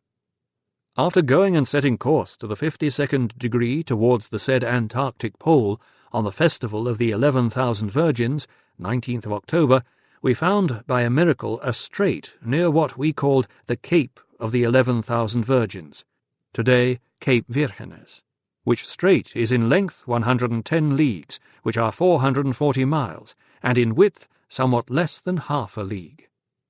The fact that they were setting course to the 52nd degree indicates that Magellan knew that at 52 degrees south he would find the strait that was later to bear his name, linking the Atlantic with the Pacific. His fleet reached the dark and forbidding region on the 19th of October, 1520. By that stage, Magellan and his crew were in a wretched state. Howling gales battered the ships, and blizzards obscured both the passage ahead and the rocky islands surrounding them. He had problems finding an anchorage. Many of his sailors were dying from scurvy, and he had succeeded in quelling a mutiny only by the brutal expedient of hanging, drawing, and quartering the leaders. Now mutiny was again in the air. This strait was a circular place surrounded by mountains, and to most of those in the ships it seemed there was no way out from it to enter the said Pacific Sea. Magellan could not persuade his men that it was safe to go onward through the strait, so he ordered his critics to put their reasons in writing for either continuing or returning to Spain. He read their opinions aloud, then, taking a sacred oath on St. James, whose insignia he wore upon his cloak, he solemnly swore to his men that there was another strait which led out to the Pacific, saying that he knew it well, and had seen it in a marine chart of the King of Portugal, which a great pilot and sailor named Martin of Bohemia, Martin Behain, had made. Magellan was telling the truth, though not the whole truth. The existence of the strait leading from the Atlantic to the Pacific was well known both to the King of Spain and Magellan before he set sail. He took with him on the voyage a marine chart that showed the strait and the Pacific Ocean beyond it. The contract he had signed with the king specified the aims of the voyage, to sail westwards for the Spice Islands, and the share of the profits each was to enjoy. Magellan wanted knowledge of the strait to be restricted to himself alone, to prevent others from following in his wake and claiming their own share of the riches that awaited him. But the King of Spain was in no position to grant his request, for the Portuguese held the master chart. Magellan's words and his ruthless and inspired leadership persuaded his men to continue, and they completed the passage of the strait that ever afterwards bore his name, rather than that of the first man to do so, Hung Bao. In his description of the ships clearing the strait and entering the Pacific, Pigafetta made a vitally significant comment. When we had left that strait, if we had sailed always westwards, we should have gone without finding any island other than the Cape of the 11,000 Virgins, in 52 degrees of latitude exactly towards the Antarctic pole. Pigafetta's statement contained information that could only have been obtained by someone who had either sailed the world at that latitude or seen a chart showing the Pacific empty of land at 52 degrees south. Magellan turned to the north, towards the equator, when leaving the strait, and so could not have discovered for himself that there was no land at that latitude. He must therefore have seen a chart. Magellan knew that he was not the first to sail through the strait, nor the first to cross the Pacific. Indeed, the first Spanish ships to pass through the strait found wrecked Chinese junks off the coast of Chile. Once again, Fra Mauro had been correct. A ship from India had rounded the Cape of Good Hope and sailed to the obscured islands. The riddle of the Piri Reis map had also been solved. Patagonia and the Strait of Magellan were indeed drawn long before Magellan set sail, but not by a civilization predating the Pharaohs, as one authority has suggested, nor by aliens from outer space, as another, rather less academic writer argued, but by a great Chinese treasure fleet during the missing years of 1421-3. After passing through the strait, Admiral Hung Bao took his fleet southwards, sailing to the west of the islands of Tierra del Fuego. The cartography of the Piri Reis map clearly shows the route the fleet took. While Patagonia is very accurately charted, the low eastern islands of Tierra del Fuego are not recorded at all, indicating that the Chinese had sailed down the mountainous west coast. I compared the Piri Reis map with a modern satellite photograph and immediately identified the bays and small islands surrounding the Chinese passage to the south. Further down the coast, Cook Bay is accurately positioned, suggesting that Admiral Hung Bao had anchored there. From this anchorage, he would have seen the magnificent snow-capped mountains of the Cordillera Darwin towering in an arc to the east of him. They appear on the map as separate islands, for from that distance the cartographer could have seen only their snow-capped peaks. I magnified the Piri Reis map to the same scale as a modern chart, and found that all 11 islands shown on the Piri Reis south of Patagonia coincide with mountain peaks on the islands that collectively form western Tierra del Fuego. My detailed workings will appear on the website. The Chinese had already established the position of Canopus in the sky, the nearest and brightest equivalent in the southern hemisphere to Polaris in the northern, but to fix its position relative to the South Pole they had to establish the precise position of the pole itself. Only then would they be able to navigate and chart lands as accurately as they did in the northern hemisphere. Since they already knew from their observations of the night sky that the two leading stars of the Southern Cross, Crucis Gamma and Crucis Alpha, were aligned with the pole, they believed that they only had to sail in the same direction to reach the pole. The polar regions can be a terrible place for a mariner. In summer there are periods of flat calm, clear skies and limpid blue seas speckled with ice floes. But when the weather breaks, massive waves crash over the bows, and the wind screams through the sails, driving squalls and flurries of snow and ice that sting the skin like needles. For weeks in midwinter there is unbroken black darkness. Even when the sun does begin to reappear, it is no more than a brief, dim disk on the northern horizon. Often cloud and freezing mist cloak every outline, leaving the seamen on watch, straining their eyes into the murk for the first warning sign of drifting ice floes or a towering iceberg in their track. However, the prospect of sailing into these frozen regions would have held few terrors for the Chinese, who had 8 centuries' experience of navigating in northern polar latitudes behind them and a 1,000-year tradition of navigating in ice. The nearest port to Beijing, Danggu, is icebound for 3 months each year. I found the first anecdotal evidence that the Chinese had indeed attempted to set sail for the South Pole after leaving Cook Bay in an account of the travels of a young nobleman from Bologna, Ludovico de Varthema, in 1506. Ludovico de Varthema was sailing between Borneo and Java, where he was told a strange tale. His companions, 2 Chinese Christians and an East Indian navigator, told him sailors from the other, Chinese side of Java had sailed by the Southern Cross to regions where it was very cold and the days were only 4 hours long. How could they have known without sailing there? The Piri Reis map provided further evidence that they had sailed south. Ice is shown running due south of the Strait of Magellan, and to have drawn it the Chinese must have been sailing alongside it. They were heading due south, making straight for the South Pole. The 2 leading stars of the Southern Cross were overhead, pointing in the direction they had to sail.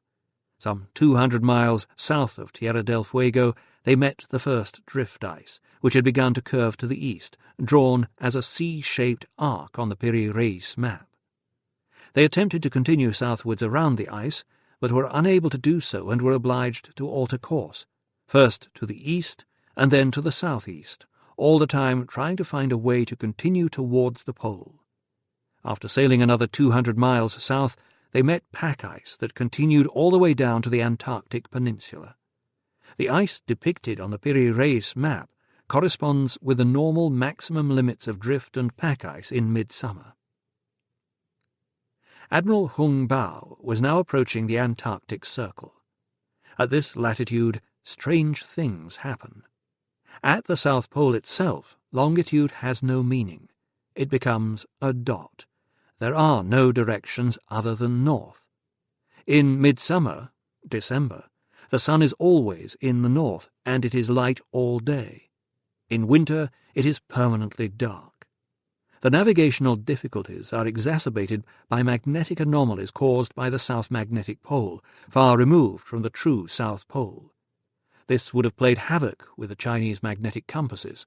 The only navigational aids they could then rely on were bearings obtained from the constellation of the leading stars of the Southern Cross and the latitude of Canopus, both of which become circumpolar, never rising and setting and visible in the sky at all times, below 68 degrees south.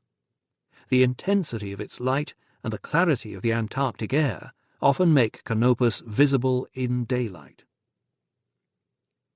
The Piri-Reis map shows Graham Land, the northern extremity of the Antarctic peninsula, largely ice-free, confirming that the expedition reached the Antarctic in January 1422. The C shape of the drift ice, shown stretching from Cape Horn, indicates that they had first met a current flowing from the east. Further south, where the current had more or less disappeared, the chart shows the pack ice stretching east-west, before once again curving in a shallower curve to the southeast as it met another weaker current. The uniform shape of these curves of ice showed that the Chinese were favoured with good weather and sailing into the circumpolar current before a light breeze, insufficient to break up the ice. I estimated that they would have made an average speed of approximately 3 knots. At that rate, the voyage from Cape Horn to the Antarctic peninsula would have taken approximately 14 days. A group of islands was shown on the Piri-Reis map where none exists in reality. In shape, they resembled the South Shetland Islands, and I wondered if they were indeed what the map was depicting. The Chinese could measure latitude precisely from Canopus, but they could not yet determine longitude with similar accuracy, and once again I had to adjust the longitudinal positions of the islands recorded on the Piri-Reis map to allow for the movement of the water in which the Chinese fleet was sailing, just as I had for the Cagnedo map of Africa. Allowing for an average current of 2/3 of a knot against them during their passage south, the islands shown on the Piri-Reis map would be, in fact, 400 miles further west than they were charted, precisely the position of the South Shetlands. I knew from the Piri-Reis map that the Chinese must have approached Antarctica from the northwest, skirting the edge of the ice, and would have made landfall on the southwestern edge of the South Shetland Islands. 3 of the islands are charted very accurately: Snow Island in the west, horseshoe-shaped Deception Island in the south, and 4 mountains on Livingston Island in the north. A note near Deception Island also states, "Here it is hot." At first sight, this appears a curious comment to make about a snowbound island in the Antarctic, but Deception Island is volcanic and active. Modern cruise ships anchor in the lagoon to allow tourists to bathe in the hot volcanic waters of Benjamin Cove. Apart from Deception Island, the South Shetlands are an uninhabited wilderness of frost-shattered rock, glaciers and ice fields, without so much as a blade of grass to be seen. As I knew from my own time in submarines sailing in polar regions, the cold can be so severe that metal objects stick to your fingers. To avoid tearing the flesh, you need to warm the fingers. The only way of doing so is usually to urinate on them, but if you attempt to do this while exposed to the Antarctic winds, you risk a very painful frostbite. The Chinese would have huddled below decks, trying to keep warm among their horses, pigs, and dogs, returning to the upper deck for as short a time as possible.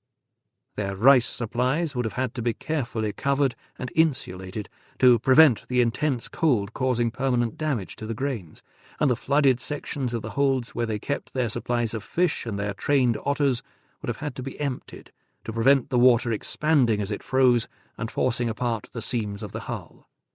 Furthermore, in these terrible conditions, surveying this part of the islands so precisely would have taken some considerable time. Why had the Chinese bothered to do so? I began to wonder if they really had gone there. Then the answer that I should have seen at once suddenly came to me. They had chosen to sail to the Antarctic in order to get underneath Crucis Alpha, the leading star of the Southern Cross. I could only shake my head in wonder at the skill and sophistication of these Chinese mariners of so many centuries ago.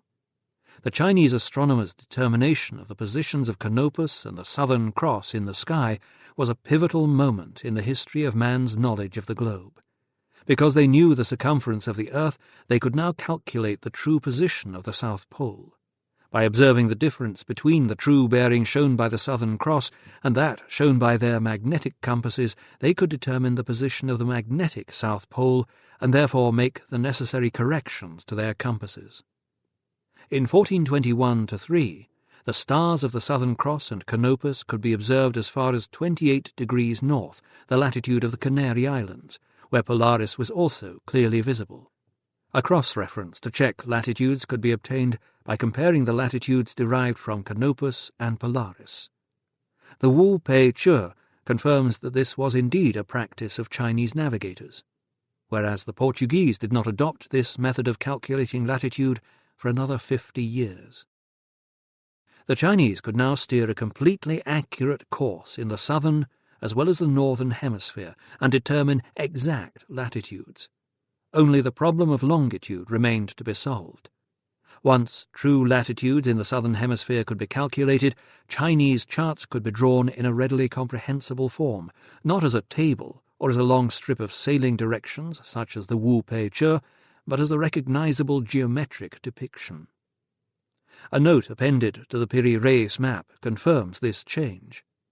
This map was drawn from about 20 charts and Mapi Mundi, which shows the countries of Sint, Hint, and Jin, China, geometrically drawn. By reducing all these maps to one scale, this final form was arrived at. To have found a way of accurately charting the whole world in a recognizable form must have been an incredibly exciting, triumphant moment for the Chinese astronomers, navigators and cartographers, just as it was for the Europeans when they made the same discoveries in 1473. The Chinese fleets could now go on to survey the world, using the latitude of Canopus as a baseline. They had accomplished one of the prime tasks their emperor had set them.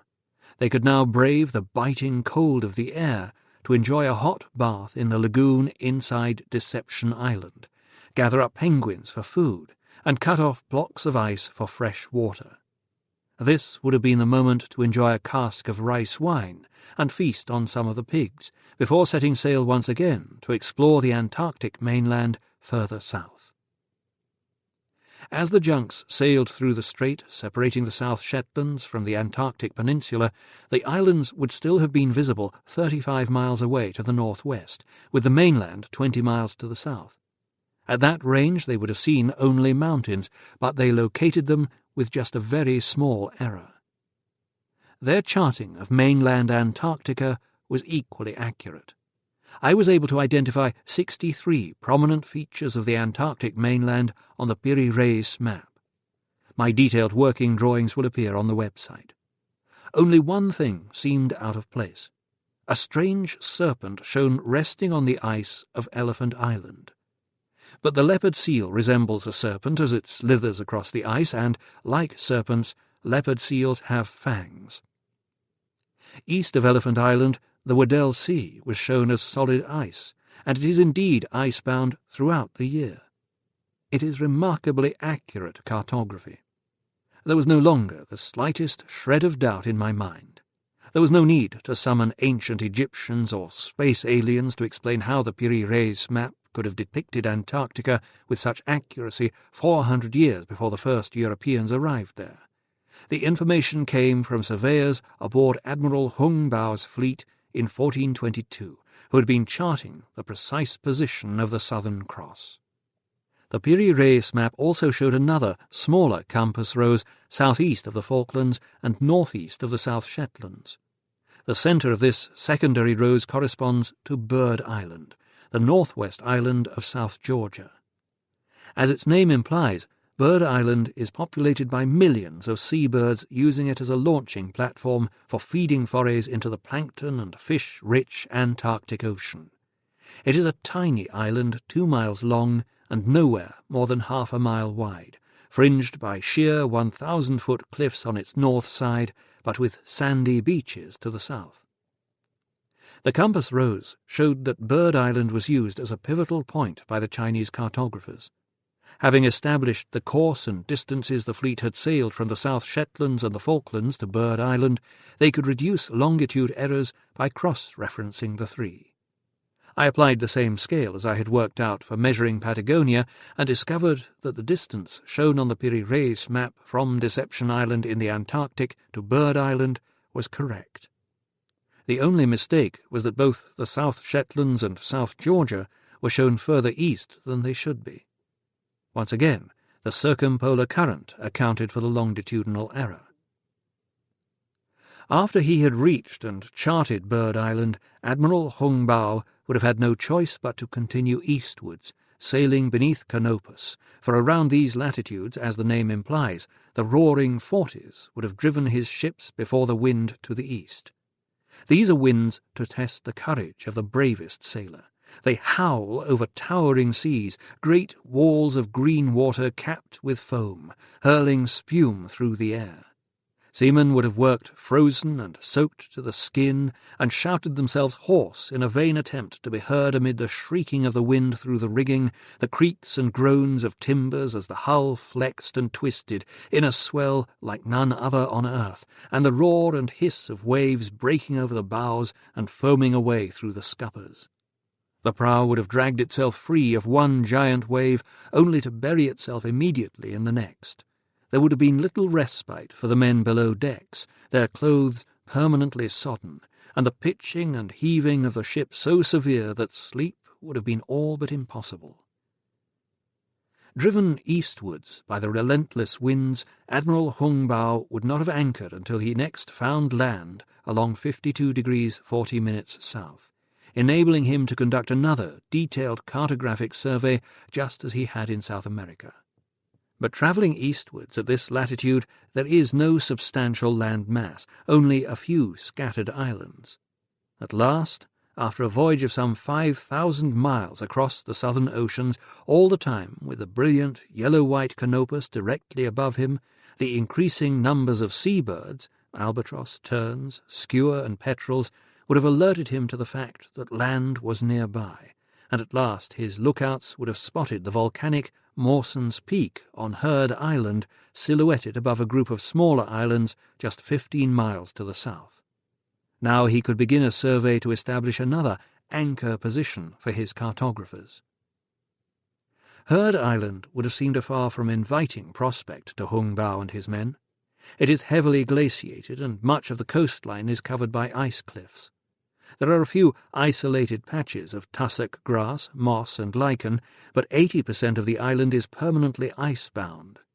However, a group of somewhat less forbidding islands, the Kerguelens, named after the Frenchman Lecomte Yves de Kerguelen-Trémarec, who is credited with discovering them on the 12th of February 1772, lies 300 miles to the north. The driving winds in that region mean that the Kerguelens can most readily be approached by square-rigged ships from the west, from South America, precisely the direction from which Hung Bao's fleet was sailing. I have found some independent evidence that Hung Bao's fleet had reached the islands. The Dictionary of Ming Biography records, some of the ships reached as far as a place called Habuer, which may be identified as Kerguelen Island in the Antarctic Ocean. The island of Ha-Bu-Er is also shown on the Chinese Maoquan chart, part of the Wu Pei Che compiled around 1422, alongside a note stating that storms prevented the fleet sailing further south. Hung Bao had found more new lands. Dominated by the 6,000-foot Mount Ross, the main island of Kerguelen is sufficiently barren to have been described as Desolation Island by Captain Cook. Rain, sleet or snow falls on 300 days a year, and 30% of the island is permanently ice-covered. But the coasts are rich in penguins and elephant seals, and Kerguelen cabbages, very valuable plants for seamen, grow among the tussock grass and moss. A relative of our own cabbage, Kerguelen cabbages are rich in vitamin C, and were much harvested and eaten by whalers and sealers in the following centuries to prevent scurvy. Hung Bao's crew would almost certainly have been suffering from scurvy after their marathon voyage across the southern oceans, and would have gathered as many cabbages as possible. But Kerguelen's sour and barren soil did not support anywhere near enough of the plants to feed the thousands of men carried by the fleet. The search for fresh supplies would now have been becoming urgent. The revelation that the Chinese had discovered Habu-ur, Kerguelen Island, filled me with excitement, for after leaving the island, Hung Bao's ships could have sailed in only one direction. As the Mao Quan says, the roaring forties would have prevented them from sailing further south, and they would also have stopped them from going north or retracing their route westwards. Instead, the Chinese junks would have been propelled eastwards before mountainous waves along a sea corridor that led straight to the southwest coast of Australia. I had no doubt that Hung Bao must have reached Australia. So I returned to the British Library to search for a chart of the continent that had been surveyed and drawn before the first Europeans discovered it. Australia is not depicted on the Piri-Reis map, but it is shown on another very early chart held by the British Library. It was drawn by Jean Rots, appointed Hydrographer to the King by Henry VIII of England, and was included in the Book of Hydrography Rots presented to the King in 1542, 2 centuries before Captain Cook discovered Australia. Rots came from the Dieppe school of cartography, celebrated throughout Europe for the clarity and accuracy of the maps and charts they produced. He was the leading map-maker of his day, renowned for the meticulousness with which he depicted new lands. He never invented or fudged. What is shown on his charts is exactly what he had seen on older charts. It is commonly accepted that Rots, and indeed the other Dieppe cartographers of his day, copied much older Portuguese charts. The styles of the Piri-Reis and Jean Rots charts are very similar, and both use Portuguese names to describe the newly discovered lands. The Rots chart shows Malaysia, Cambodia, Vietnam and China all the way up to modern Hong Kong, and the whole coast is extremely well charted. The Persian Gulf, India and Southeast Asia are also instantly recognizable. The original chart can only have been drawn by someone with intimate knowledge of the coastlines of the Indian Ocean, China and Indochina. That at once ruled out the Portuguese, for although the Rots chart was made after Magellan's circumnavigation of the world, neither Magellan nor the Portuguese explorers who followed him spent long enough on the Chinese coast to chart it with such compelling accuracy. Their target was the Spice Islands. They were making for the Moluccas far further south. If the original cartographer was not Portuguese, he, in turn, must have copied an earlier original. Despite his accurate depiction of the coasts of China, Asia, India and Africa, many historians have failed to identify a vast new landmass Rots showed south of the equator. It consists of 2 islands, Little Java, south of Sumatra, and Greater Java, a huge continent stretching away from near the equator towards the South Pole. At its northern end, this continent has a protruding spit resembling Cape York, the northernmost tip of Australia. The northeast part of this southern continent also resembles the northeast Australian coast, but the land shown on the Rots chart stretches far further to the southeast than Australia actually does. The theories of Ptolemy, the astronomer, mathematician and geographer who lived in Alexandria in Egypt circa AD 87 to 150, had been rediscovered in the late Middle Ages. Ptolemy's belief in the symmetry of the stars and the planets had led him to advance a theory in his book, Geographia, that a substantial southern landmass must exist to balance the continents of Europe and Asia in the northern hemisphere. My first assumption was that when drawing the land in the far south, the original cartographer of the Rots chart had based it not on observation, but on Ptolemy's forecast. But this did not square with Rots's reputation for precision. For the moment I had to set that puzzle aside and concentrate my attention on the southwest coast of Greater Java, which was depicted with considerably more accuracy. The shape of the coast accords with Hung Bao's fleet having made a landfall near modern Bunbury, 100 miles to the south of Perth in Western Australia. The prevailing wind and current would then have driven them up the coast to an anchor point in the estuary of the Swan River that separates modern Perth and Fremantle, shown as a deep indentation on the Rots chart. The Kerguelen cabbages they had collected would have been of only modest help in staving off scurvy among the crew of the fleet, but in southwest Australia they would have found plentiful supplies of vitamin C in the berries that abound in the area. Blue fairy penguins and manna crabs were also there for the taking. The quokkas, small wallabies, were slow, timid and easy prey, and the jarrah, marri and karri trees would have provided plenty of hardwood for repairing their junks.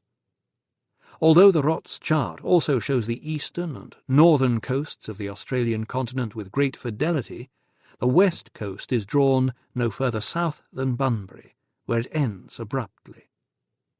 The most plausible reason for this curtailment of the survey, I would argue, is that the junk dispatched by Admiral Hung Bao to chart the south coast of Australia foundered off Warrnambool in modern Victoria, southeast Australia, where a wreck was indeed discovered 166 years ago that could well have been a ship from Hung Bao's fleet. In 1836, 3 men hunting seals sailed into the muddy Hopkins River and continued westwards down the small estuaries and lagoons of that coast.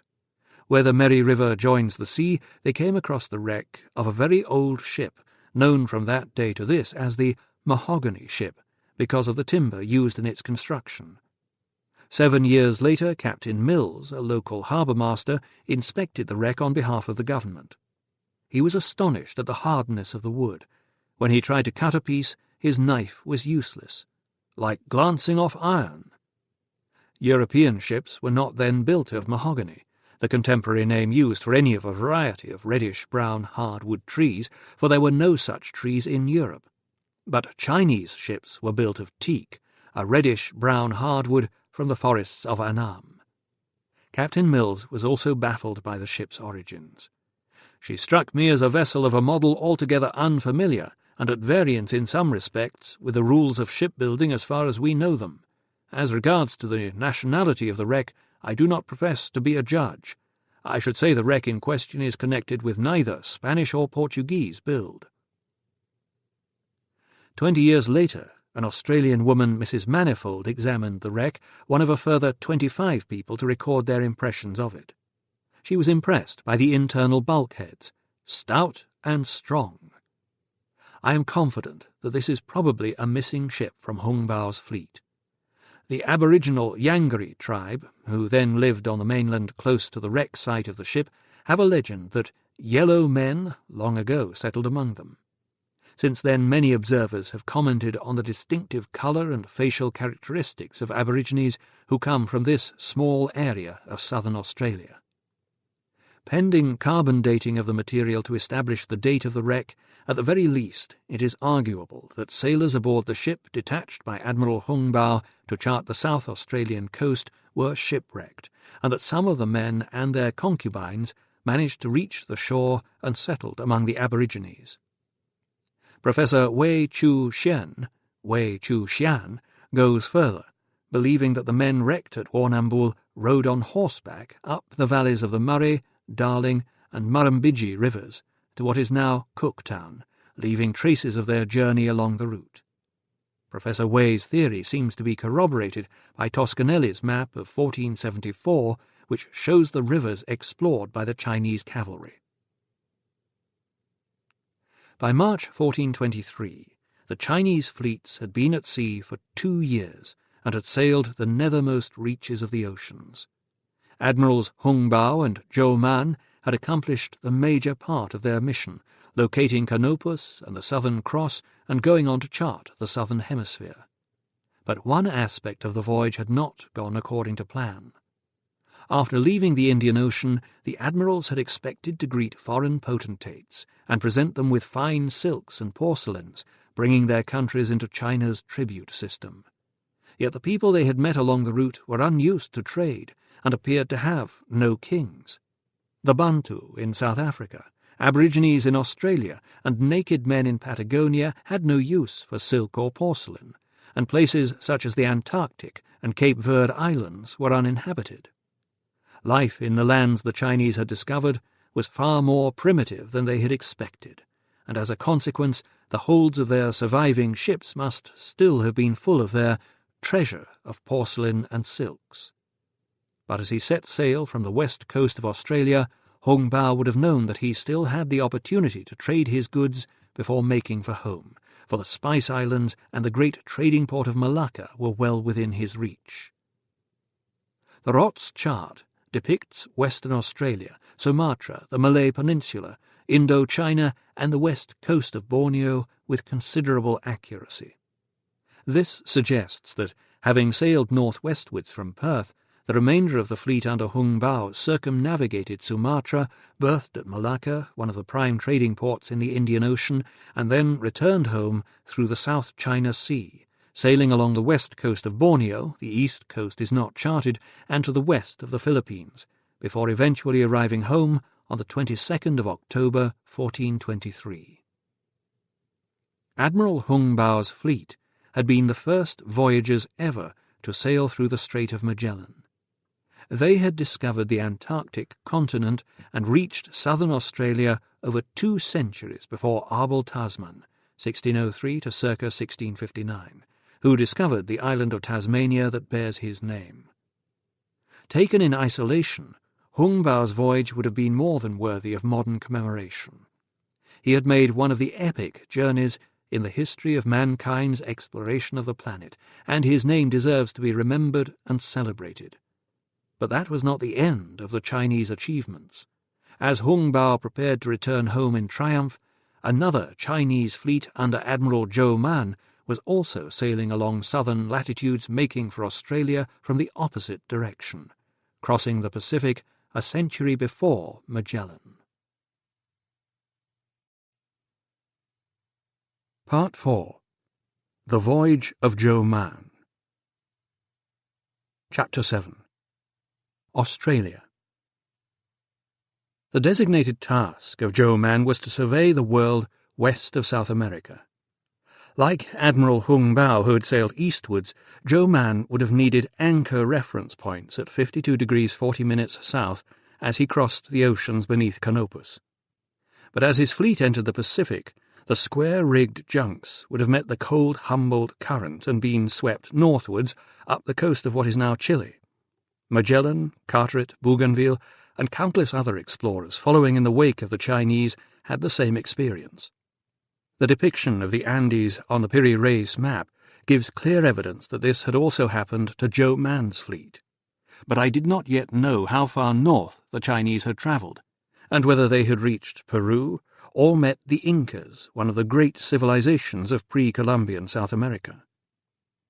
For once there was a helpful Chinese document that had escaped destruction by the Mandarins. Dr. Wang Dao, of the School of Oriental and African Studies in London, told me of a novel about Zheng He's voyages written in 1597, the Shi Yang Ji. It became hugely popular in China after its publication, but is now so rare that the copy held by the library at the School of Oriental and African Studies is the only one in the world. Although it was written the best part of 2 centuries after the voyages it describes, and most of the book is taken up with fanciful adventures, the author did the modern researcher a valuable service by giving a detailed list of the tributes offered to the Chinese fleet by the barbarians they encountered on their voyages. The descriptions differ from the lists of goods given by Ma Huan, who never sailed beyond the Indian Ocean, suggesting that the author must have drawn on a different, now vanished source. But the detail and oddity of the list makes a convincing impression. 1 pair of whale's eyes, commonly called bright-eyed pearls. 2 bream whiskers. These are lustrous and may be used for hairpins or ear ornaments.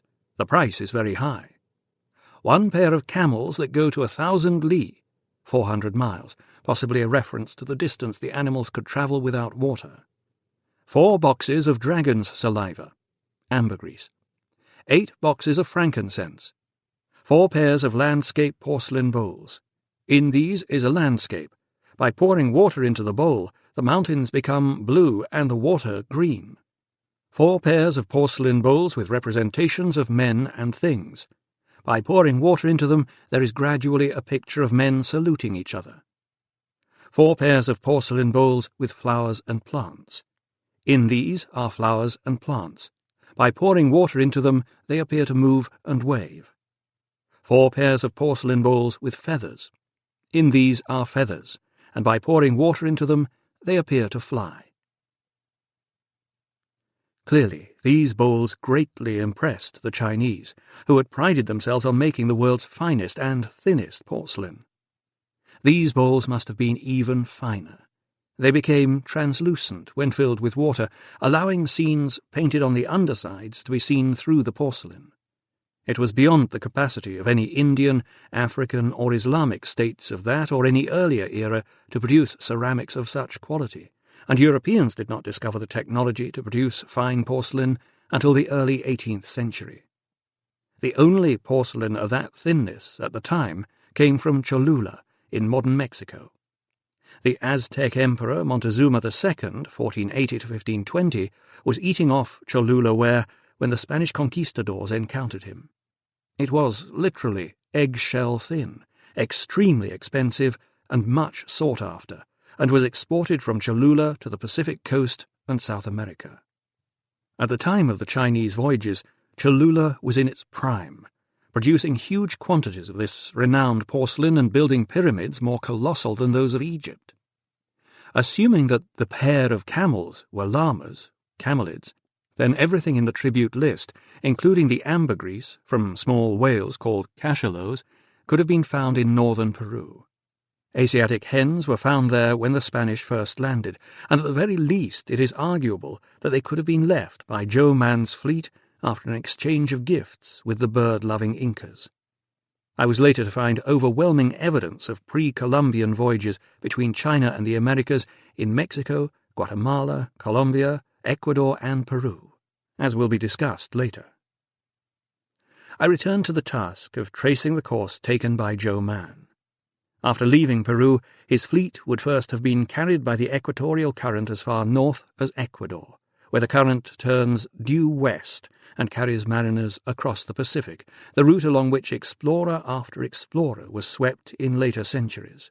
Don Luis Arias, a Spanish envoy to South America in the 16th century, sent a memorandum to his king describing a South American legend of a Pacific crossing from Chile before the European voyages of discovery, carried out by light-coloured or white-skinned people who wore white woven garments.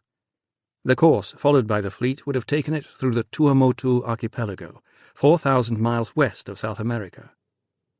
In 1606, Pedro Fernandes de Queiroz, 1565 to 1615, a Portuguese explorer working for the Spanish crown, landed at Hao Atoll in the Tuamotu archipelago.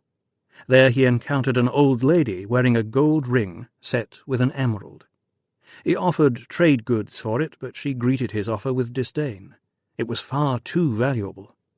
Neither gold nor emeralds are found within thousands of miles of the Tuamotu archipelago, but it is well documented that such rings were exported during the early Ming dynasty and given as presents by Judi's ambassadors. Stepped pyramids were also found along this southwestern route and in Australia, and the first Europeans to reach Fiji found that someone had been mining copper before them, something the locals did not do. Polynesians could have carried artifacts across the Pacific in their canoes, but that does not explain the Chinese hens and artifacts found in the Americas, or the sheer volume of goods carried from the Americas to the Pacific. I would suggest that the only logical explanation is that they were carried by the junks of a Chinese treasure fleet and the ships of the traders that accompanied them.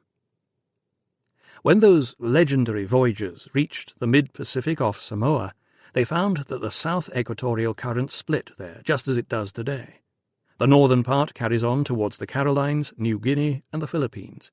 The southern part sweeps southwest towards Australia. There is substantial evidence that Joe Mann's fleet separated at this point. The northern squadron built observation platforms at Kiribati in the Carolines, and another 5 in New Guinea. They were stepped pyramids with truncated tops, like those in China. rose-pink beads made by rubbing a spiny oyster against cowrie shells, exactly similar in size and design to those found in the rivers of Mitla in Central America, were found in the Caroline Islands last century, together with a fragment of obsidian and a piece of iron resembling a spearhead, all items foreign to the islands.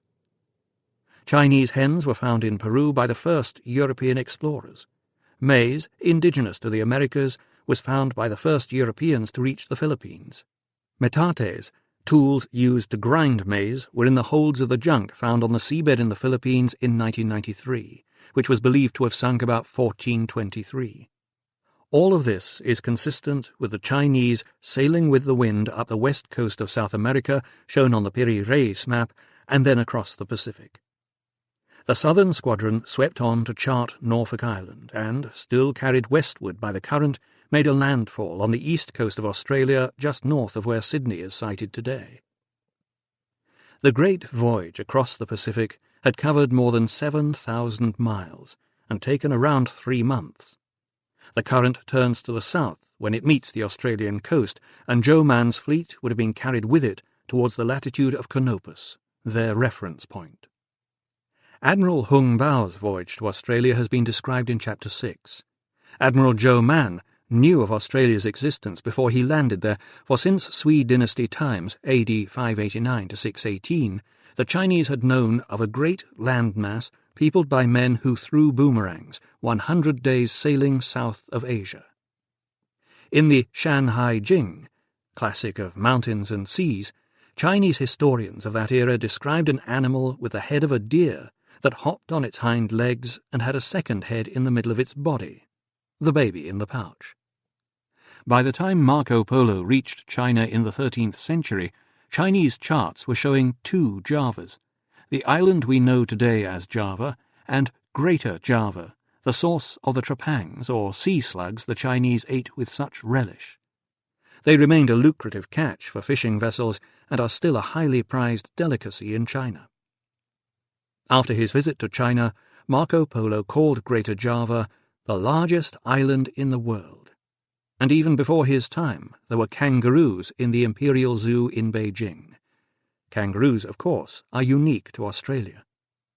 Further evidence of the Chinese voyages to Australia could be seen at Taiwan University. A map on porcelain dated to 1447 showed the coastline of New Guinea, the east coast of Australia as far south as Victoria, and the northeast coast of Tasmania. Unfortunately, at the time of writing it appears this map has been lost. It seemed probable that cartographers aboard Joe Mann's fleet had surveyed these lands and provided the information for the charts. But since the records of his voyage were destroyed after he returned to China in 1423, I had to look abroad to find corroborative evidence of his landfall in Australia. My analysis started from the assumption that this great southern continent was already well known to the Chinese, but was surveyed in more detail during their 1421-3 voyage. If so, I expected the cartography to be of a very high standard, with the latitudes and the alignment of the land correct, but possibly with substantial errors in longitude. The great landmass shown on the Jean Rots chart could be Australia, but with some longitudinal errors and some distortion of the land in the southeast of the continent. I began my investigation by examining the eastern coast of the continent from just south of Byron Bay in New South Wales down to Flinders Island off the southeastern tip of Australia. A close examination of this part of the Rots chart in comparison to a modern map showed that it depicted eastern Australia to a great degree of accuracy from Nelson Bay down to the southern tip of Tasmania. I could readily identify Port Stephens, Broken Bay and Botany Bay with their correct latitudes. If Joe Mann's fleet had reached southeast Australia after crossing the Pacific, there should be evidence of that landfall in the area depicted with most precision on the Rots chart. As soon as I started a search of the coastline south of Newcastle, I found a mine of information. In the 1840s, a ruined fortress was found by Benjamin Boyd, one of the earliest European settlers, at Batangaby Bay near Eden in the far south of New South Wales. He noted a large, fully mature old tree with its roots growing under the stones of the complex. Batangaby's substantial ruins comprise a square platform surrounded by large rocks that had once formed a sturdy, defensive perimeter wall. Foundations and parts of the walls of a blockhouse formed by large stones bound with mortar lie inside the perimeter wall. It must have taken a large labour force to bring the stones to the site and then dress and erect them. There is no evidence anywhere in Australia of Aborigines constructing such fortifications, and the age of the tree and the position of its roots show that construction can only have been carried out long before the British first arrived. More stone buildings erected before Europeans reached Australia can be found south of Sydney.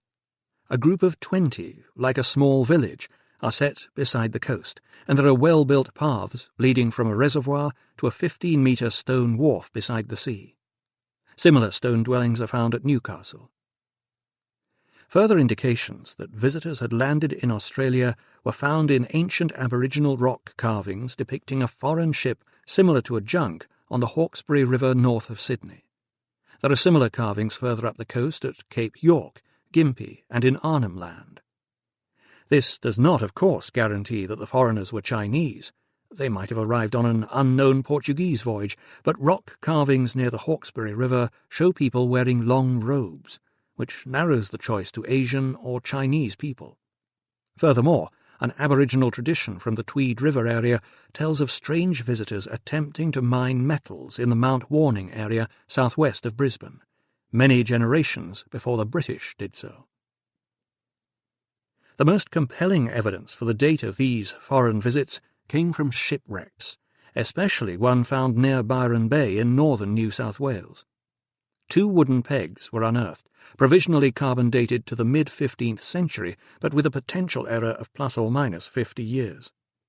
Before sand mining destroyed the wreck, local people had described part of the hull and 3 masts protruding from the sand. In 1965, sand miners unearthed a huge wooden rudder from this site. Some said it was 40 feet, 12.2 metres high. If this description was even remotely accurate, it eliminates the possibility of an unknown Portuguese or Dutch voyage, for their caravels went much bigger than that rudder. It can only have come from an enormous ship, several hundred feet long. The rudders of treasure ships were 36 feet high.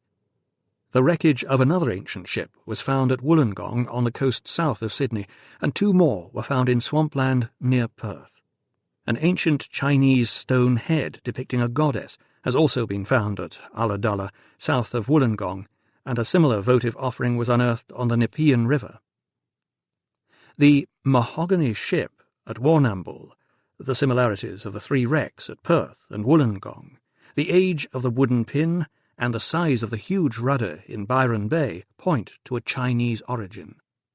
Only the Chinese built ships that could house a rudder the size of that found in Byron Bay, and only they could afford to lose so many ships in one area.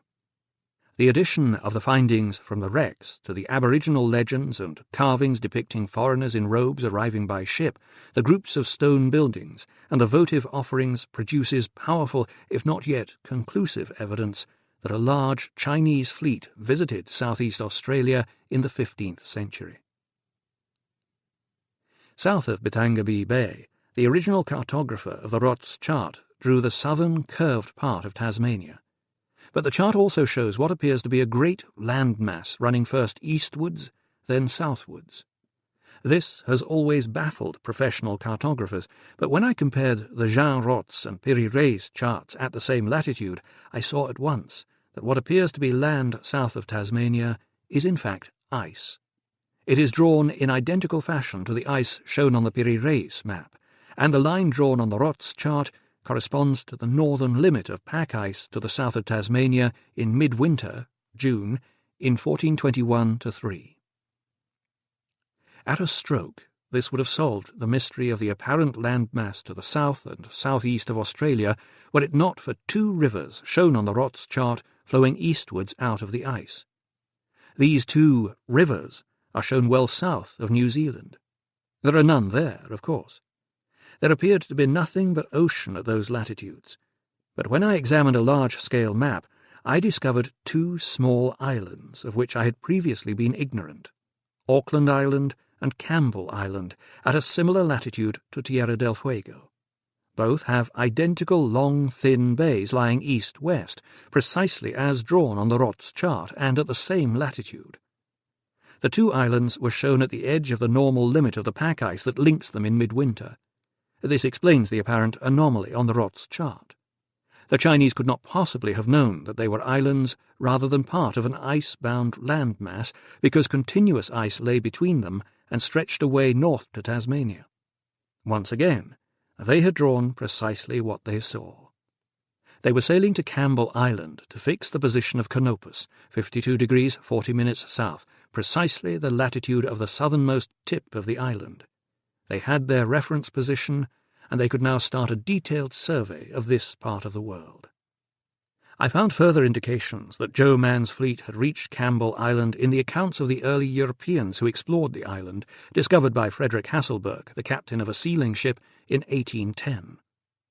In Camp Cove, they found the wreck of an old wooden ship, and a tree stunted by the endless winds but recognizable as a mature Norfolk Island pine, a tree unique to Norfolk Island. It was the Chinese custom to collect saplings, seeds, and pine cones on their voyages, planting them as shrines at places where they made landfall and burying votive offerings in the roots. The Norfolk Island pine on Campbell Island could well have been brought there by one of Joe Mann's junks. The fleet had now surveyed and charted eastern Australia from Nelson Bay down to Campbell Island in the far south, but they were faced with real difficulties when it came to setting course back to Australia. Unknown to them, the Antarctic drift current was pushing them to the east, towards the South Island of New Zealand. I have many happy memories of that beautiful land after taking my submarine there at Christmas in 1969. The South Island is a place of rugged grandeur, spectacular mountains and crystalline lakes, a land where the Antarctic winds scour the skies clean. However, the Tasman Sea is a nightmare for navigators. The skies are frequently clouded, and the currents are irregular. They can reverse their direction without warning. The Chinese would have had to claw their way back against the current. As they did so, at least 2 of the great treasure ships were lost. The wreck of an old wooden ship was found 2 centuries ago at Dusky Sound in Fiordland, at the southwest tip of New Zealand's South Island. It was said to be very old and of Chinese build, and to have been there before Cook, according to the local people. A Sydney packet visited Dusky Sound in 1831, and 2 sailors from the crew saw a strange animal perching at the edge of the bush and nibbling the foliage. It stood on its hind legs, the lower part of its body curving to a thick, pointed tail, and when they took note of the height it reached against the trees, allowing 1.5 meters for the tail, they estimated it stood nearly 9 meters in height. The men were to windward of the animal and were able to watch it feeding for some time before it spotted them. They watched it pull down a heavy branch with comparative ease, turn it over, and tilt it up to reach the leaves it wanted. The animal described corresponds in size, posture, and eating habits with the mylodons the Chinese could have taken aboard in Patagonia. Perhaps a pair escaped from the wreck, survived, and bred in similar conditions to their home territory in Patagonia. The latitudes are the same. Sea otters, which are not indigenous to New Zealand, but of course were kept in the Chinese junks to herd fish, have been seen swimming in the fjords of South Island. Further north, on the west coast of the North Island of New Zealand, the deck and sides of part of a large and very old ship were exposed in 1875 after a violent storm. The wreck was found near the mouth of the Torrepalma River at Whangaroa. It is known as the Ruapuki ship after the beach of that name. The wreck was said to have diagonal planking, and its internal bulkheads were bolted together by large brass pins, each weighing 6.3 kilograms. There has, though, been some dispute about the wood from which the wreck was built. Those who originally found it said that it was teak, but in May 2002 pieces of European oak were found in the area, leading certain experts to conclude that a European ship was wrecked there. However, a huge stone carved in what local experts say is Tamil calligraphy stands at the point where the river empties into a little harbour. In shape, size, and location, this stone corresponds with those set up by the Chinese mariners in the Yangtze estuary, at Dondra Head, at Cochin on the Malabar coast of India, at Genela in the Cape Verde Islands, and by the Matadi Falls in the Congo Delta. In addition to the calligraphy, the Ruapuke stone has the same patterns of concentric circles as the stone at Genela. I had already found a number of carved stones at sites visited by the Chinese fleets, so my next step was an obvious one. Sure enough, a search on the internet soon revealed several more on the route from the Cape Verde Islands down to Patagonia, at Santa Catarina, Coral Island, Campeche, and Aruadu Island on the east coast of South America. Each is also sited beside a watering place and overlooks the sea, and the concentric circles inscribed on them match those at Ruapuke. But this could still have been a coincidence. After all, pyramids were built in Central and South America as well as in Egypt. The proof would be more conclusive if I could find similar carved stones in China. Another long search produced 3 more at Wangchuk-ha, Changzhou, and Po Ti in Hong Kong. Again, these stones had similar markings to the ones I had already found. I now believed that the concentric circles were a signature agreed upon before the armada set sail, denoting where each fleet had landed and watered. Perhaps the most controversial piece of evidence unearthed in New Zealand is the celebrated bell found near the wreck on Ruapuke Beach, named the Colenso Bell, after Bishop Colenso, who discovered it being used as a kettle by the Maoris. It looks like a smaller version of Zhenghe's bell cast after the 6th voyage, and the lip of the bell is inscribed in Tamil calligraphy similar to that carved on the stone near the wreck. It has been translated as Bell of the ship Mohiddin Baksh. The inscription suggests that the owner was a Muslim Tamil, probably from one of the well-known ship-owning families based on the port of Nagapattinam on the eastern coast of Tamil Nadu in southeast India. This is evidence of an Indian, not a Chinese ship. But as the Pandanan wreck found in the Philippines demonstrates, it was common for local ship owners to sail with Zhenghe's fleets, for they not only provided protection from pirates, they also afforded valuable opportunities to trade. It seems most unlikely that a Tamil ship would have travelled from India to South America and then to New Zealand on its own. Within a mile of the Ruapuke wreck is a large fallen tree. When it was blown over in a gale, a duck, beautifully carved in dark green serpentine, was revealed nestling among its roots. The duck could well have been a Chinese votive offering. A similar offering, a lion, was found in East Africa, and others have been found in Queensland and the Northern Territory of Australia. This type of shrine is typical of, and unique to, the culture of southern China. Although they are clear evidence of Chinese visits to Australia, I accept that on their own the votive offerings are not proof of a landing by a treasure fleet. They could have been carried by Chinese merchants.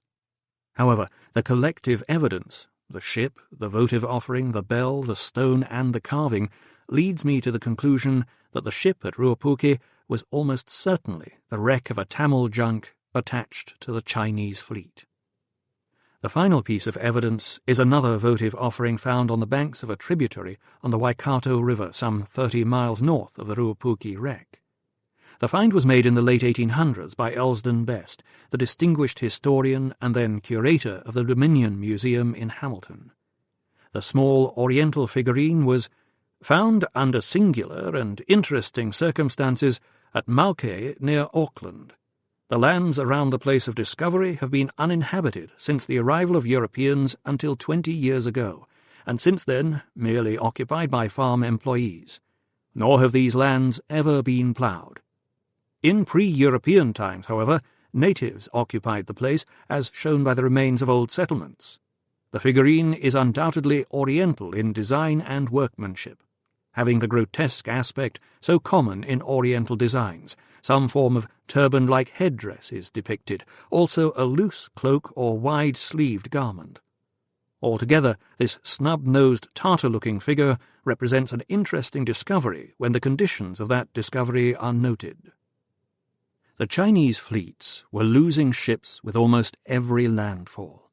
a rate of attrition that continued throughout their voyages across the world, for of the 107 treasure ships that left China in 1421, a mere handful survived to return home in 1423.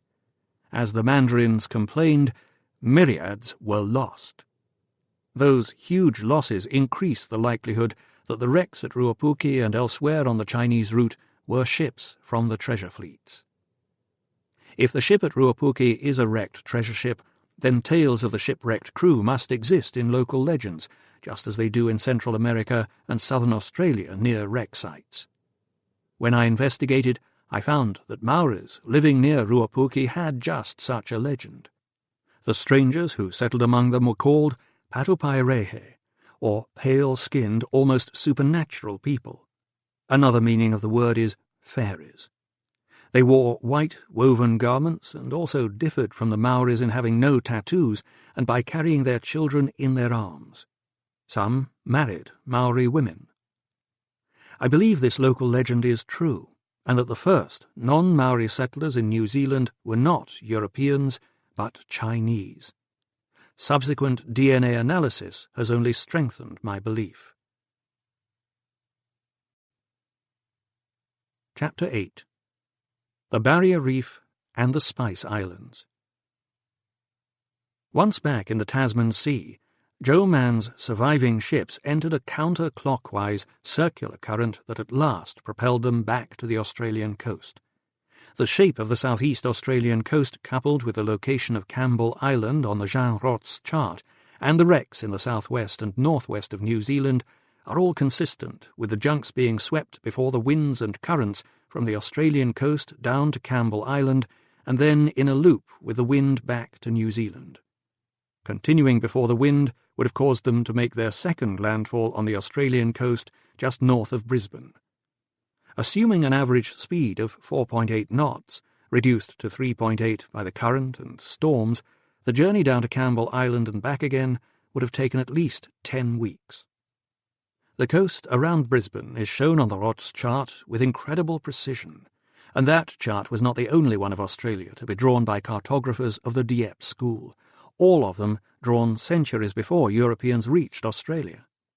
The Dauphin chart of 1536 and those of Delian 1551 and Decellier 1553 gave an almost identical depiction of the continent. 2 decades ago, one of the Dieppe maps was exhibited. Visitors were stunned. Look at Brisbane. Look, there's Stradbroke Island, Moreton Island, the Pine River, the Heads and Fraser Island. There's the lagoon at Surfers Paradise. The accuracy with which the eastern Australia coast had been drawn left me equally dumbstruck. To have surveyed it with such precision, the Chinese fleet must have spent some time on the east coast of Australia in what is now New South Wales and Queensland, and one obvious reason for that is the mineral wealth of the region. Perhaps the most commercially valuable scientists carried by the great treasure fleets were mining engineers. At that time, China and India together accounted for almost half the world's entire wealth, and Indian engineers led the world in mining technology. They had opened up gold and iron fields in East Africa, stimulating a flow of raw materials eastwards across the Indian Ocean. Indian engineers and metallurgists sailed with the treasure fleets, but China also had centuries of experience in geology, mineral extraction and processing. As is claimed in Chinese records of a much earlier period, the treasure fleets would have mined ores and carried gemstones and refined metals back to China in their holds, but the Chinese would also have set up longer-term settlements to exploit the mineral riches they discovered on their voyages. Chinese scientists had classified minerals into groups by the 1st century AD. Those early Chinese scientists could distinguish between different chlorides, sulfides, and nitrates, and knew how to exploit them. They used mercuric sulfide, cinnabar, for red inks and paints. Steatite was added to paper as a filler, and skins were first dried with saltpeter, potassium nitrate, then treated with ammonium chloride, and finally dyed with ferrous sulfate. They were equally skilled in geological prospecting, capable of detecting minerals and metals by magnetic surveys or by measuring shock waves caused by explosive detonations, even by the lie of the land. They also knew that the ores and minerals they sought were often geologically linked with others. Greenstones always occurred in the neighbourhood of copper ores. They even had a rhyme for such associations. When there is cinnabar above, gold will be found below. When there is magnetite above, copper and gold will be found below.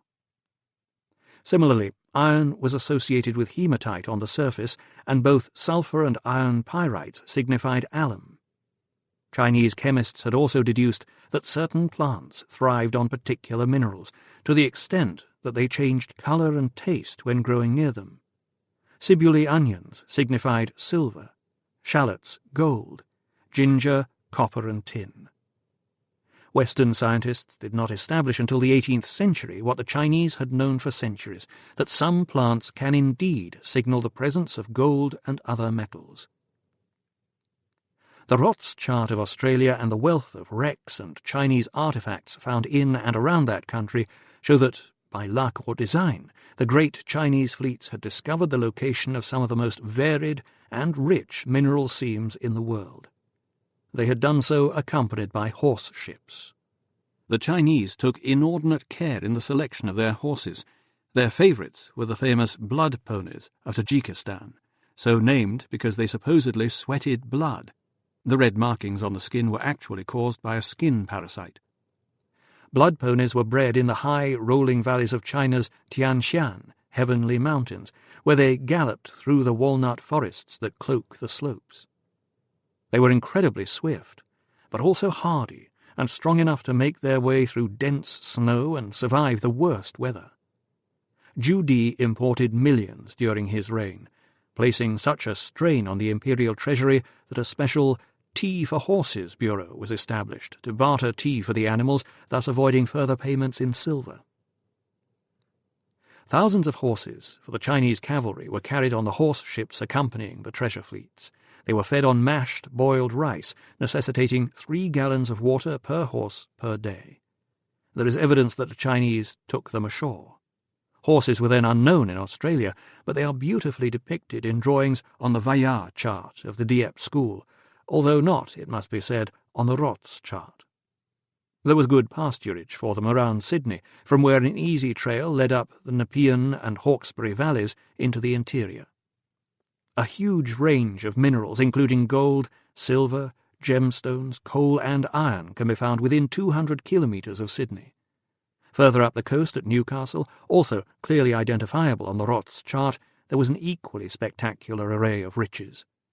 Within a week's ride from the coast were diamonds, sapphires, and a wealth of other minerals. Like their modern counterparts, the Chinese and Indian geologists with Zhou Man's fleet must have felt they had arrived in a mineral paradise. Many of Australia's minerals were of direct use to the fleet. Combining copper and zinc gave them brass. Saltpetre mixed with sulphur and charcoal made gunpowder. Arsenic was a poison and insect repellent, yet also accelerated the growth of silkworms. White paint made of lead and copper prevented wood decay along the hull line.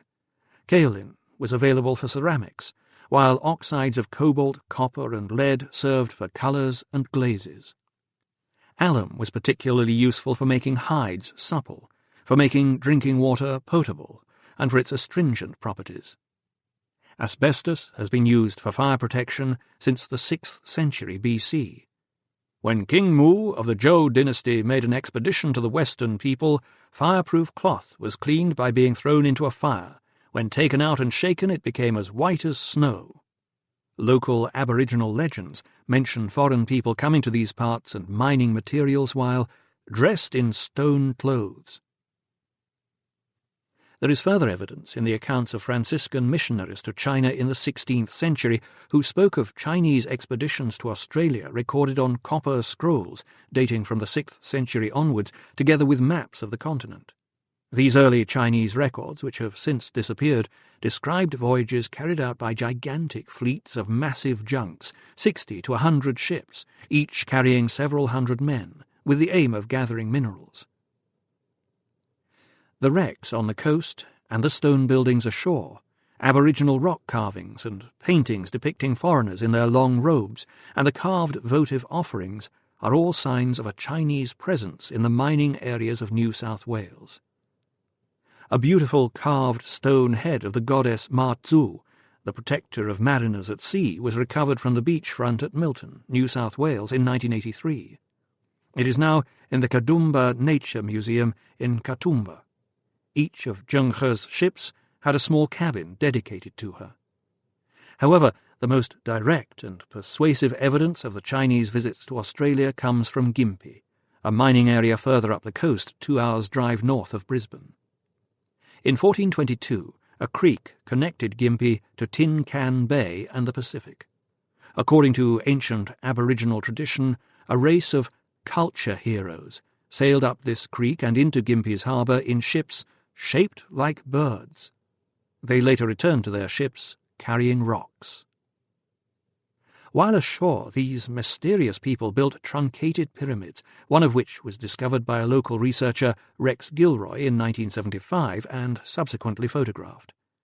Now sadly vandalised, the pyramid was built of granite blocks and stood 100 feet high, with the stepped construction typical of the other pyramids I had seen in South America and right across the Pacific. Mr. Gilroy describes local people uncovering pre-European open-cut copper, tin and gold mines, and he personally found an ancient pipe similar to those used to pour mercury to separate gold from ore. Half a mile from the Gympie Pyramid, near an ancient open-cast gold mine, were hearths that contained nodules of melted metal. Until 1920, Gympie remained Queensland's largest and richest goldfield. Many other artefacts have been found in the area. 2 beautifully carved votive offerings are of particular interest. One is of the Hindu god Ganesh, the elephant god, carved in beige granite. The other is of Hanuman, the Hindu monkey god, this time made of conglomerate ironstone.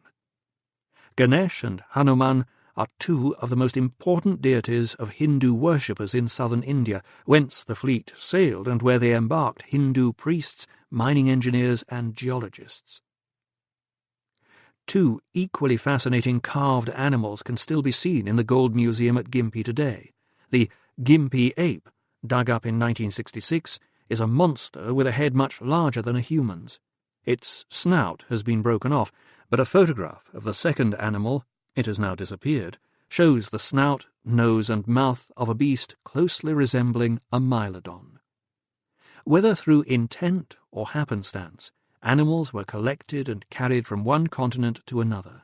Giraffes, ostriches and rhinoceroses from Africa to China, Asiatic chickens to South America, Chinese ship dogs left in South America and on islands across the Pacific to New Zealand, kangaroos from Australia to China, and otters from China to New Zealand.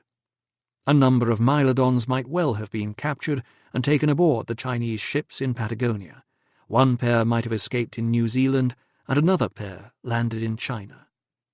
Perhaps Chinese sculptors wished to immortalize these strange creatures before the memory of them faded. A century later, the arrival of exotic species brought back from the New World was to create a similar sensation in the courts of Europe. The purpose of the Gympie Pyramid has baffled Australian observers, but its size, height and shape are typical of Ming Dynasty observation platforms, and it would have been wholly logical for the Chinese to build observatories to determine precisely the location of the phenomenal riches they had discovered, so that future fleets could return to the same place. When Zhou Man's fleet resumed its voyage, it sailed north up the Great Barrier Reef, again shown with amazing accuracy on the Rots chart. The reef itself and the islands inside and outside it have the correct latitudes and can be clearly identified for more than 1,000 miles. However, when they returned to Australia after their voyage to Campbell Island to locate Canopus, their calculations of longitude, as shown on the Rots map, are 20 degrees in error.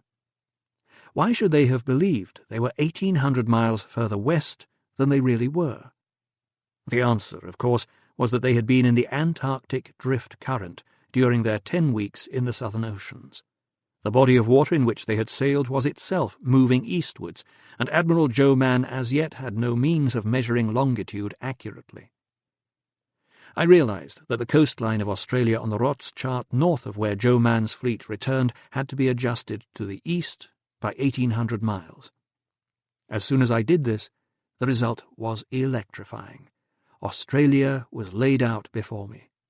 The cartographer had done a remarkable job and had made only one mistake, longitude, which he had had no means of measuring. He had drawn the eastern Australian coast and the Great Barrier Reef with phenomenal accuracy 247 years before Captain Cook was to do so. When I further corrected the southern coast of New South Wales and Tasmania by removing the ice, I had an instantly identifiable map of Australia. Cook was awestruck by the size and shape of the Great Barrier Reef, a type of structure scarcely known in Europe. It is a wall of coral rock rising almost perpendicular out of the unfathomable ocean. For a mariner, any voyage near razor-sharp coral reefs is a nerve-wracking prospect, particularly at night or in low visibility, when the only warning is the noise of breaking surf. If your ship hits coral, it punctures the hull, and it is difficult to get off the reef without tearing the vessel to bits. I knew the dangers only too well from my own experience of taking my submarine, HMS Rockwell, inside the Barrier Reef, and that was with accurate charts at my disposal. A voyage through uncharted reefs is a constant waking nightmare. At night one sees not a single light ashore.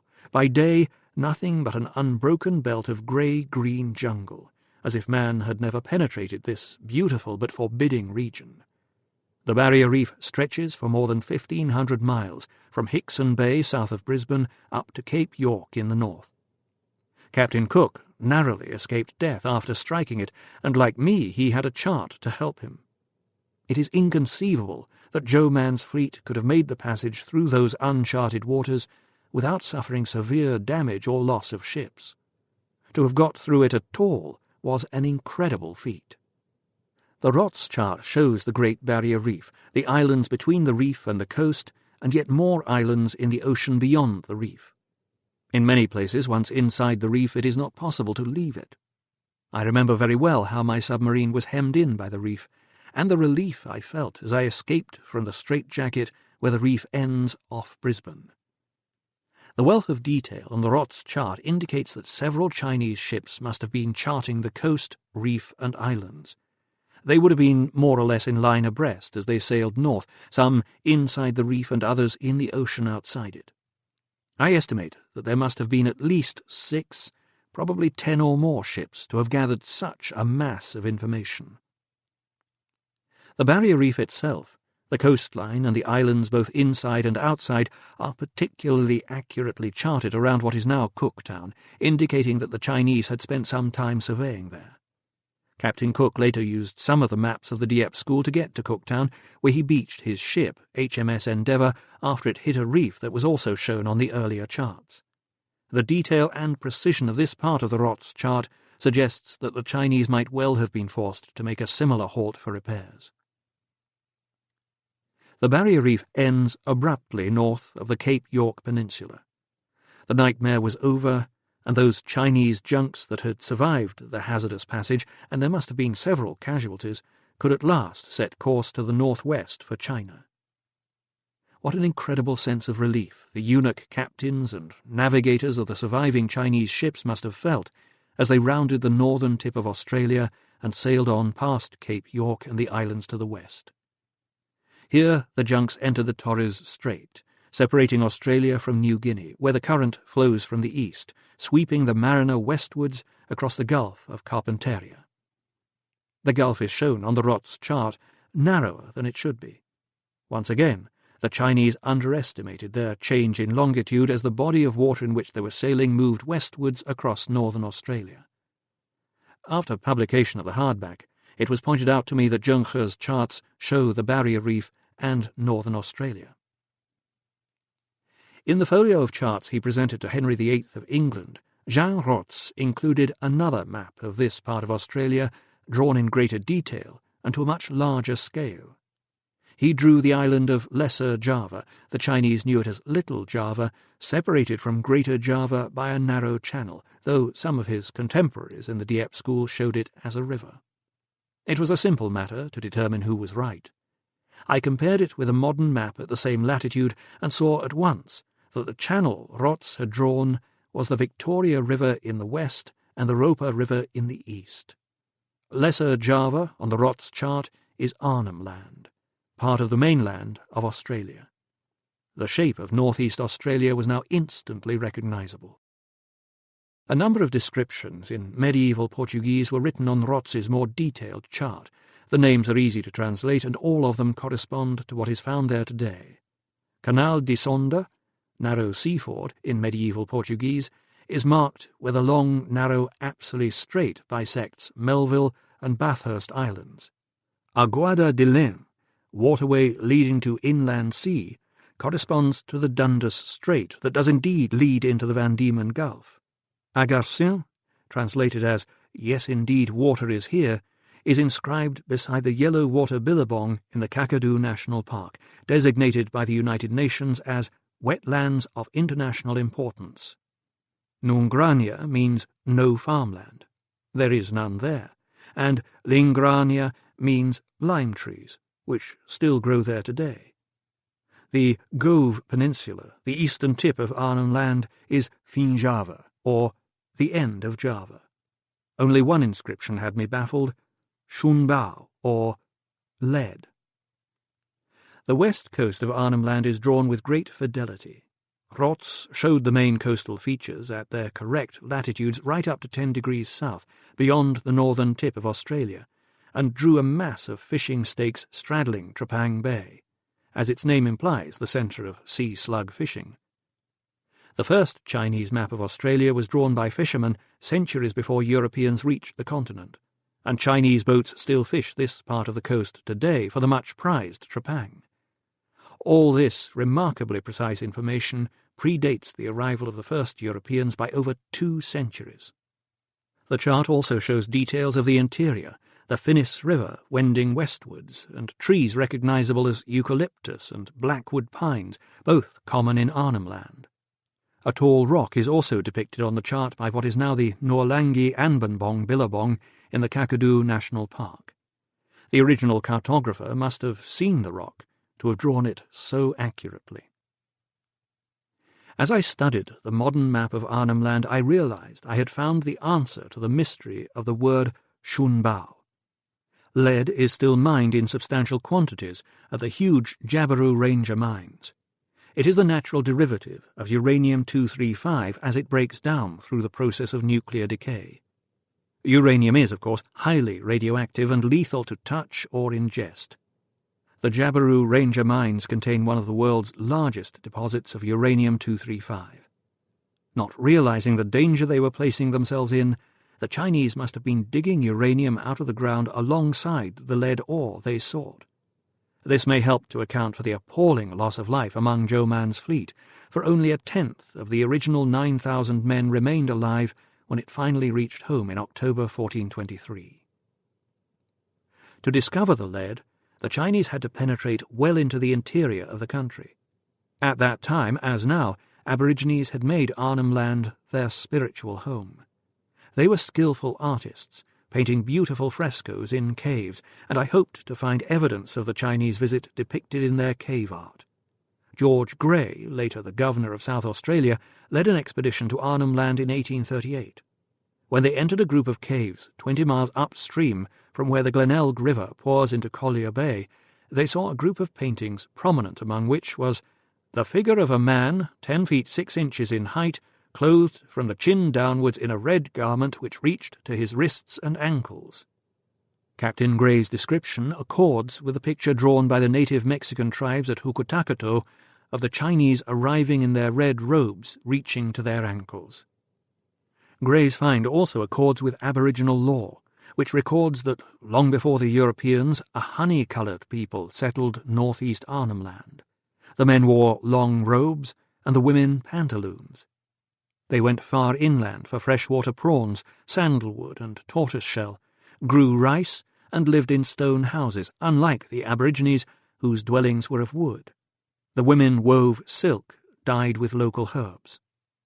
Adze anchors with a curved fluke the piece that holds the anchor in the mud, set at right angles to the stock of the anchor, a Chinese design, have been discovered on the coastline of northeast Arnhem Land, and substantial quantities of broken Chinese ceramics dating from the Han dynasty 202 BC to AD 220 to the early Ming 1368 to 1644 have been found at Port Bradshaw, on the eastern shore of the Gulf of Carpentaria, and on the nearby mainland, just where the currents and the reefs would make it likely that wrecks would be found.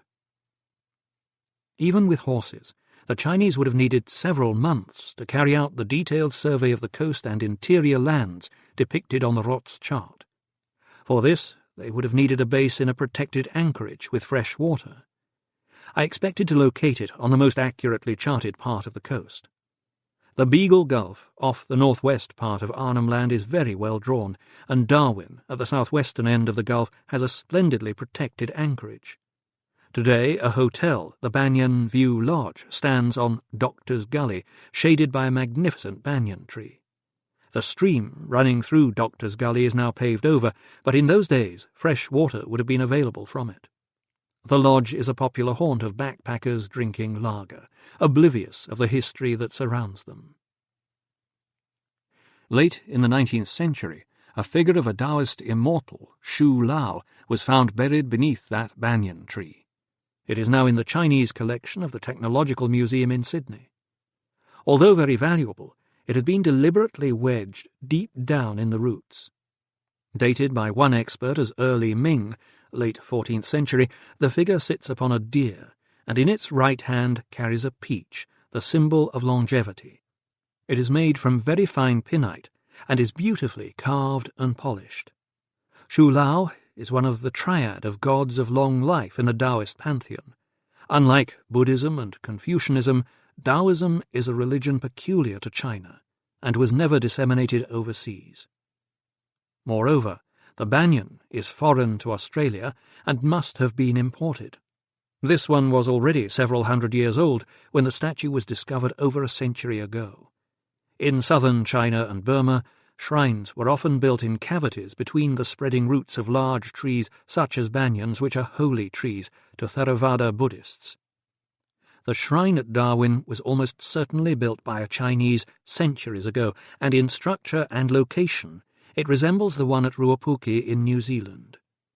It is theoretically possible that the shrines were created by the crews of Chinese boats fishing for trepang, but the possibility is very small indeed.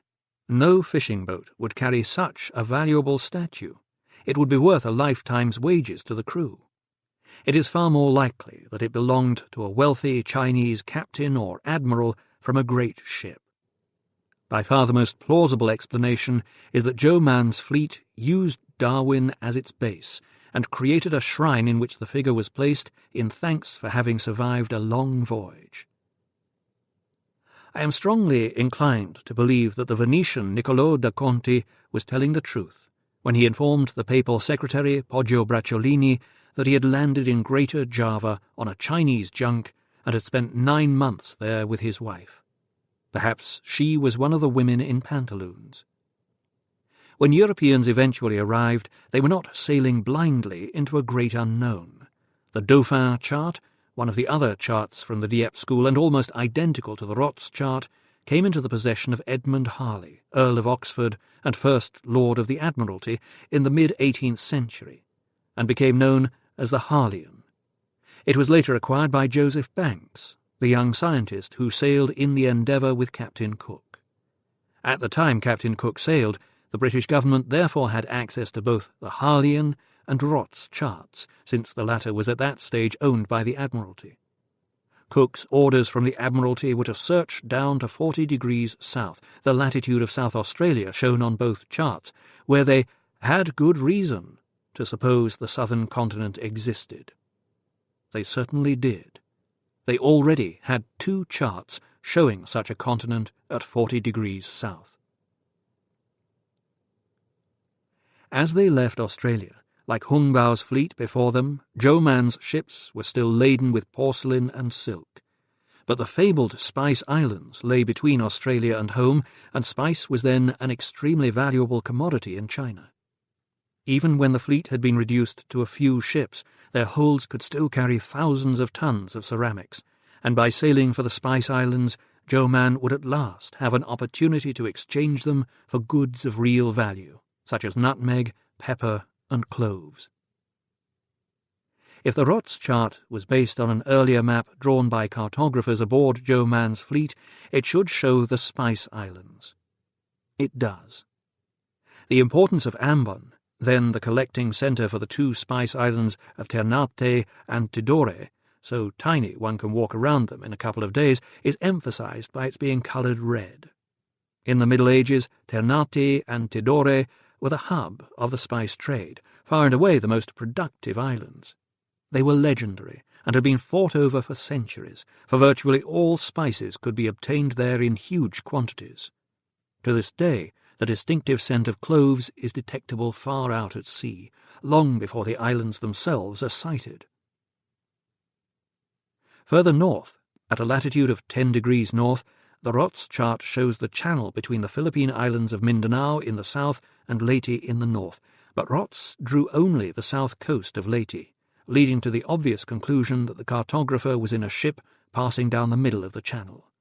Using a similar common-sense approach, I could determine the angle from which the Spice Islands and the other islands between Australia and the Philippines were drawn, and hence deduce the route taken by Joe Man's fleet through the islands.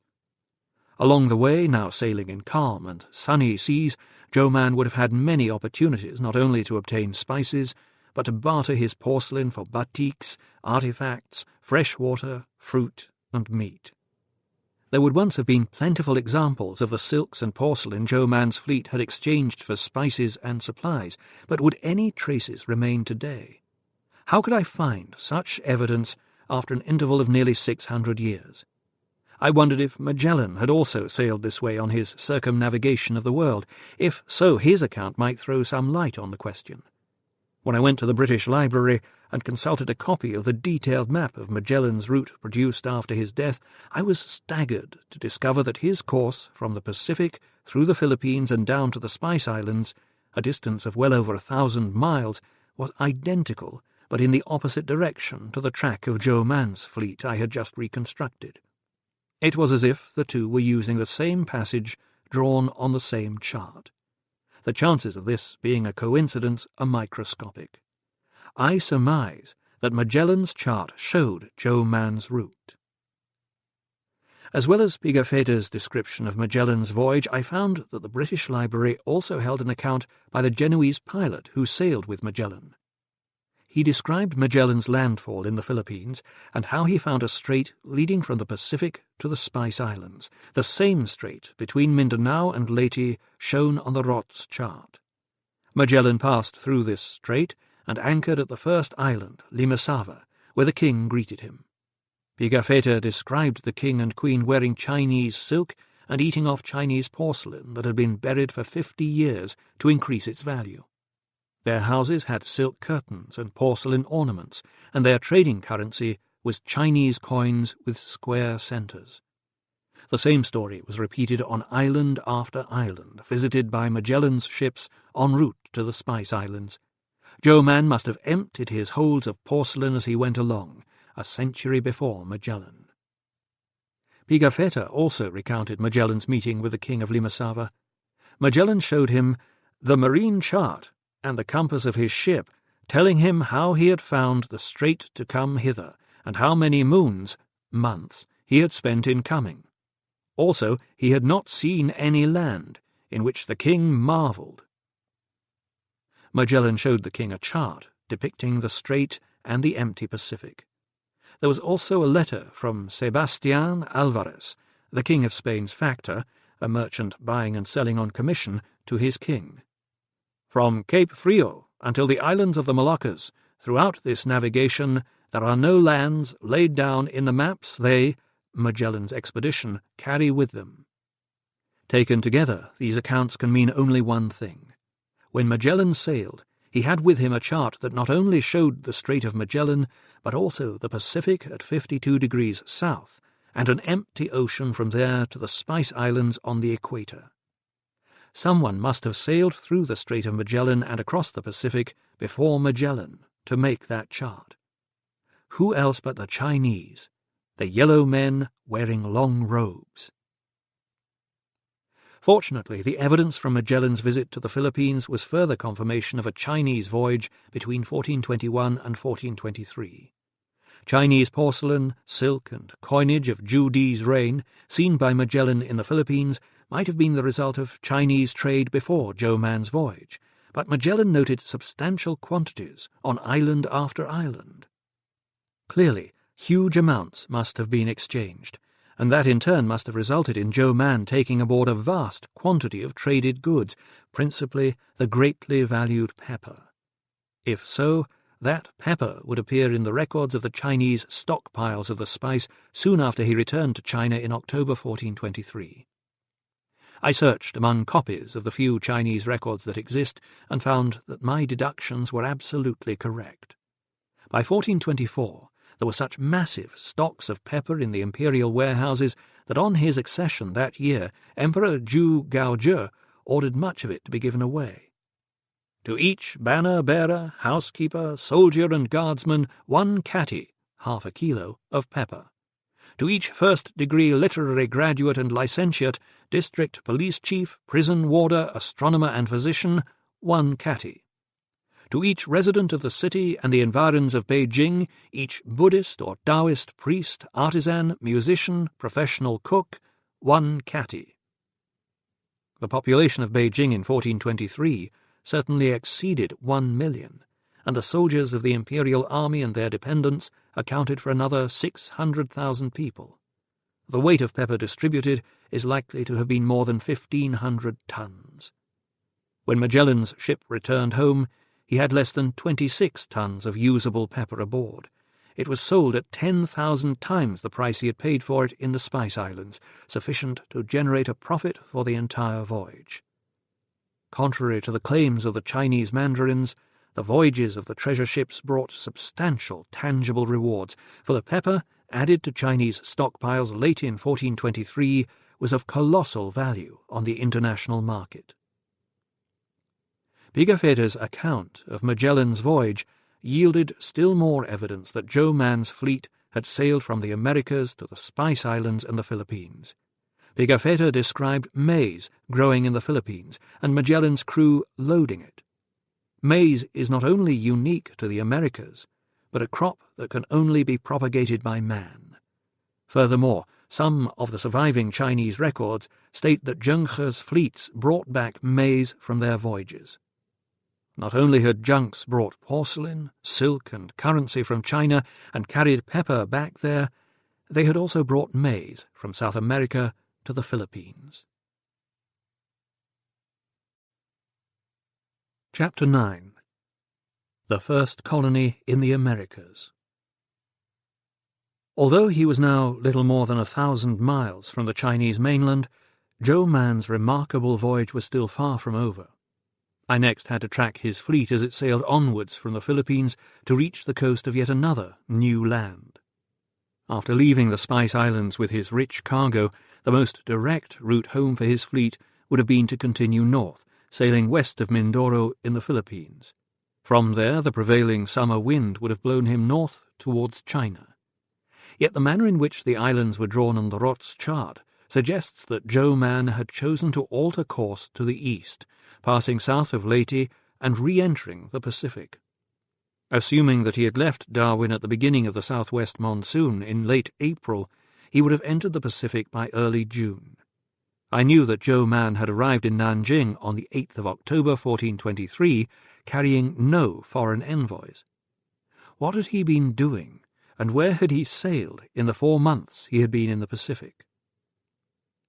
The North Pacific is a vast circulatory system, with winds constantly blowing in a clockwise oval direction. In June, the prevailing wind off Leyte is to the north. As Admiral Zhou Man's fleet entered the Pacific, the Kuroshio, or Japanese current, would also have carried them northwards before starting a clockwise sweep towards the coast of North America. In fact, had Zhou Man simply unfurled his sails off Leyte, the winds and currents would have carried him to the Pacific coast of modern Canada. The California current would then have taken over, sweeping the fleet southwards down the western seaboard of the United States to Panama. From there, the North Equatorial Current would carry a square-rigged ship back across the Pacific towards the Philippines. The whole round trip, before the wind and current all the way, would have been about 16,000 nautical miles. At an average of 4.8 knots, the voyage would have taken some 4 months, matching the date of Zhou Man's return to Nanjing in October. My surmise, for reasons which will become apparent later, was that squadrons of ships from the main fleet were detached to establish colonies along the Pacific coast from California down to Ecuador. I began the search for corroboration that Zhou Man's fleet had indeed reached the Pacific coast of North America. The first European to explore that coast was Hernando de Alarcón in 1540. Having sought fame and fortune in New Spain, he left Acapulco on the 9th of May of that year in command of a fleet supporting the conquistador Coronado's expedition to New Mexico. Alarcón first charted the peninsula of Baja California, and then California itself. I knew that he was the first European to chart it, for neither Columbus nor any of the other early explorers reached any part of the west coast of North America, so any map of the Pacific coast predating Alarcón's voyage would be powerful evidence that he was not the first to reach it.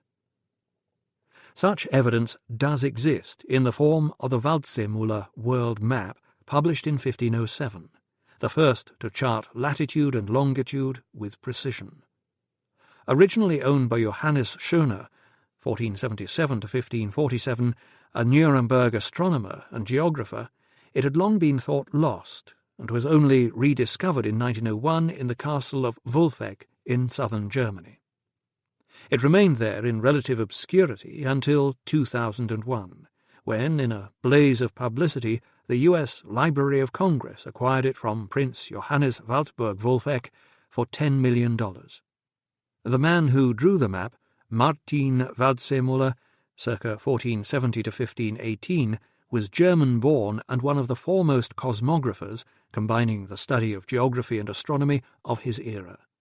The globe and wall maps he made in 1507 are the first ever to call the continent America. For some unknown reason, this was not included on the 1516 map. The 1516 map, Carta Marina, a Portuguese navigational sea chart of the known earth and oceans, was the first and only printed version of the world charts previously known only to Spanish and Portuguese explorers and their patrons. The east coast of North America is clearly charted, with several place names. The Caribbean and Florida, shown on the Waldseemüller map, were also depicted on 2 earlier charts. The Cantino, 1502, in the Biblioteca Estense Modena, Italy, a map which would play a significant role in my researches elsewhere in the world, and the Caverio map, 1505, in the James Ford Bell Library at the University of Minnesota, Minneapolis. They, too, showed lands drawn before the first Europeans had reached them. But those maps cannot have been the original source of the Waldseemüller. The Great Bahama Bank is drawn identically on all 3 maps, but the Caverio map shows the Yucatan Peninsula in Mexico, which was not depicted on the earlier Cantino. Hence, the Caverio cannot have been a copy of the Cantino, any more than the Waldseemüller is a copy of them, for the latest of the 3, the Waldseemüller, shows the Pacific coast of North America, and the Cantino and Caverio do not. All 3 maps have different original features, and all must have been copied from an even earlier map. The Pacific coast of America is strikingly drawn on the Waldseemüller chart, and the latitudes correspond to those of Vancouver Island in Canada, right down to Ecuador in the south. This is completely consistent with a cartographer aboard a ship sailing down the Pacific coast, but not charting the coast in great detail. Oregon is clearly identifiable, and several very old wrecks have been discovered there on the beach at Nearkani. One was of teak, with a pulley for hoisting sails made of calophyllum, a wood unique to Southeast Asia. The wood has yet to be carbon dated, but if it proves to be from the early 15th century, it will provide strong circumstantial evidence that one of Zhou Man's junks was wrecked off Nearkani Beach. Some examiners of the wreckage there claimed to have found paraffin wax, which was used by Zheng He's fleet to desalinate seawater for the horses. Even without finds from wrecked junks, the Pacific coasts of Central and South America are full of evidence of Chinese voyages. The Asiatic chickens found from Chile to California were described in Chapter 5, and many other flora and fauna were carried across the globe by the Chinese fleets. On my first visit to California many years ago, I remember coming across a bank of beautiful camellia roses, Rosa livigata. It was a still summer's evening, and their lovely fragrance filled the air around me. In 1803, European settlers found a beautiful, fragrant rose growing wild. They named it the Cherokee rose, yet it was indigenous to southeast China and had been illustrated in a 12th century Chinese pharmacopoeia. When and by what means it reached America is one of the unsolved problems of plant introductions, but it was a common practice for sailors aboard Zheng He's junks to keep pots of roses, their scent an enduring reminder of home. The Chinese also took plants and seeds home with them. Amaranth, a native North American grain with a high protein content, was brought from America to Asia in the early 15th century, as of course was maize, brought to the Philippines and seen there by Magellan. Coconuts, native to the South Pacific, were found by the first Europeans on the Pacific coasts of Costa Rica, Panama, and Ecuador, and on Cocos Island west of Costa Rica. The carriers of grain from the Americas to Asia, of roses and chickens from China to the Americas, and coconuts from the South Pacific to Ecuador can only have been the Chinese. San Francisco and Los Angeles are clearly depicted at the correct latitudes on the Waldseemüller chart, and I was certain that Joe Mann must have sailed down that coast. Crossing such an enormous expanse of ocean after 2 years at sea must have left some of his junks in bad condition and in urgent need of repair. Even the best-built ships could not remain at sea for such long periods without suffering at least some damage from storms and the pounding of the waves. At the very least, they would have required running repairs and careening, scraping the barnacles from their hulls, and the most badly damaged might well have been cannibalized to repair the others. If so, the remains of these wrecked ships should have been found off the coast of California, just as other wrecks had been in Australia and other parts of the globe. My inquiries into strange wrecks on the coast of California drew a blank, but I did discover that museums there held substantial quantities of Ming blue and white ceramics. The accepted wisdom is that these items were brought to California in the holds of Spanish galleons, but a number of medieval Chinese anchors have been found off the California coast, and these are unlikely to have been brought by Spanish ships. I began to question, seriously, the provenance of the Ming porcelain. Had it really been brought by the Spanish? Medieval Chinese porcelain can be dated by its cobalt content. The greater the amount of iron in the cobalt, the deeper blue the glaze. The dark cobalt of the Mongol era came from Persia, also ruled by the Mongols, but Judi's father sealed the Chinese borders after he drove out the Mongols in 1368, and Persian cobalt was no longer available. However, Judi reopened the frontiers and restored trade along the Silk Road through Asia, allowing Persian cobalt to be imported once more. The period when Chinese pale blue porcelain was produced and used in Ming China is thus limited, and the colour of the porcelain held by Californian museums would indicate whether or not it was made during this period in China's history. I was certain that a great treasure fleet had discovered the Pacific coasts of North and South America, but my researches failed to uncover conclusive evidence such as the wreck of a Chinese junk.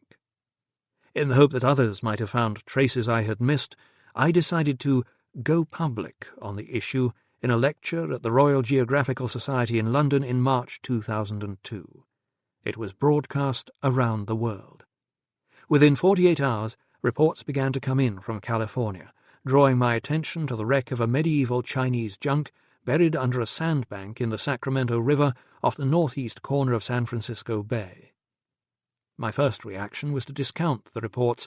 The site was more than 100 miles from open sea, and the discovery seemed too good to be true. But over the next few days, more emails describing the same junk continued to arrive. As soon as I had carried out some preliminary research, I discovered that the prevailing northeasterly winds on this coast could have blown a junk straight across the bay and into the Sacramento River. 6 centuries ago, the river was broader and deeper than today, for deforestation and mining have caused the water level to fall. It was indeed possible, if not probable, that a junk entering San Francisco Bay would have been driven by the winds into the Sacramento River. The tide would also have carried the ship upstream as far as Sacramento. Dr. John Furry, of the Natural History Museum of Northern California, first became aware of the junk 20 years ago, when he read an account of the strange armour that once had been found in its hold. The wreck was then evidently less deeply buried in sand and silt than it is now. The armour was of an unusual metal. Native Americans did not know how to forge metal, and curiously silver-grey in colour. It was shown to a local expert who is said to have identified it as of medieval Chinese origin. Dr. Furry's attempts to pursue the story met a brick wall. The expert had died in the intervening years, and the armour had been lent to a local school and was now lost, but he was sufficiently intrigued to begin investigating the wreck site. The site was covered with a 40-foot layer of the accumulated sand and silt of centuries, so Dr. Furry began by taking magnetometer readings of the area. These showed a strong magnetic anomaly outlining a buried object 85 feet long and 30 feet wide, very similar in size and shape to the trading junks that accompanied Zheng He's fleets. Core samples were then extracted from the site. The fragments of wood brought up were carbon dated to 1410, indicating that the junk was built in that year, a period that included a maritime high point for the ancient Chinese, as local newspapers laconically reported. The evidence from the carbon dating encouraged Dr. Furry to drill again, with more sophisticated equipment. This yielded much larger samples, including further pieces of wood and a compacted 80-pound mass of millions of black seeds. He sent fragments of the wood and the seeds to China for analysis, and according to Dr. Furry, the Chinese Academy of Forestry have provisionally identified the wood as Ketuleria, a conifer native to southeast China, but not to North America. In the Middle Ages, the Chinese cultivated Ketuleria for shipbuilding. Dr. Furry also told me that Dr. Jiang Wenshu, a former professor at the Chinese Agricultural University in Beijing and the leading Chinese expert on ancient seeds, had provisionally identified 4 different types of seeds in the black mass brought up from the wreck site. 3 were native to both China and North America, but the other was found only in China. Most interesting of all, however, was Dr. Furry's further discovery of rice grains and the body of a beetle among the material raised. Rice, indigenous to Africa and China, was unknown in the Americas in the 15th century. Further analysis of the rice and the beetle is being carried out as I write, but to date no written reports on the analysis of the wood or the seeds have been received from China. I now had little doubt that the site contained the wreck of a Chinese junk. It was exactly the evidence I had been looking for. It seemed highly improbable that the crew would have drowned when the junk grounded on the sandbank in the Sacramento River. It was far more likely that they had come ashore onto the lush, fertile lands of the valley. Their first task would have been to rescue as much rice as possible from the holds of the ship. Much would have been needed to meet their short-term food requirements, but they would also have set some aside as seed and planted it in a suitable location, the floodplain of the Sacramento River. It has long been claimed that rice was introduced to West Africa by Europeans and then to the Americas by the Spanish. But Professor Judith A. Carney of the University of California has argued that this thesis is fundamentally flawed. It is widely accepted that the Chinese made a major contribution to developing agriculture in the rich soils of California, particularly the cultivation of rice in the swamplands of the lower Sacramento. By the 1870s, 75% of the farm laborers in California were of Chinese origin. The Chinese actually taught the American farmer how to plant, cultivate, and harvest. But were these Chinese working in the fields and plantations of the Sacramento Valley all part of the great 19th century waves of immigration into the United States? Or could some have been descendants of settlers left on the banks of the Sacramento by Joe Mann in 1423? I found a clue to this mystery in an unlikely source. In 1874, Stephen Powers, an official inspector appointed by the government of California who had spent years collecting data on the languages of the tribes of California, published an article claiming that he had found linguistic evidence of a Chinese colony on the Russian River in California, some 70 miles northwest of the Sacramento junk. Powers also claimed that diseases brought by European settlers had decimated this Chinese colony as well as the other Indian people of California. The remittent fever which desolated the Sacramento valleys in 1833 and reduced these great plains from a condition of remarkable populousness to one of almost utter silence and solitude. There was scarcely a human being left alive. Powers' report was badly received by his government employers, and although he courteously and bravely attempted to maintain his position, his official report, published in 1877, is a watered-down version of his claims. Nonetheless, it makes for fascinating reading. Quite apart from his claim of a Chinese colony based on linguistic evidence, Powers described Chinese settlers as having intermarried with local Indians over centuries.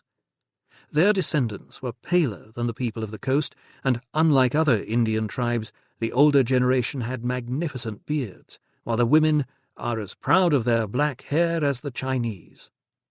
Rather than skins, women wore a single garment in the shape of a wool sack, sleeveless and gathered at the neck, more or less white once. They were simple, friendly, peaceable, and inoffensive. After death, they generally desire, like the Chinese, to be buried in the ancestral soil of their tribe. Again, like the Chinese, but unlike other hunter-gatherer tribes of North America, the peoples around the Sacramento and Russian rivers were sedentary. At least 4/5 of their diet was derived from the vegetable kingdom. They knew the qualities of all herbs, shrubs, leaves, having a command of a much greater catalogue of botanical names than 9/10 of Americans. Their ancestors' legacy could also be seen in pottery beautifully formed in classic Chinese shapes, whereas the modern Indian merely picks up a boulder of trap, a dark igneous rock, or greenstone, and beats out a hollow, leaving the outside rough. The ancestors of the Sacramento and Russian River tribes also used long, heavy knives of obsidian or jasper. Their descendants, Powers found, no longer knew how to make. And while the ancestors had fashioned elegant tobacco pipes from serpentine, their descendants made use of simple wooden ones. They had also developed a Chinese inventiveness in devising methods of snaring wildfowl using decoy ducks, a Chinese custom, but one not found among the Indians. Like the Chinese, they ate snails, slugs, lizards, and snakes, and built large middens of clamshells. On the eastern side of San Francisco Bay, some 70 miles south of the site of the Sacramento junk, there is a small, stone-built village with low walls. In 1904, Dr. John Fryer, professor of Oriental Languages at University College, Berkeley, California, stated, "This is undoubtedly the work of Mongolians. The Chinese would naturally wall themselves in, as they do in all their towns in China." This accords with Powers' succinct description of Chinese people who had created a colony and then intermarried with Native Americans. It certainly seems that Joe Mann's fleet left a settlement in California. Were they the first to cultivate rice in the Americas? And was the wealth of blue and white Ming porcelain found in California really brought by Spanish galleons as conventional wisdom has it, or was it carried in the holds of the junks of Joe Mann's fleet? The investigation is ongoing, the definitive conclusion yet to be written. Meanwhile, I had to press on with my own research, tracking the fleet as it set sail once more from San Francisco Bay. After emerging from the bay, Joe Mann's fleet would have been carried southwards by the wind and current to Mexico. The Waldseemüller map shows the coast with reasonable accuracy, charted just as one would expect from a ship passing by. But there is a gap at the latitude of the Gulf of Tehuantepec in Guatemala, as if the Pacific and Atlantic Oceans met there, which of course is not the case. This is consistent with the Chinese having sailed into the Gulf, but finding it too shallow to proceed, turning back, and then drawing what they could see from the entrance, water stretching away for miles in front of them, marking an apparent opening between North and South America. I made the assumption that they had sailed beyond the Isthmus of Panama, clearly shown on the Waldseemüller, and then been driven back across the Pacific towards China by the winds and current, as one would expect with a square-rigged sailing ship. But on their way down that coast, they would have been swept across the Gulf of California and could have made a landfall on the Mexican coast somewhere near Manzanillo, in the modern province of Colima. Here a spectacular volcano, the Colima, some 12,700 feet high, and clearly visible for miles out to sea, would have attracted them. I decided to make a search for another wreck between Manzanillo and Acapulco, a stretch of coastline only around 300 miles long, and again clearly shown on the Waldseemüller map. I started my search with the accounts of the first Spaniards to reach that coast in the 1520s. Fra Bernardino de Sahagún and Bernal Diaz del Castillo, both of whom described the exotic Mayan civilization still surviving in 1421, but in decline when they arrived. Many of the things de Sahagún and del Castillo described, chickens, lacquer boxes, dye stuffs, metalwork and jewellery, seemed to have the imprint of China all over them. As in California, when they arrived in Mexico, the conquistadors found Asiatic chickens quite different from the European fowl they had left behind. The Mayan names for the birds, kek or ki, were identical to those used by the Chinese. Like the Chinese, but unlike the Europeans, Mexicans used chickens for ceremonial purposes such as divination. These were such remarkable similarities that for these reasons alone I felt a visit to that small strip of the Mexican coast was justified. Before departing, I also investigated whether plants originating in China grew in New Mexico or western Mexico. The Chinese rose did, but that could have been propagated southwards from California. Other than the rose, I found no plants growing in Mexico that had originated in China. But I did find the opposite. Plants indigenous to Central America had found their way across the world before the European voyages of discovery. Sweet potatoes, tomatoes, and papayas were found in Easter Island, sweet potatoes in Hawaii, and maize in China and the Philippines. Maize could have come from South or North America, but the other plants had come from a much narrower area, from what we now call Mexico, Guatemala, and Nicaragua. The Mayan civilization the Chinese would have encountered was almost as old as their own. The Mayas' predecessors were the Olmecs, the earliest civilization in Central America and possibly the whole of the Americas, whose capital was at La Venta on the Atlantic coast of Mexico. By 1200 BC, the Olmec people had constructed two large artificial plateaus at La Venta and San Lorenzo, on which they built religious cities nearly as old as Babylon. These great mounds, stretching for miles, were the centre of a settlement system that integrated Olmec villages and hamlets into one social, political and economic unit, straddling what we now know as southern Mexico.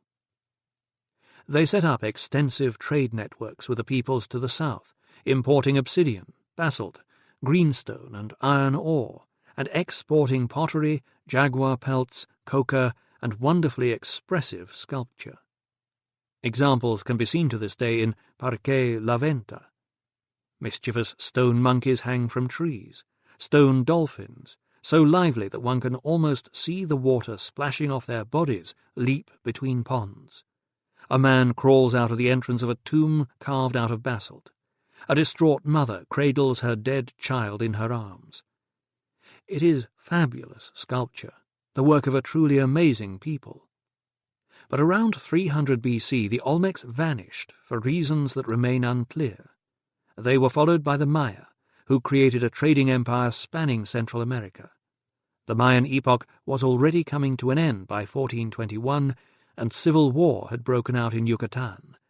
But the Chinese would have found a very old and very distinguished civilization. I saw traces of that great Mayan civilization everywhere as I took a bus from the Atlantic to the Pacific coast of Mexico.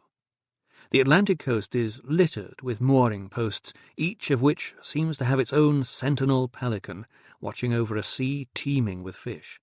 Then come mile upon mile of marshes, with flocks of ducks and skeins of geese crossing the sky. Ibises and storks stand motionless in pools and lagoons. This is Mayan country, with a system of agriculture unchanged for centuries. Milpas, cultivated fields, sprawl across the jungle, the result of the slash-and-burn system. In the dry season, around Christmas, farmers cut trees with their machetes. From March until May there is little rain, and the heat becomes oppressive, an ideal time for burning dried wood, leaving a cleared area for cultivation covered with a nutrient-rich bed of ashes. The first rains come at the end of May, preceded by silent lightning. Now farmers take long, thick staffs and poke small holes into the wet earth, into which they drop kernels of maize, beans, and squash seeds.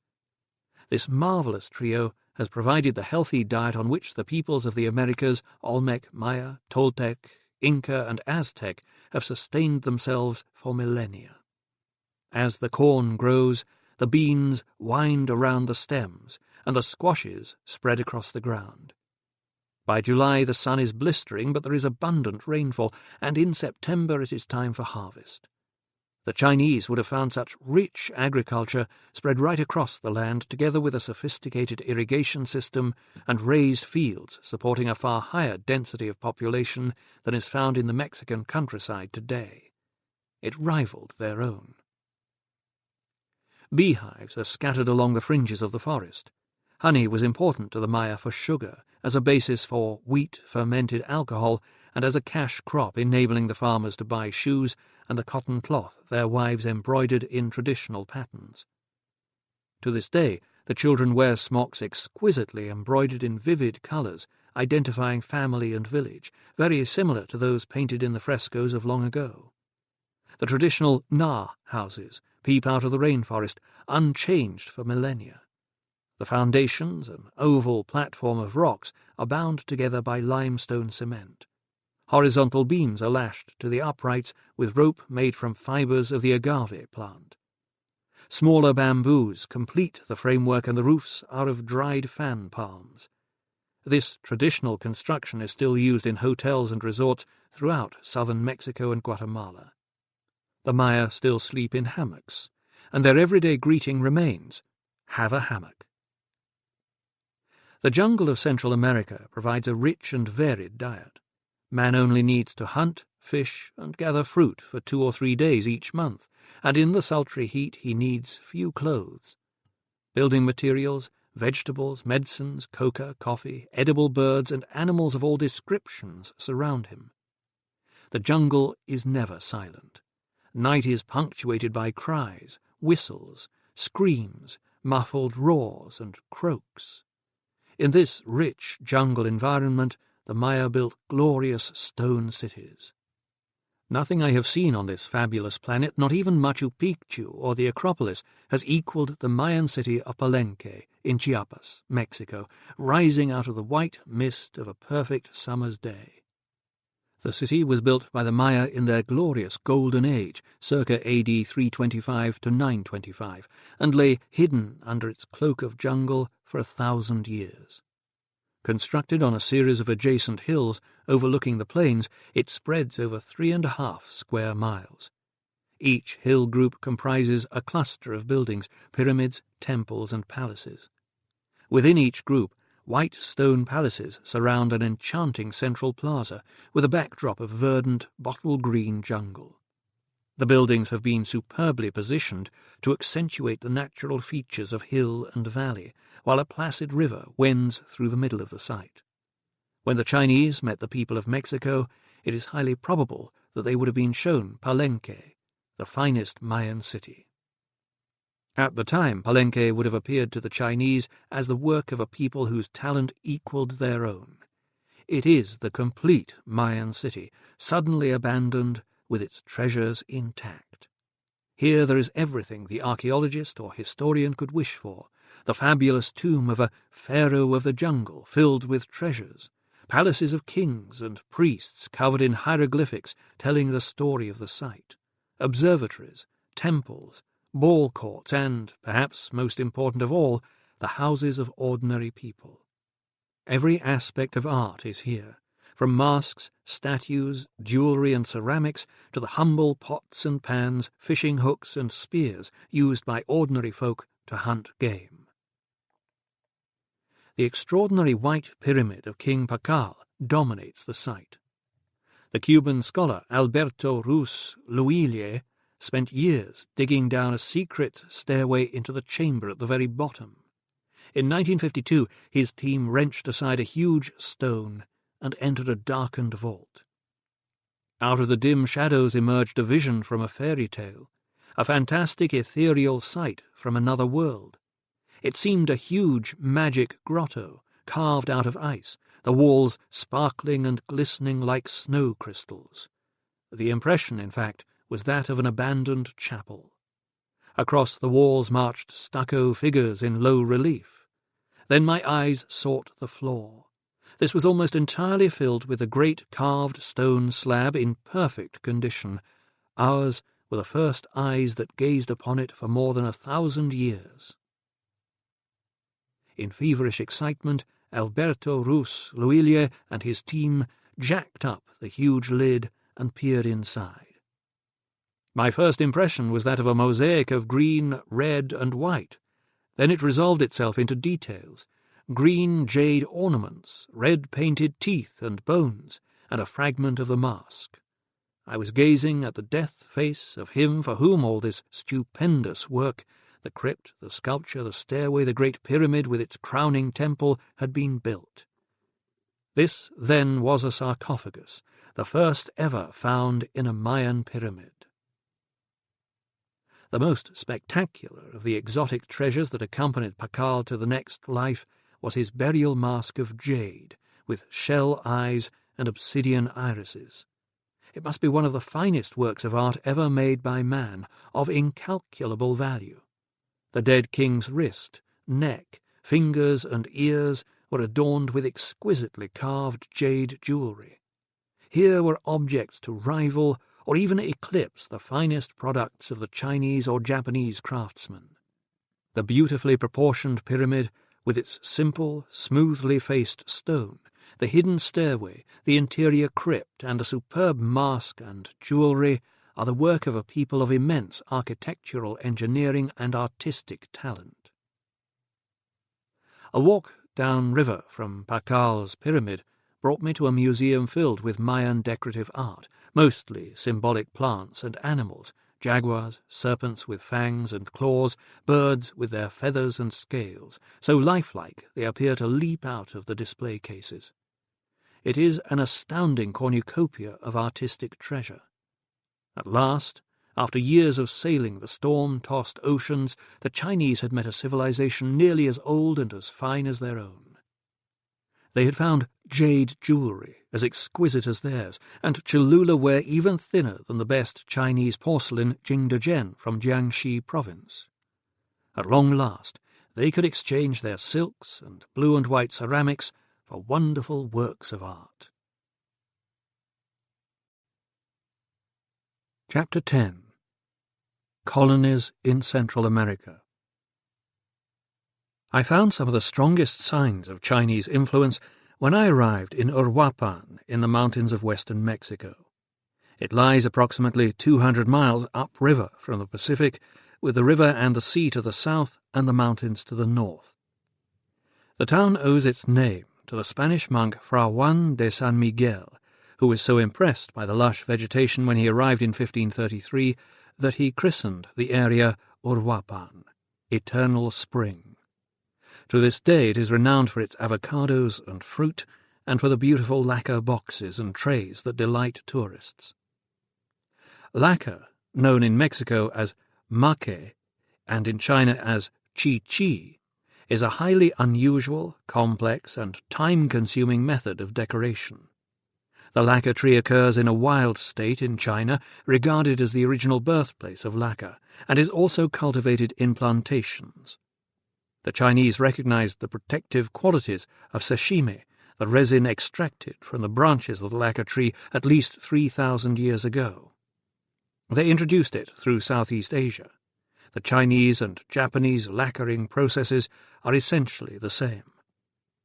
The oldest known Chinese examples date from the Shang dynasties, circa 1523 to 1028 BC, when the Middle Kingdoms began using lacquer on household utensils, furniture and art objects, and to preserve historical objects carved on bamboo. To their astonishment, the first Europeans to reach southern California and Mexico found that the process of lacquer decoration was flourishing in the states of Chiapas, Guerrero, Michoacán, and as far north as Sinaloa, on the Gulf of California. Uruapan is considered to be the center of the maque art. But how could the people of Pacific Mexico have come to know of it? Was it developed independently, or did the Chinese introduce it? Lacquer's unique characteristic is its need for a moist and temperate atmosphere in order to dry. Warm dampness converts the sap into a dense mass that hardens as enamel. Density and drying vary with temperature, thickness, and humidity. Perfect conditions are found in the moist, warm Pacific winds of Uruapan. Before applying lacquer in the traditional way, the surface of a box or other object is prepared by filling all the cracks with a mixture of rice flour and sashimi. The correct consistency is achieved by mixing it with rice paste, or, in the case of Mexico, with volcanic ash. The box is then sanded down, and the first of between 10 and 100 coats of lacquer applied with a very fine brush made of human hair. Each layer has to be completely dry, sanded, and polished before the next is applied. Polishing was an art in itself, using a whetstone and deer horn powder applied with a soft cloth. 60 or 70 coats were common. This process is virtually identical in China and Mexico, with Chinese technology being adapted to the climate and materials found in Mexico. Preparation of the surface is identical. Cracks are filled with a mixture called nimacarta.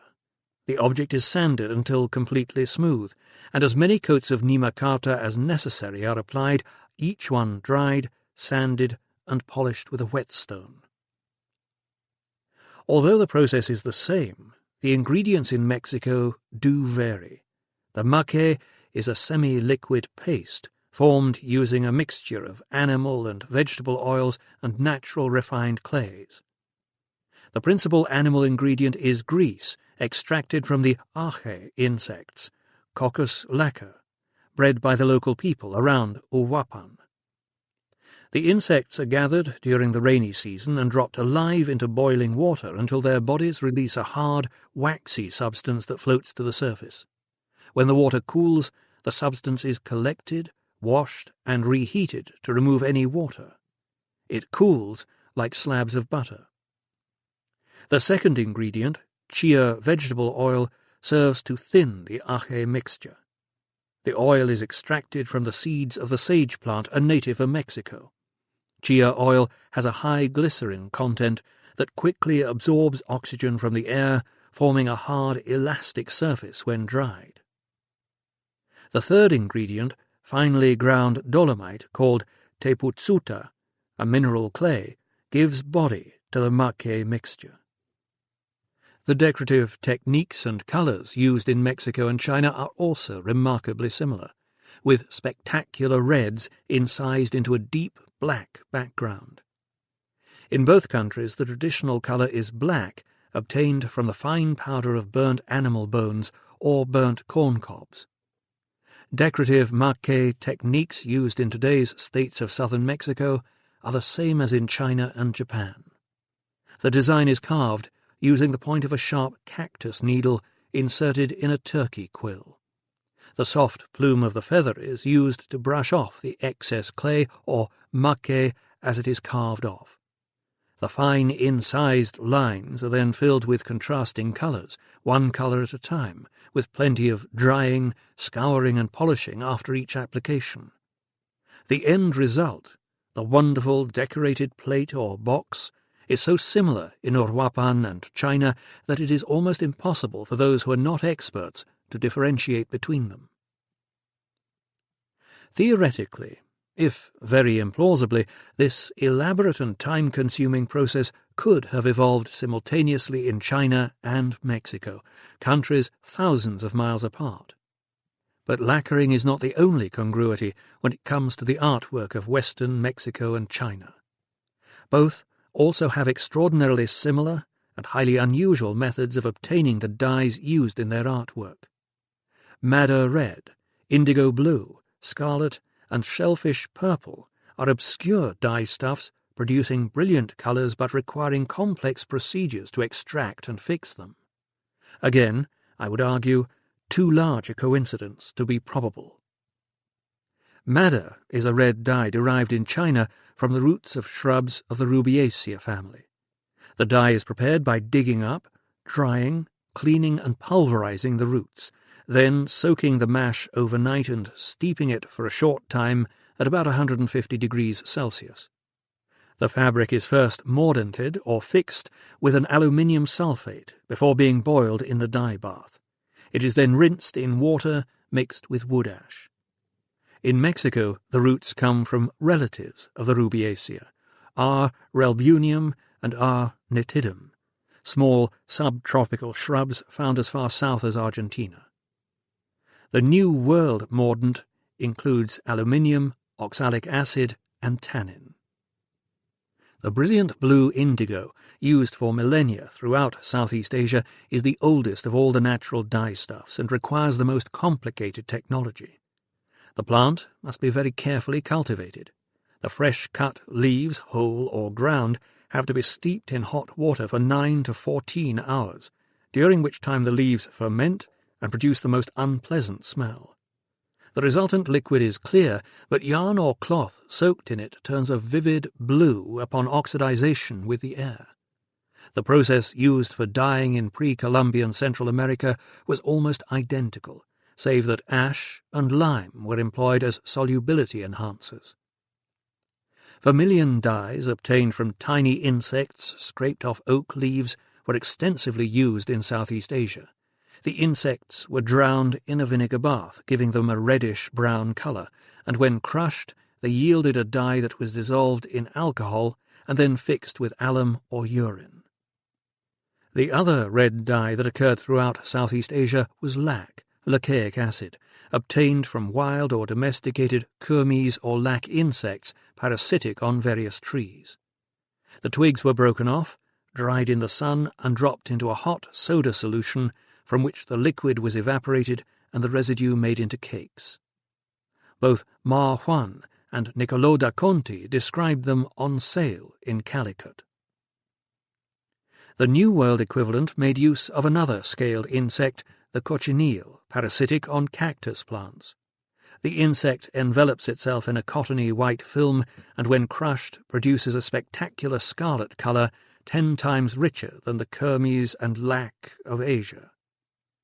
After the Spanish invaded Mesoamerica, they exported cochineal to the Middle East and Asia. As in China, cochineal's colour was associated with royalty.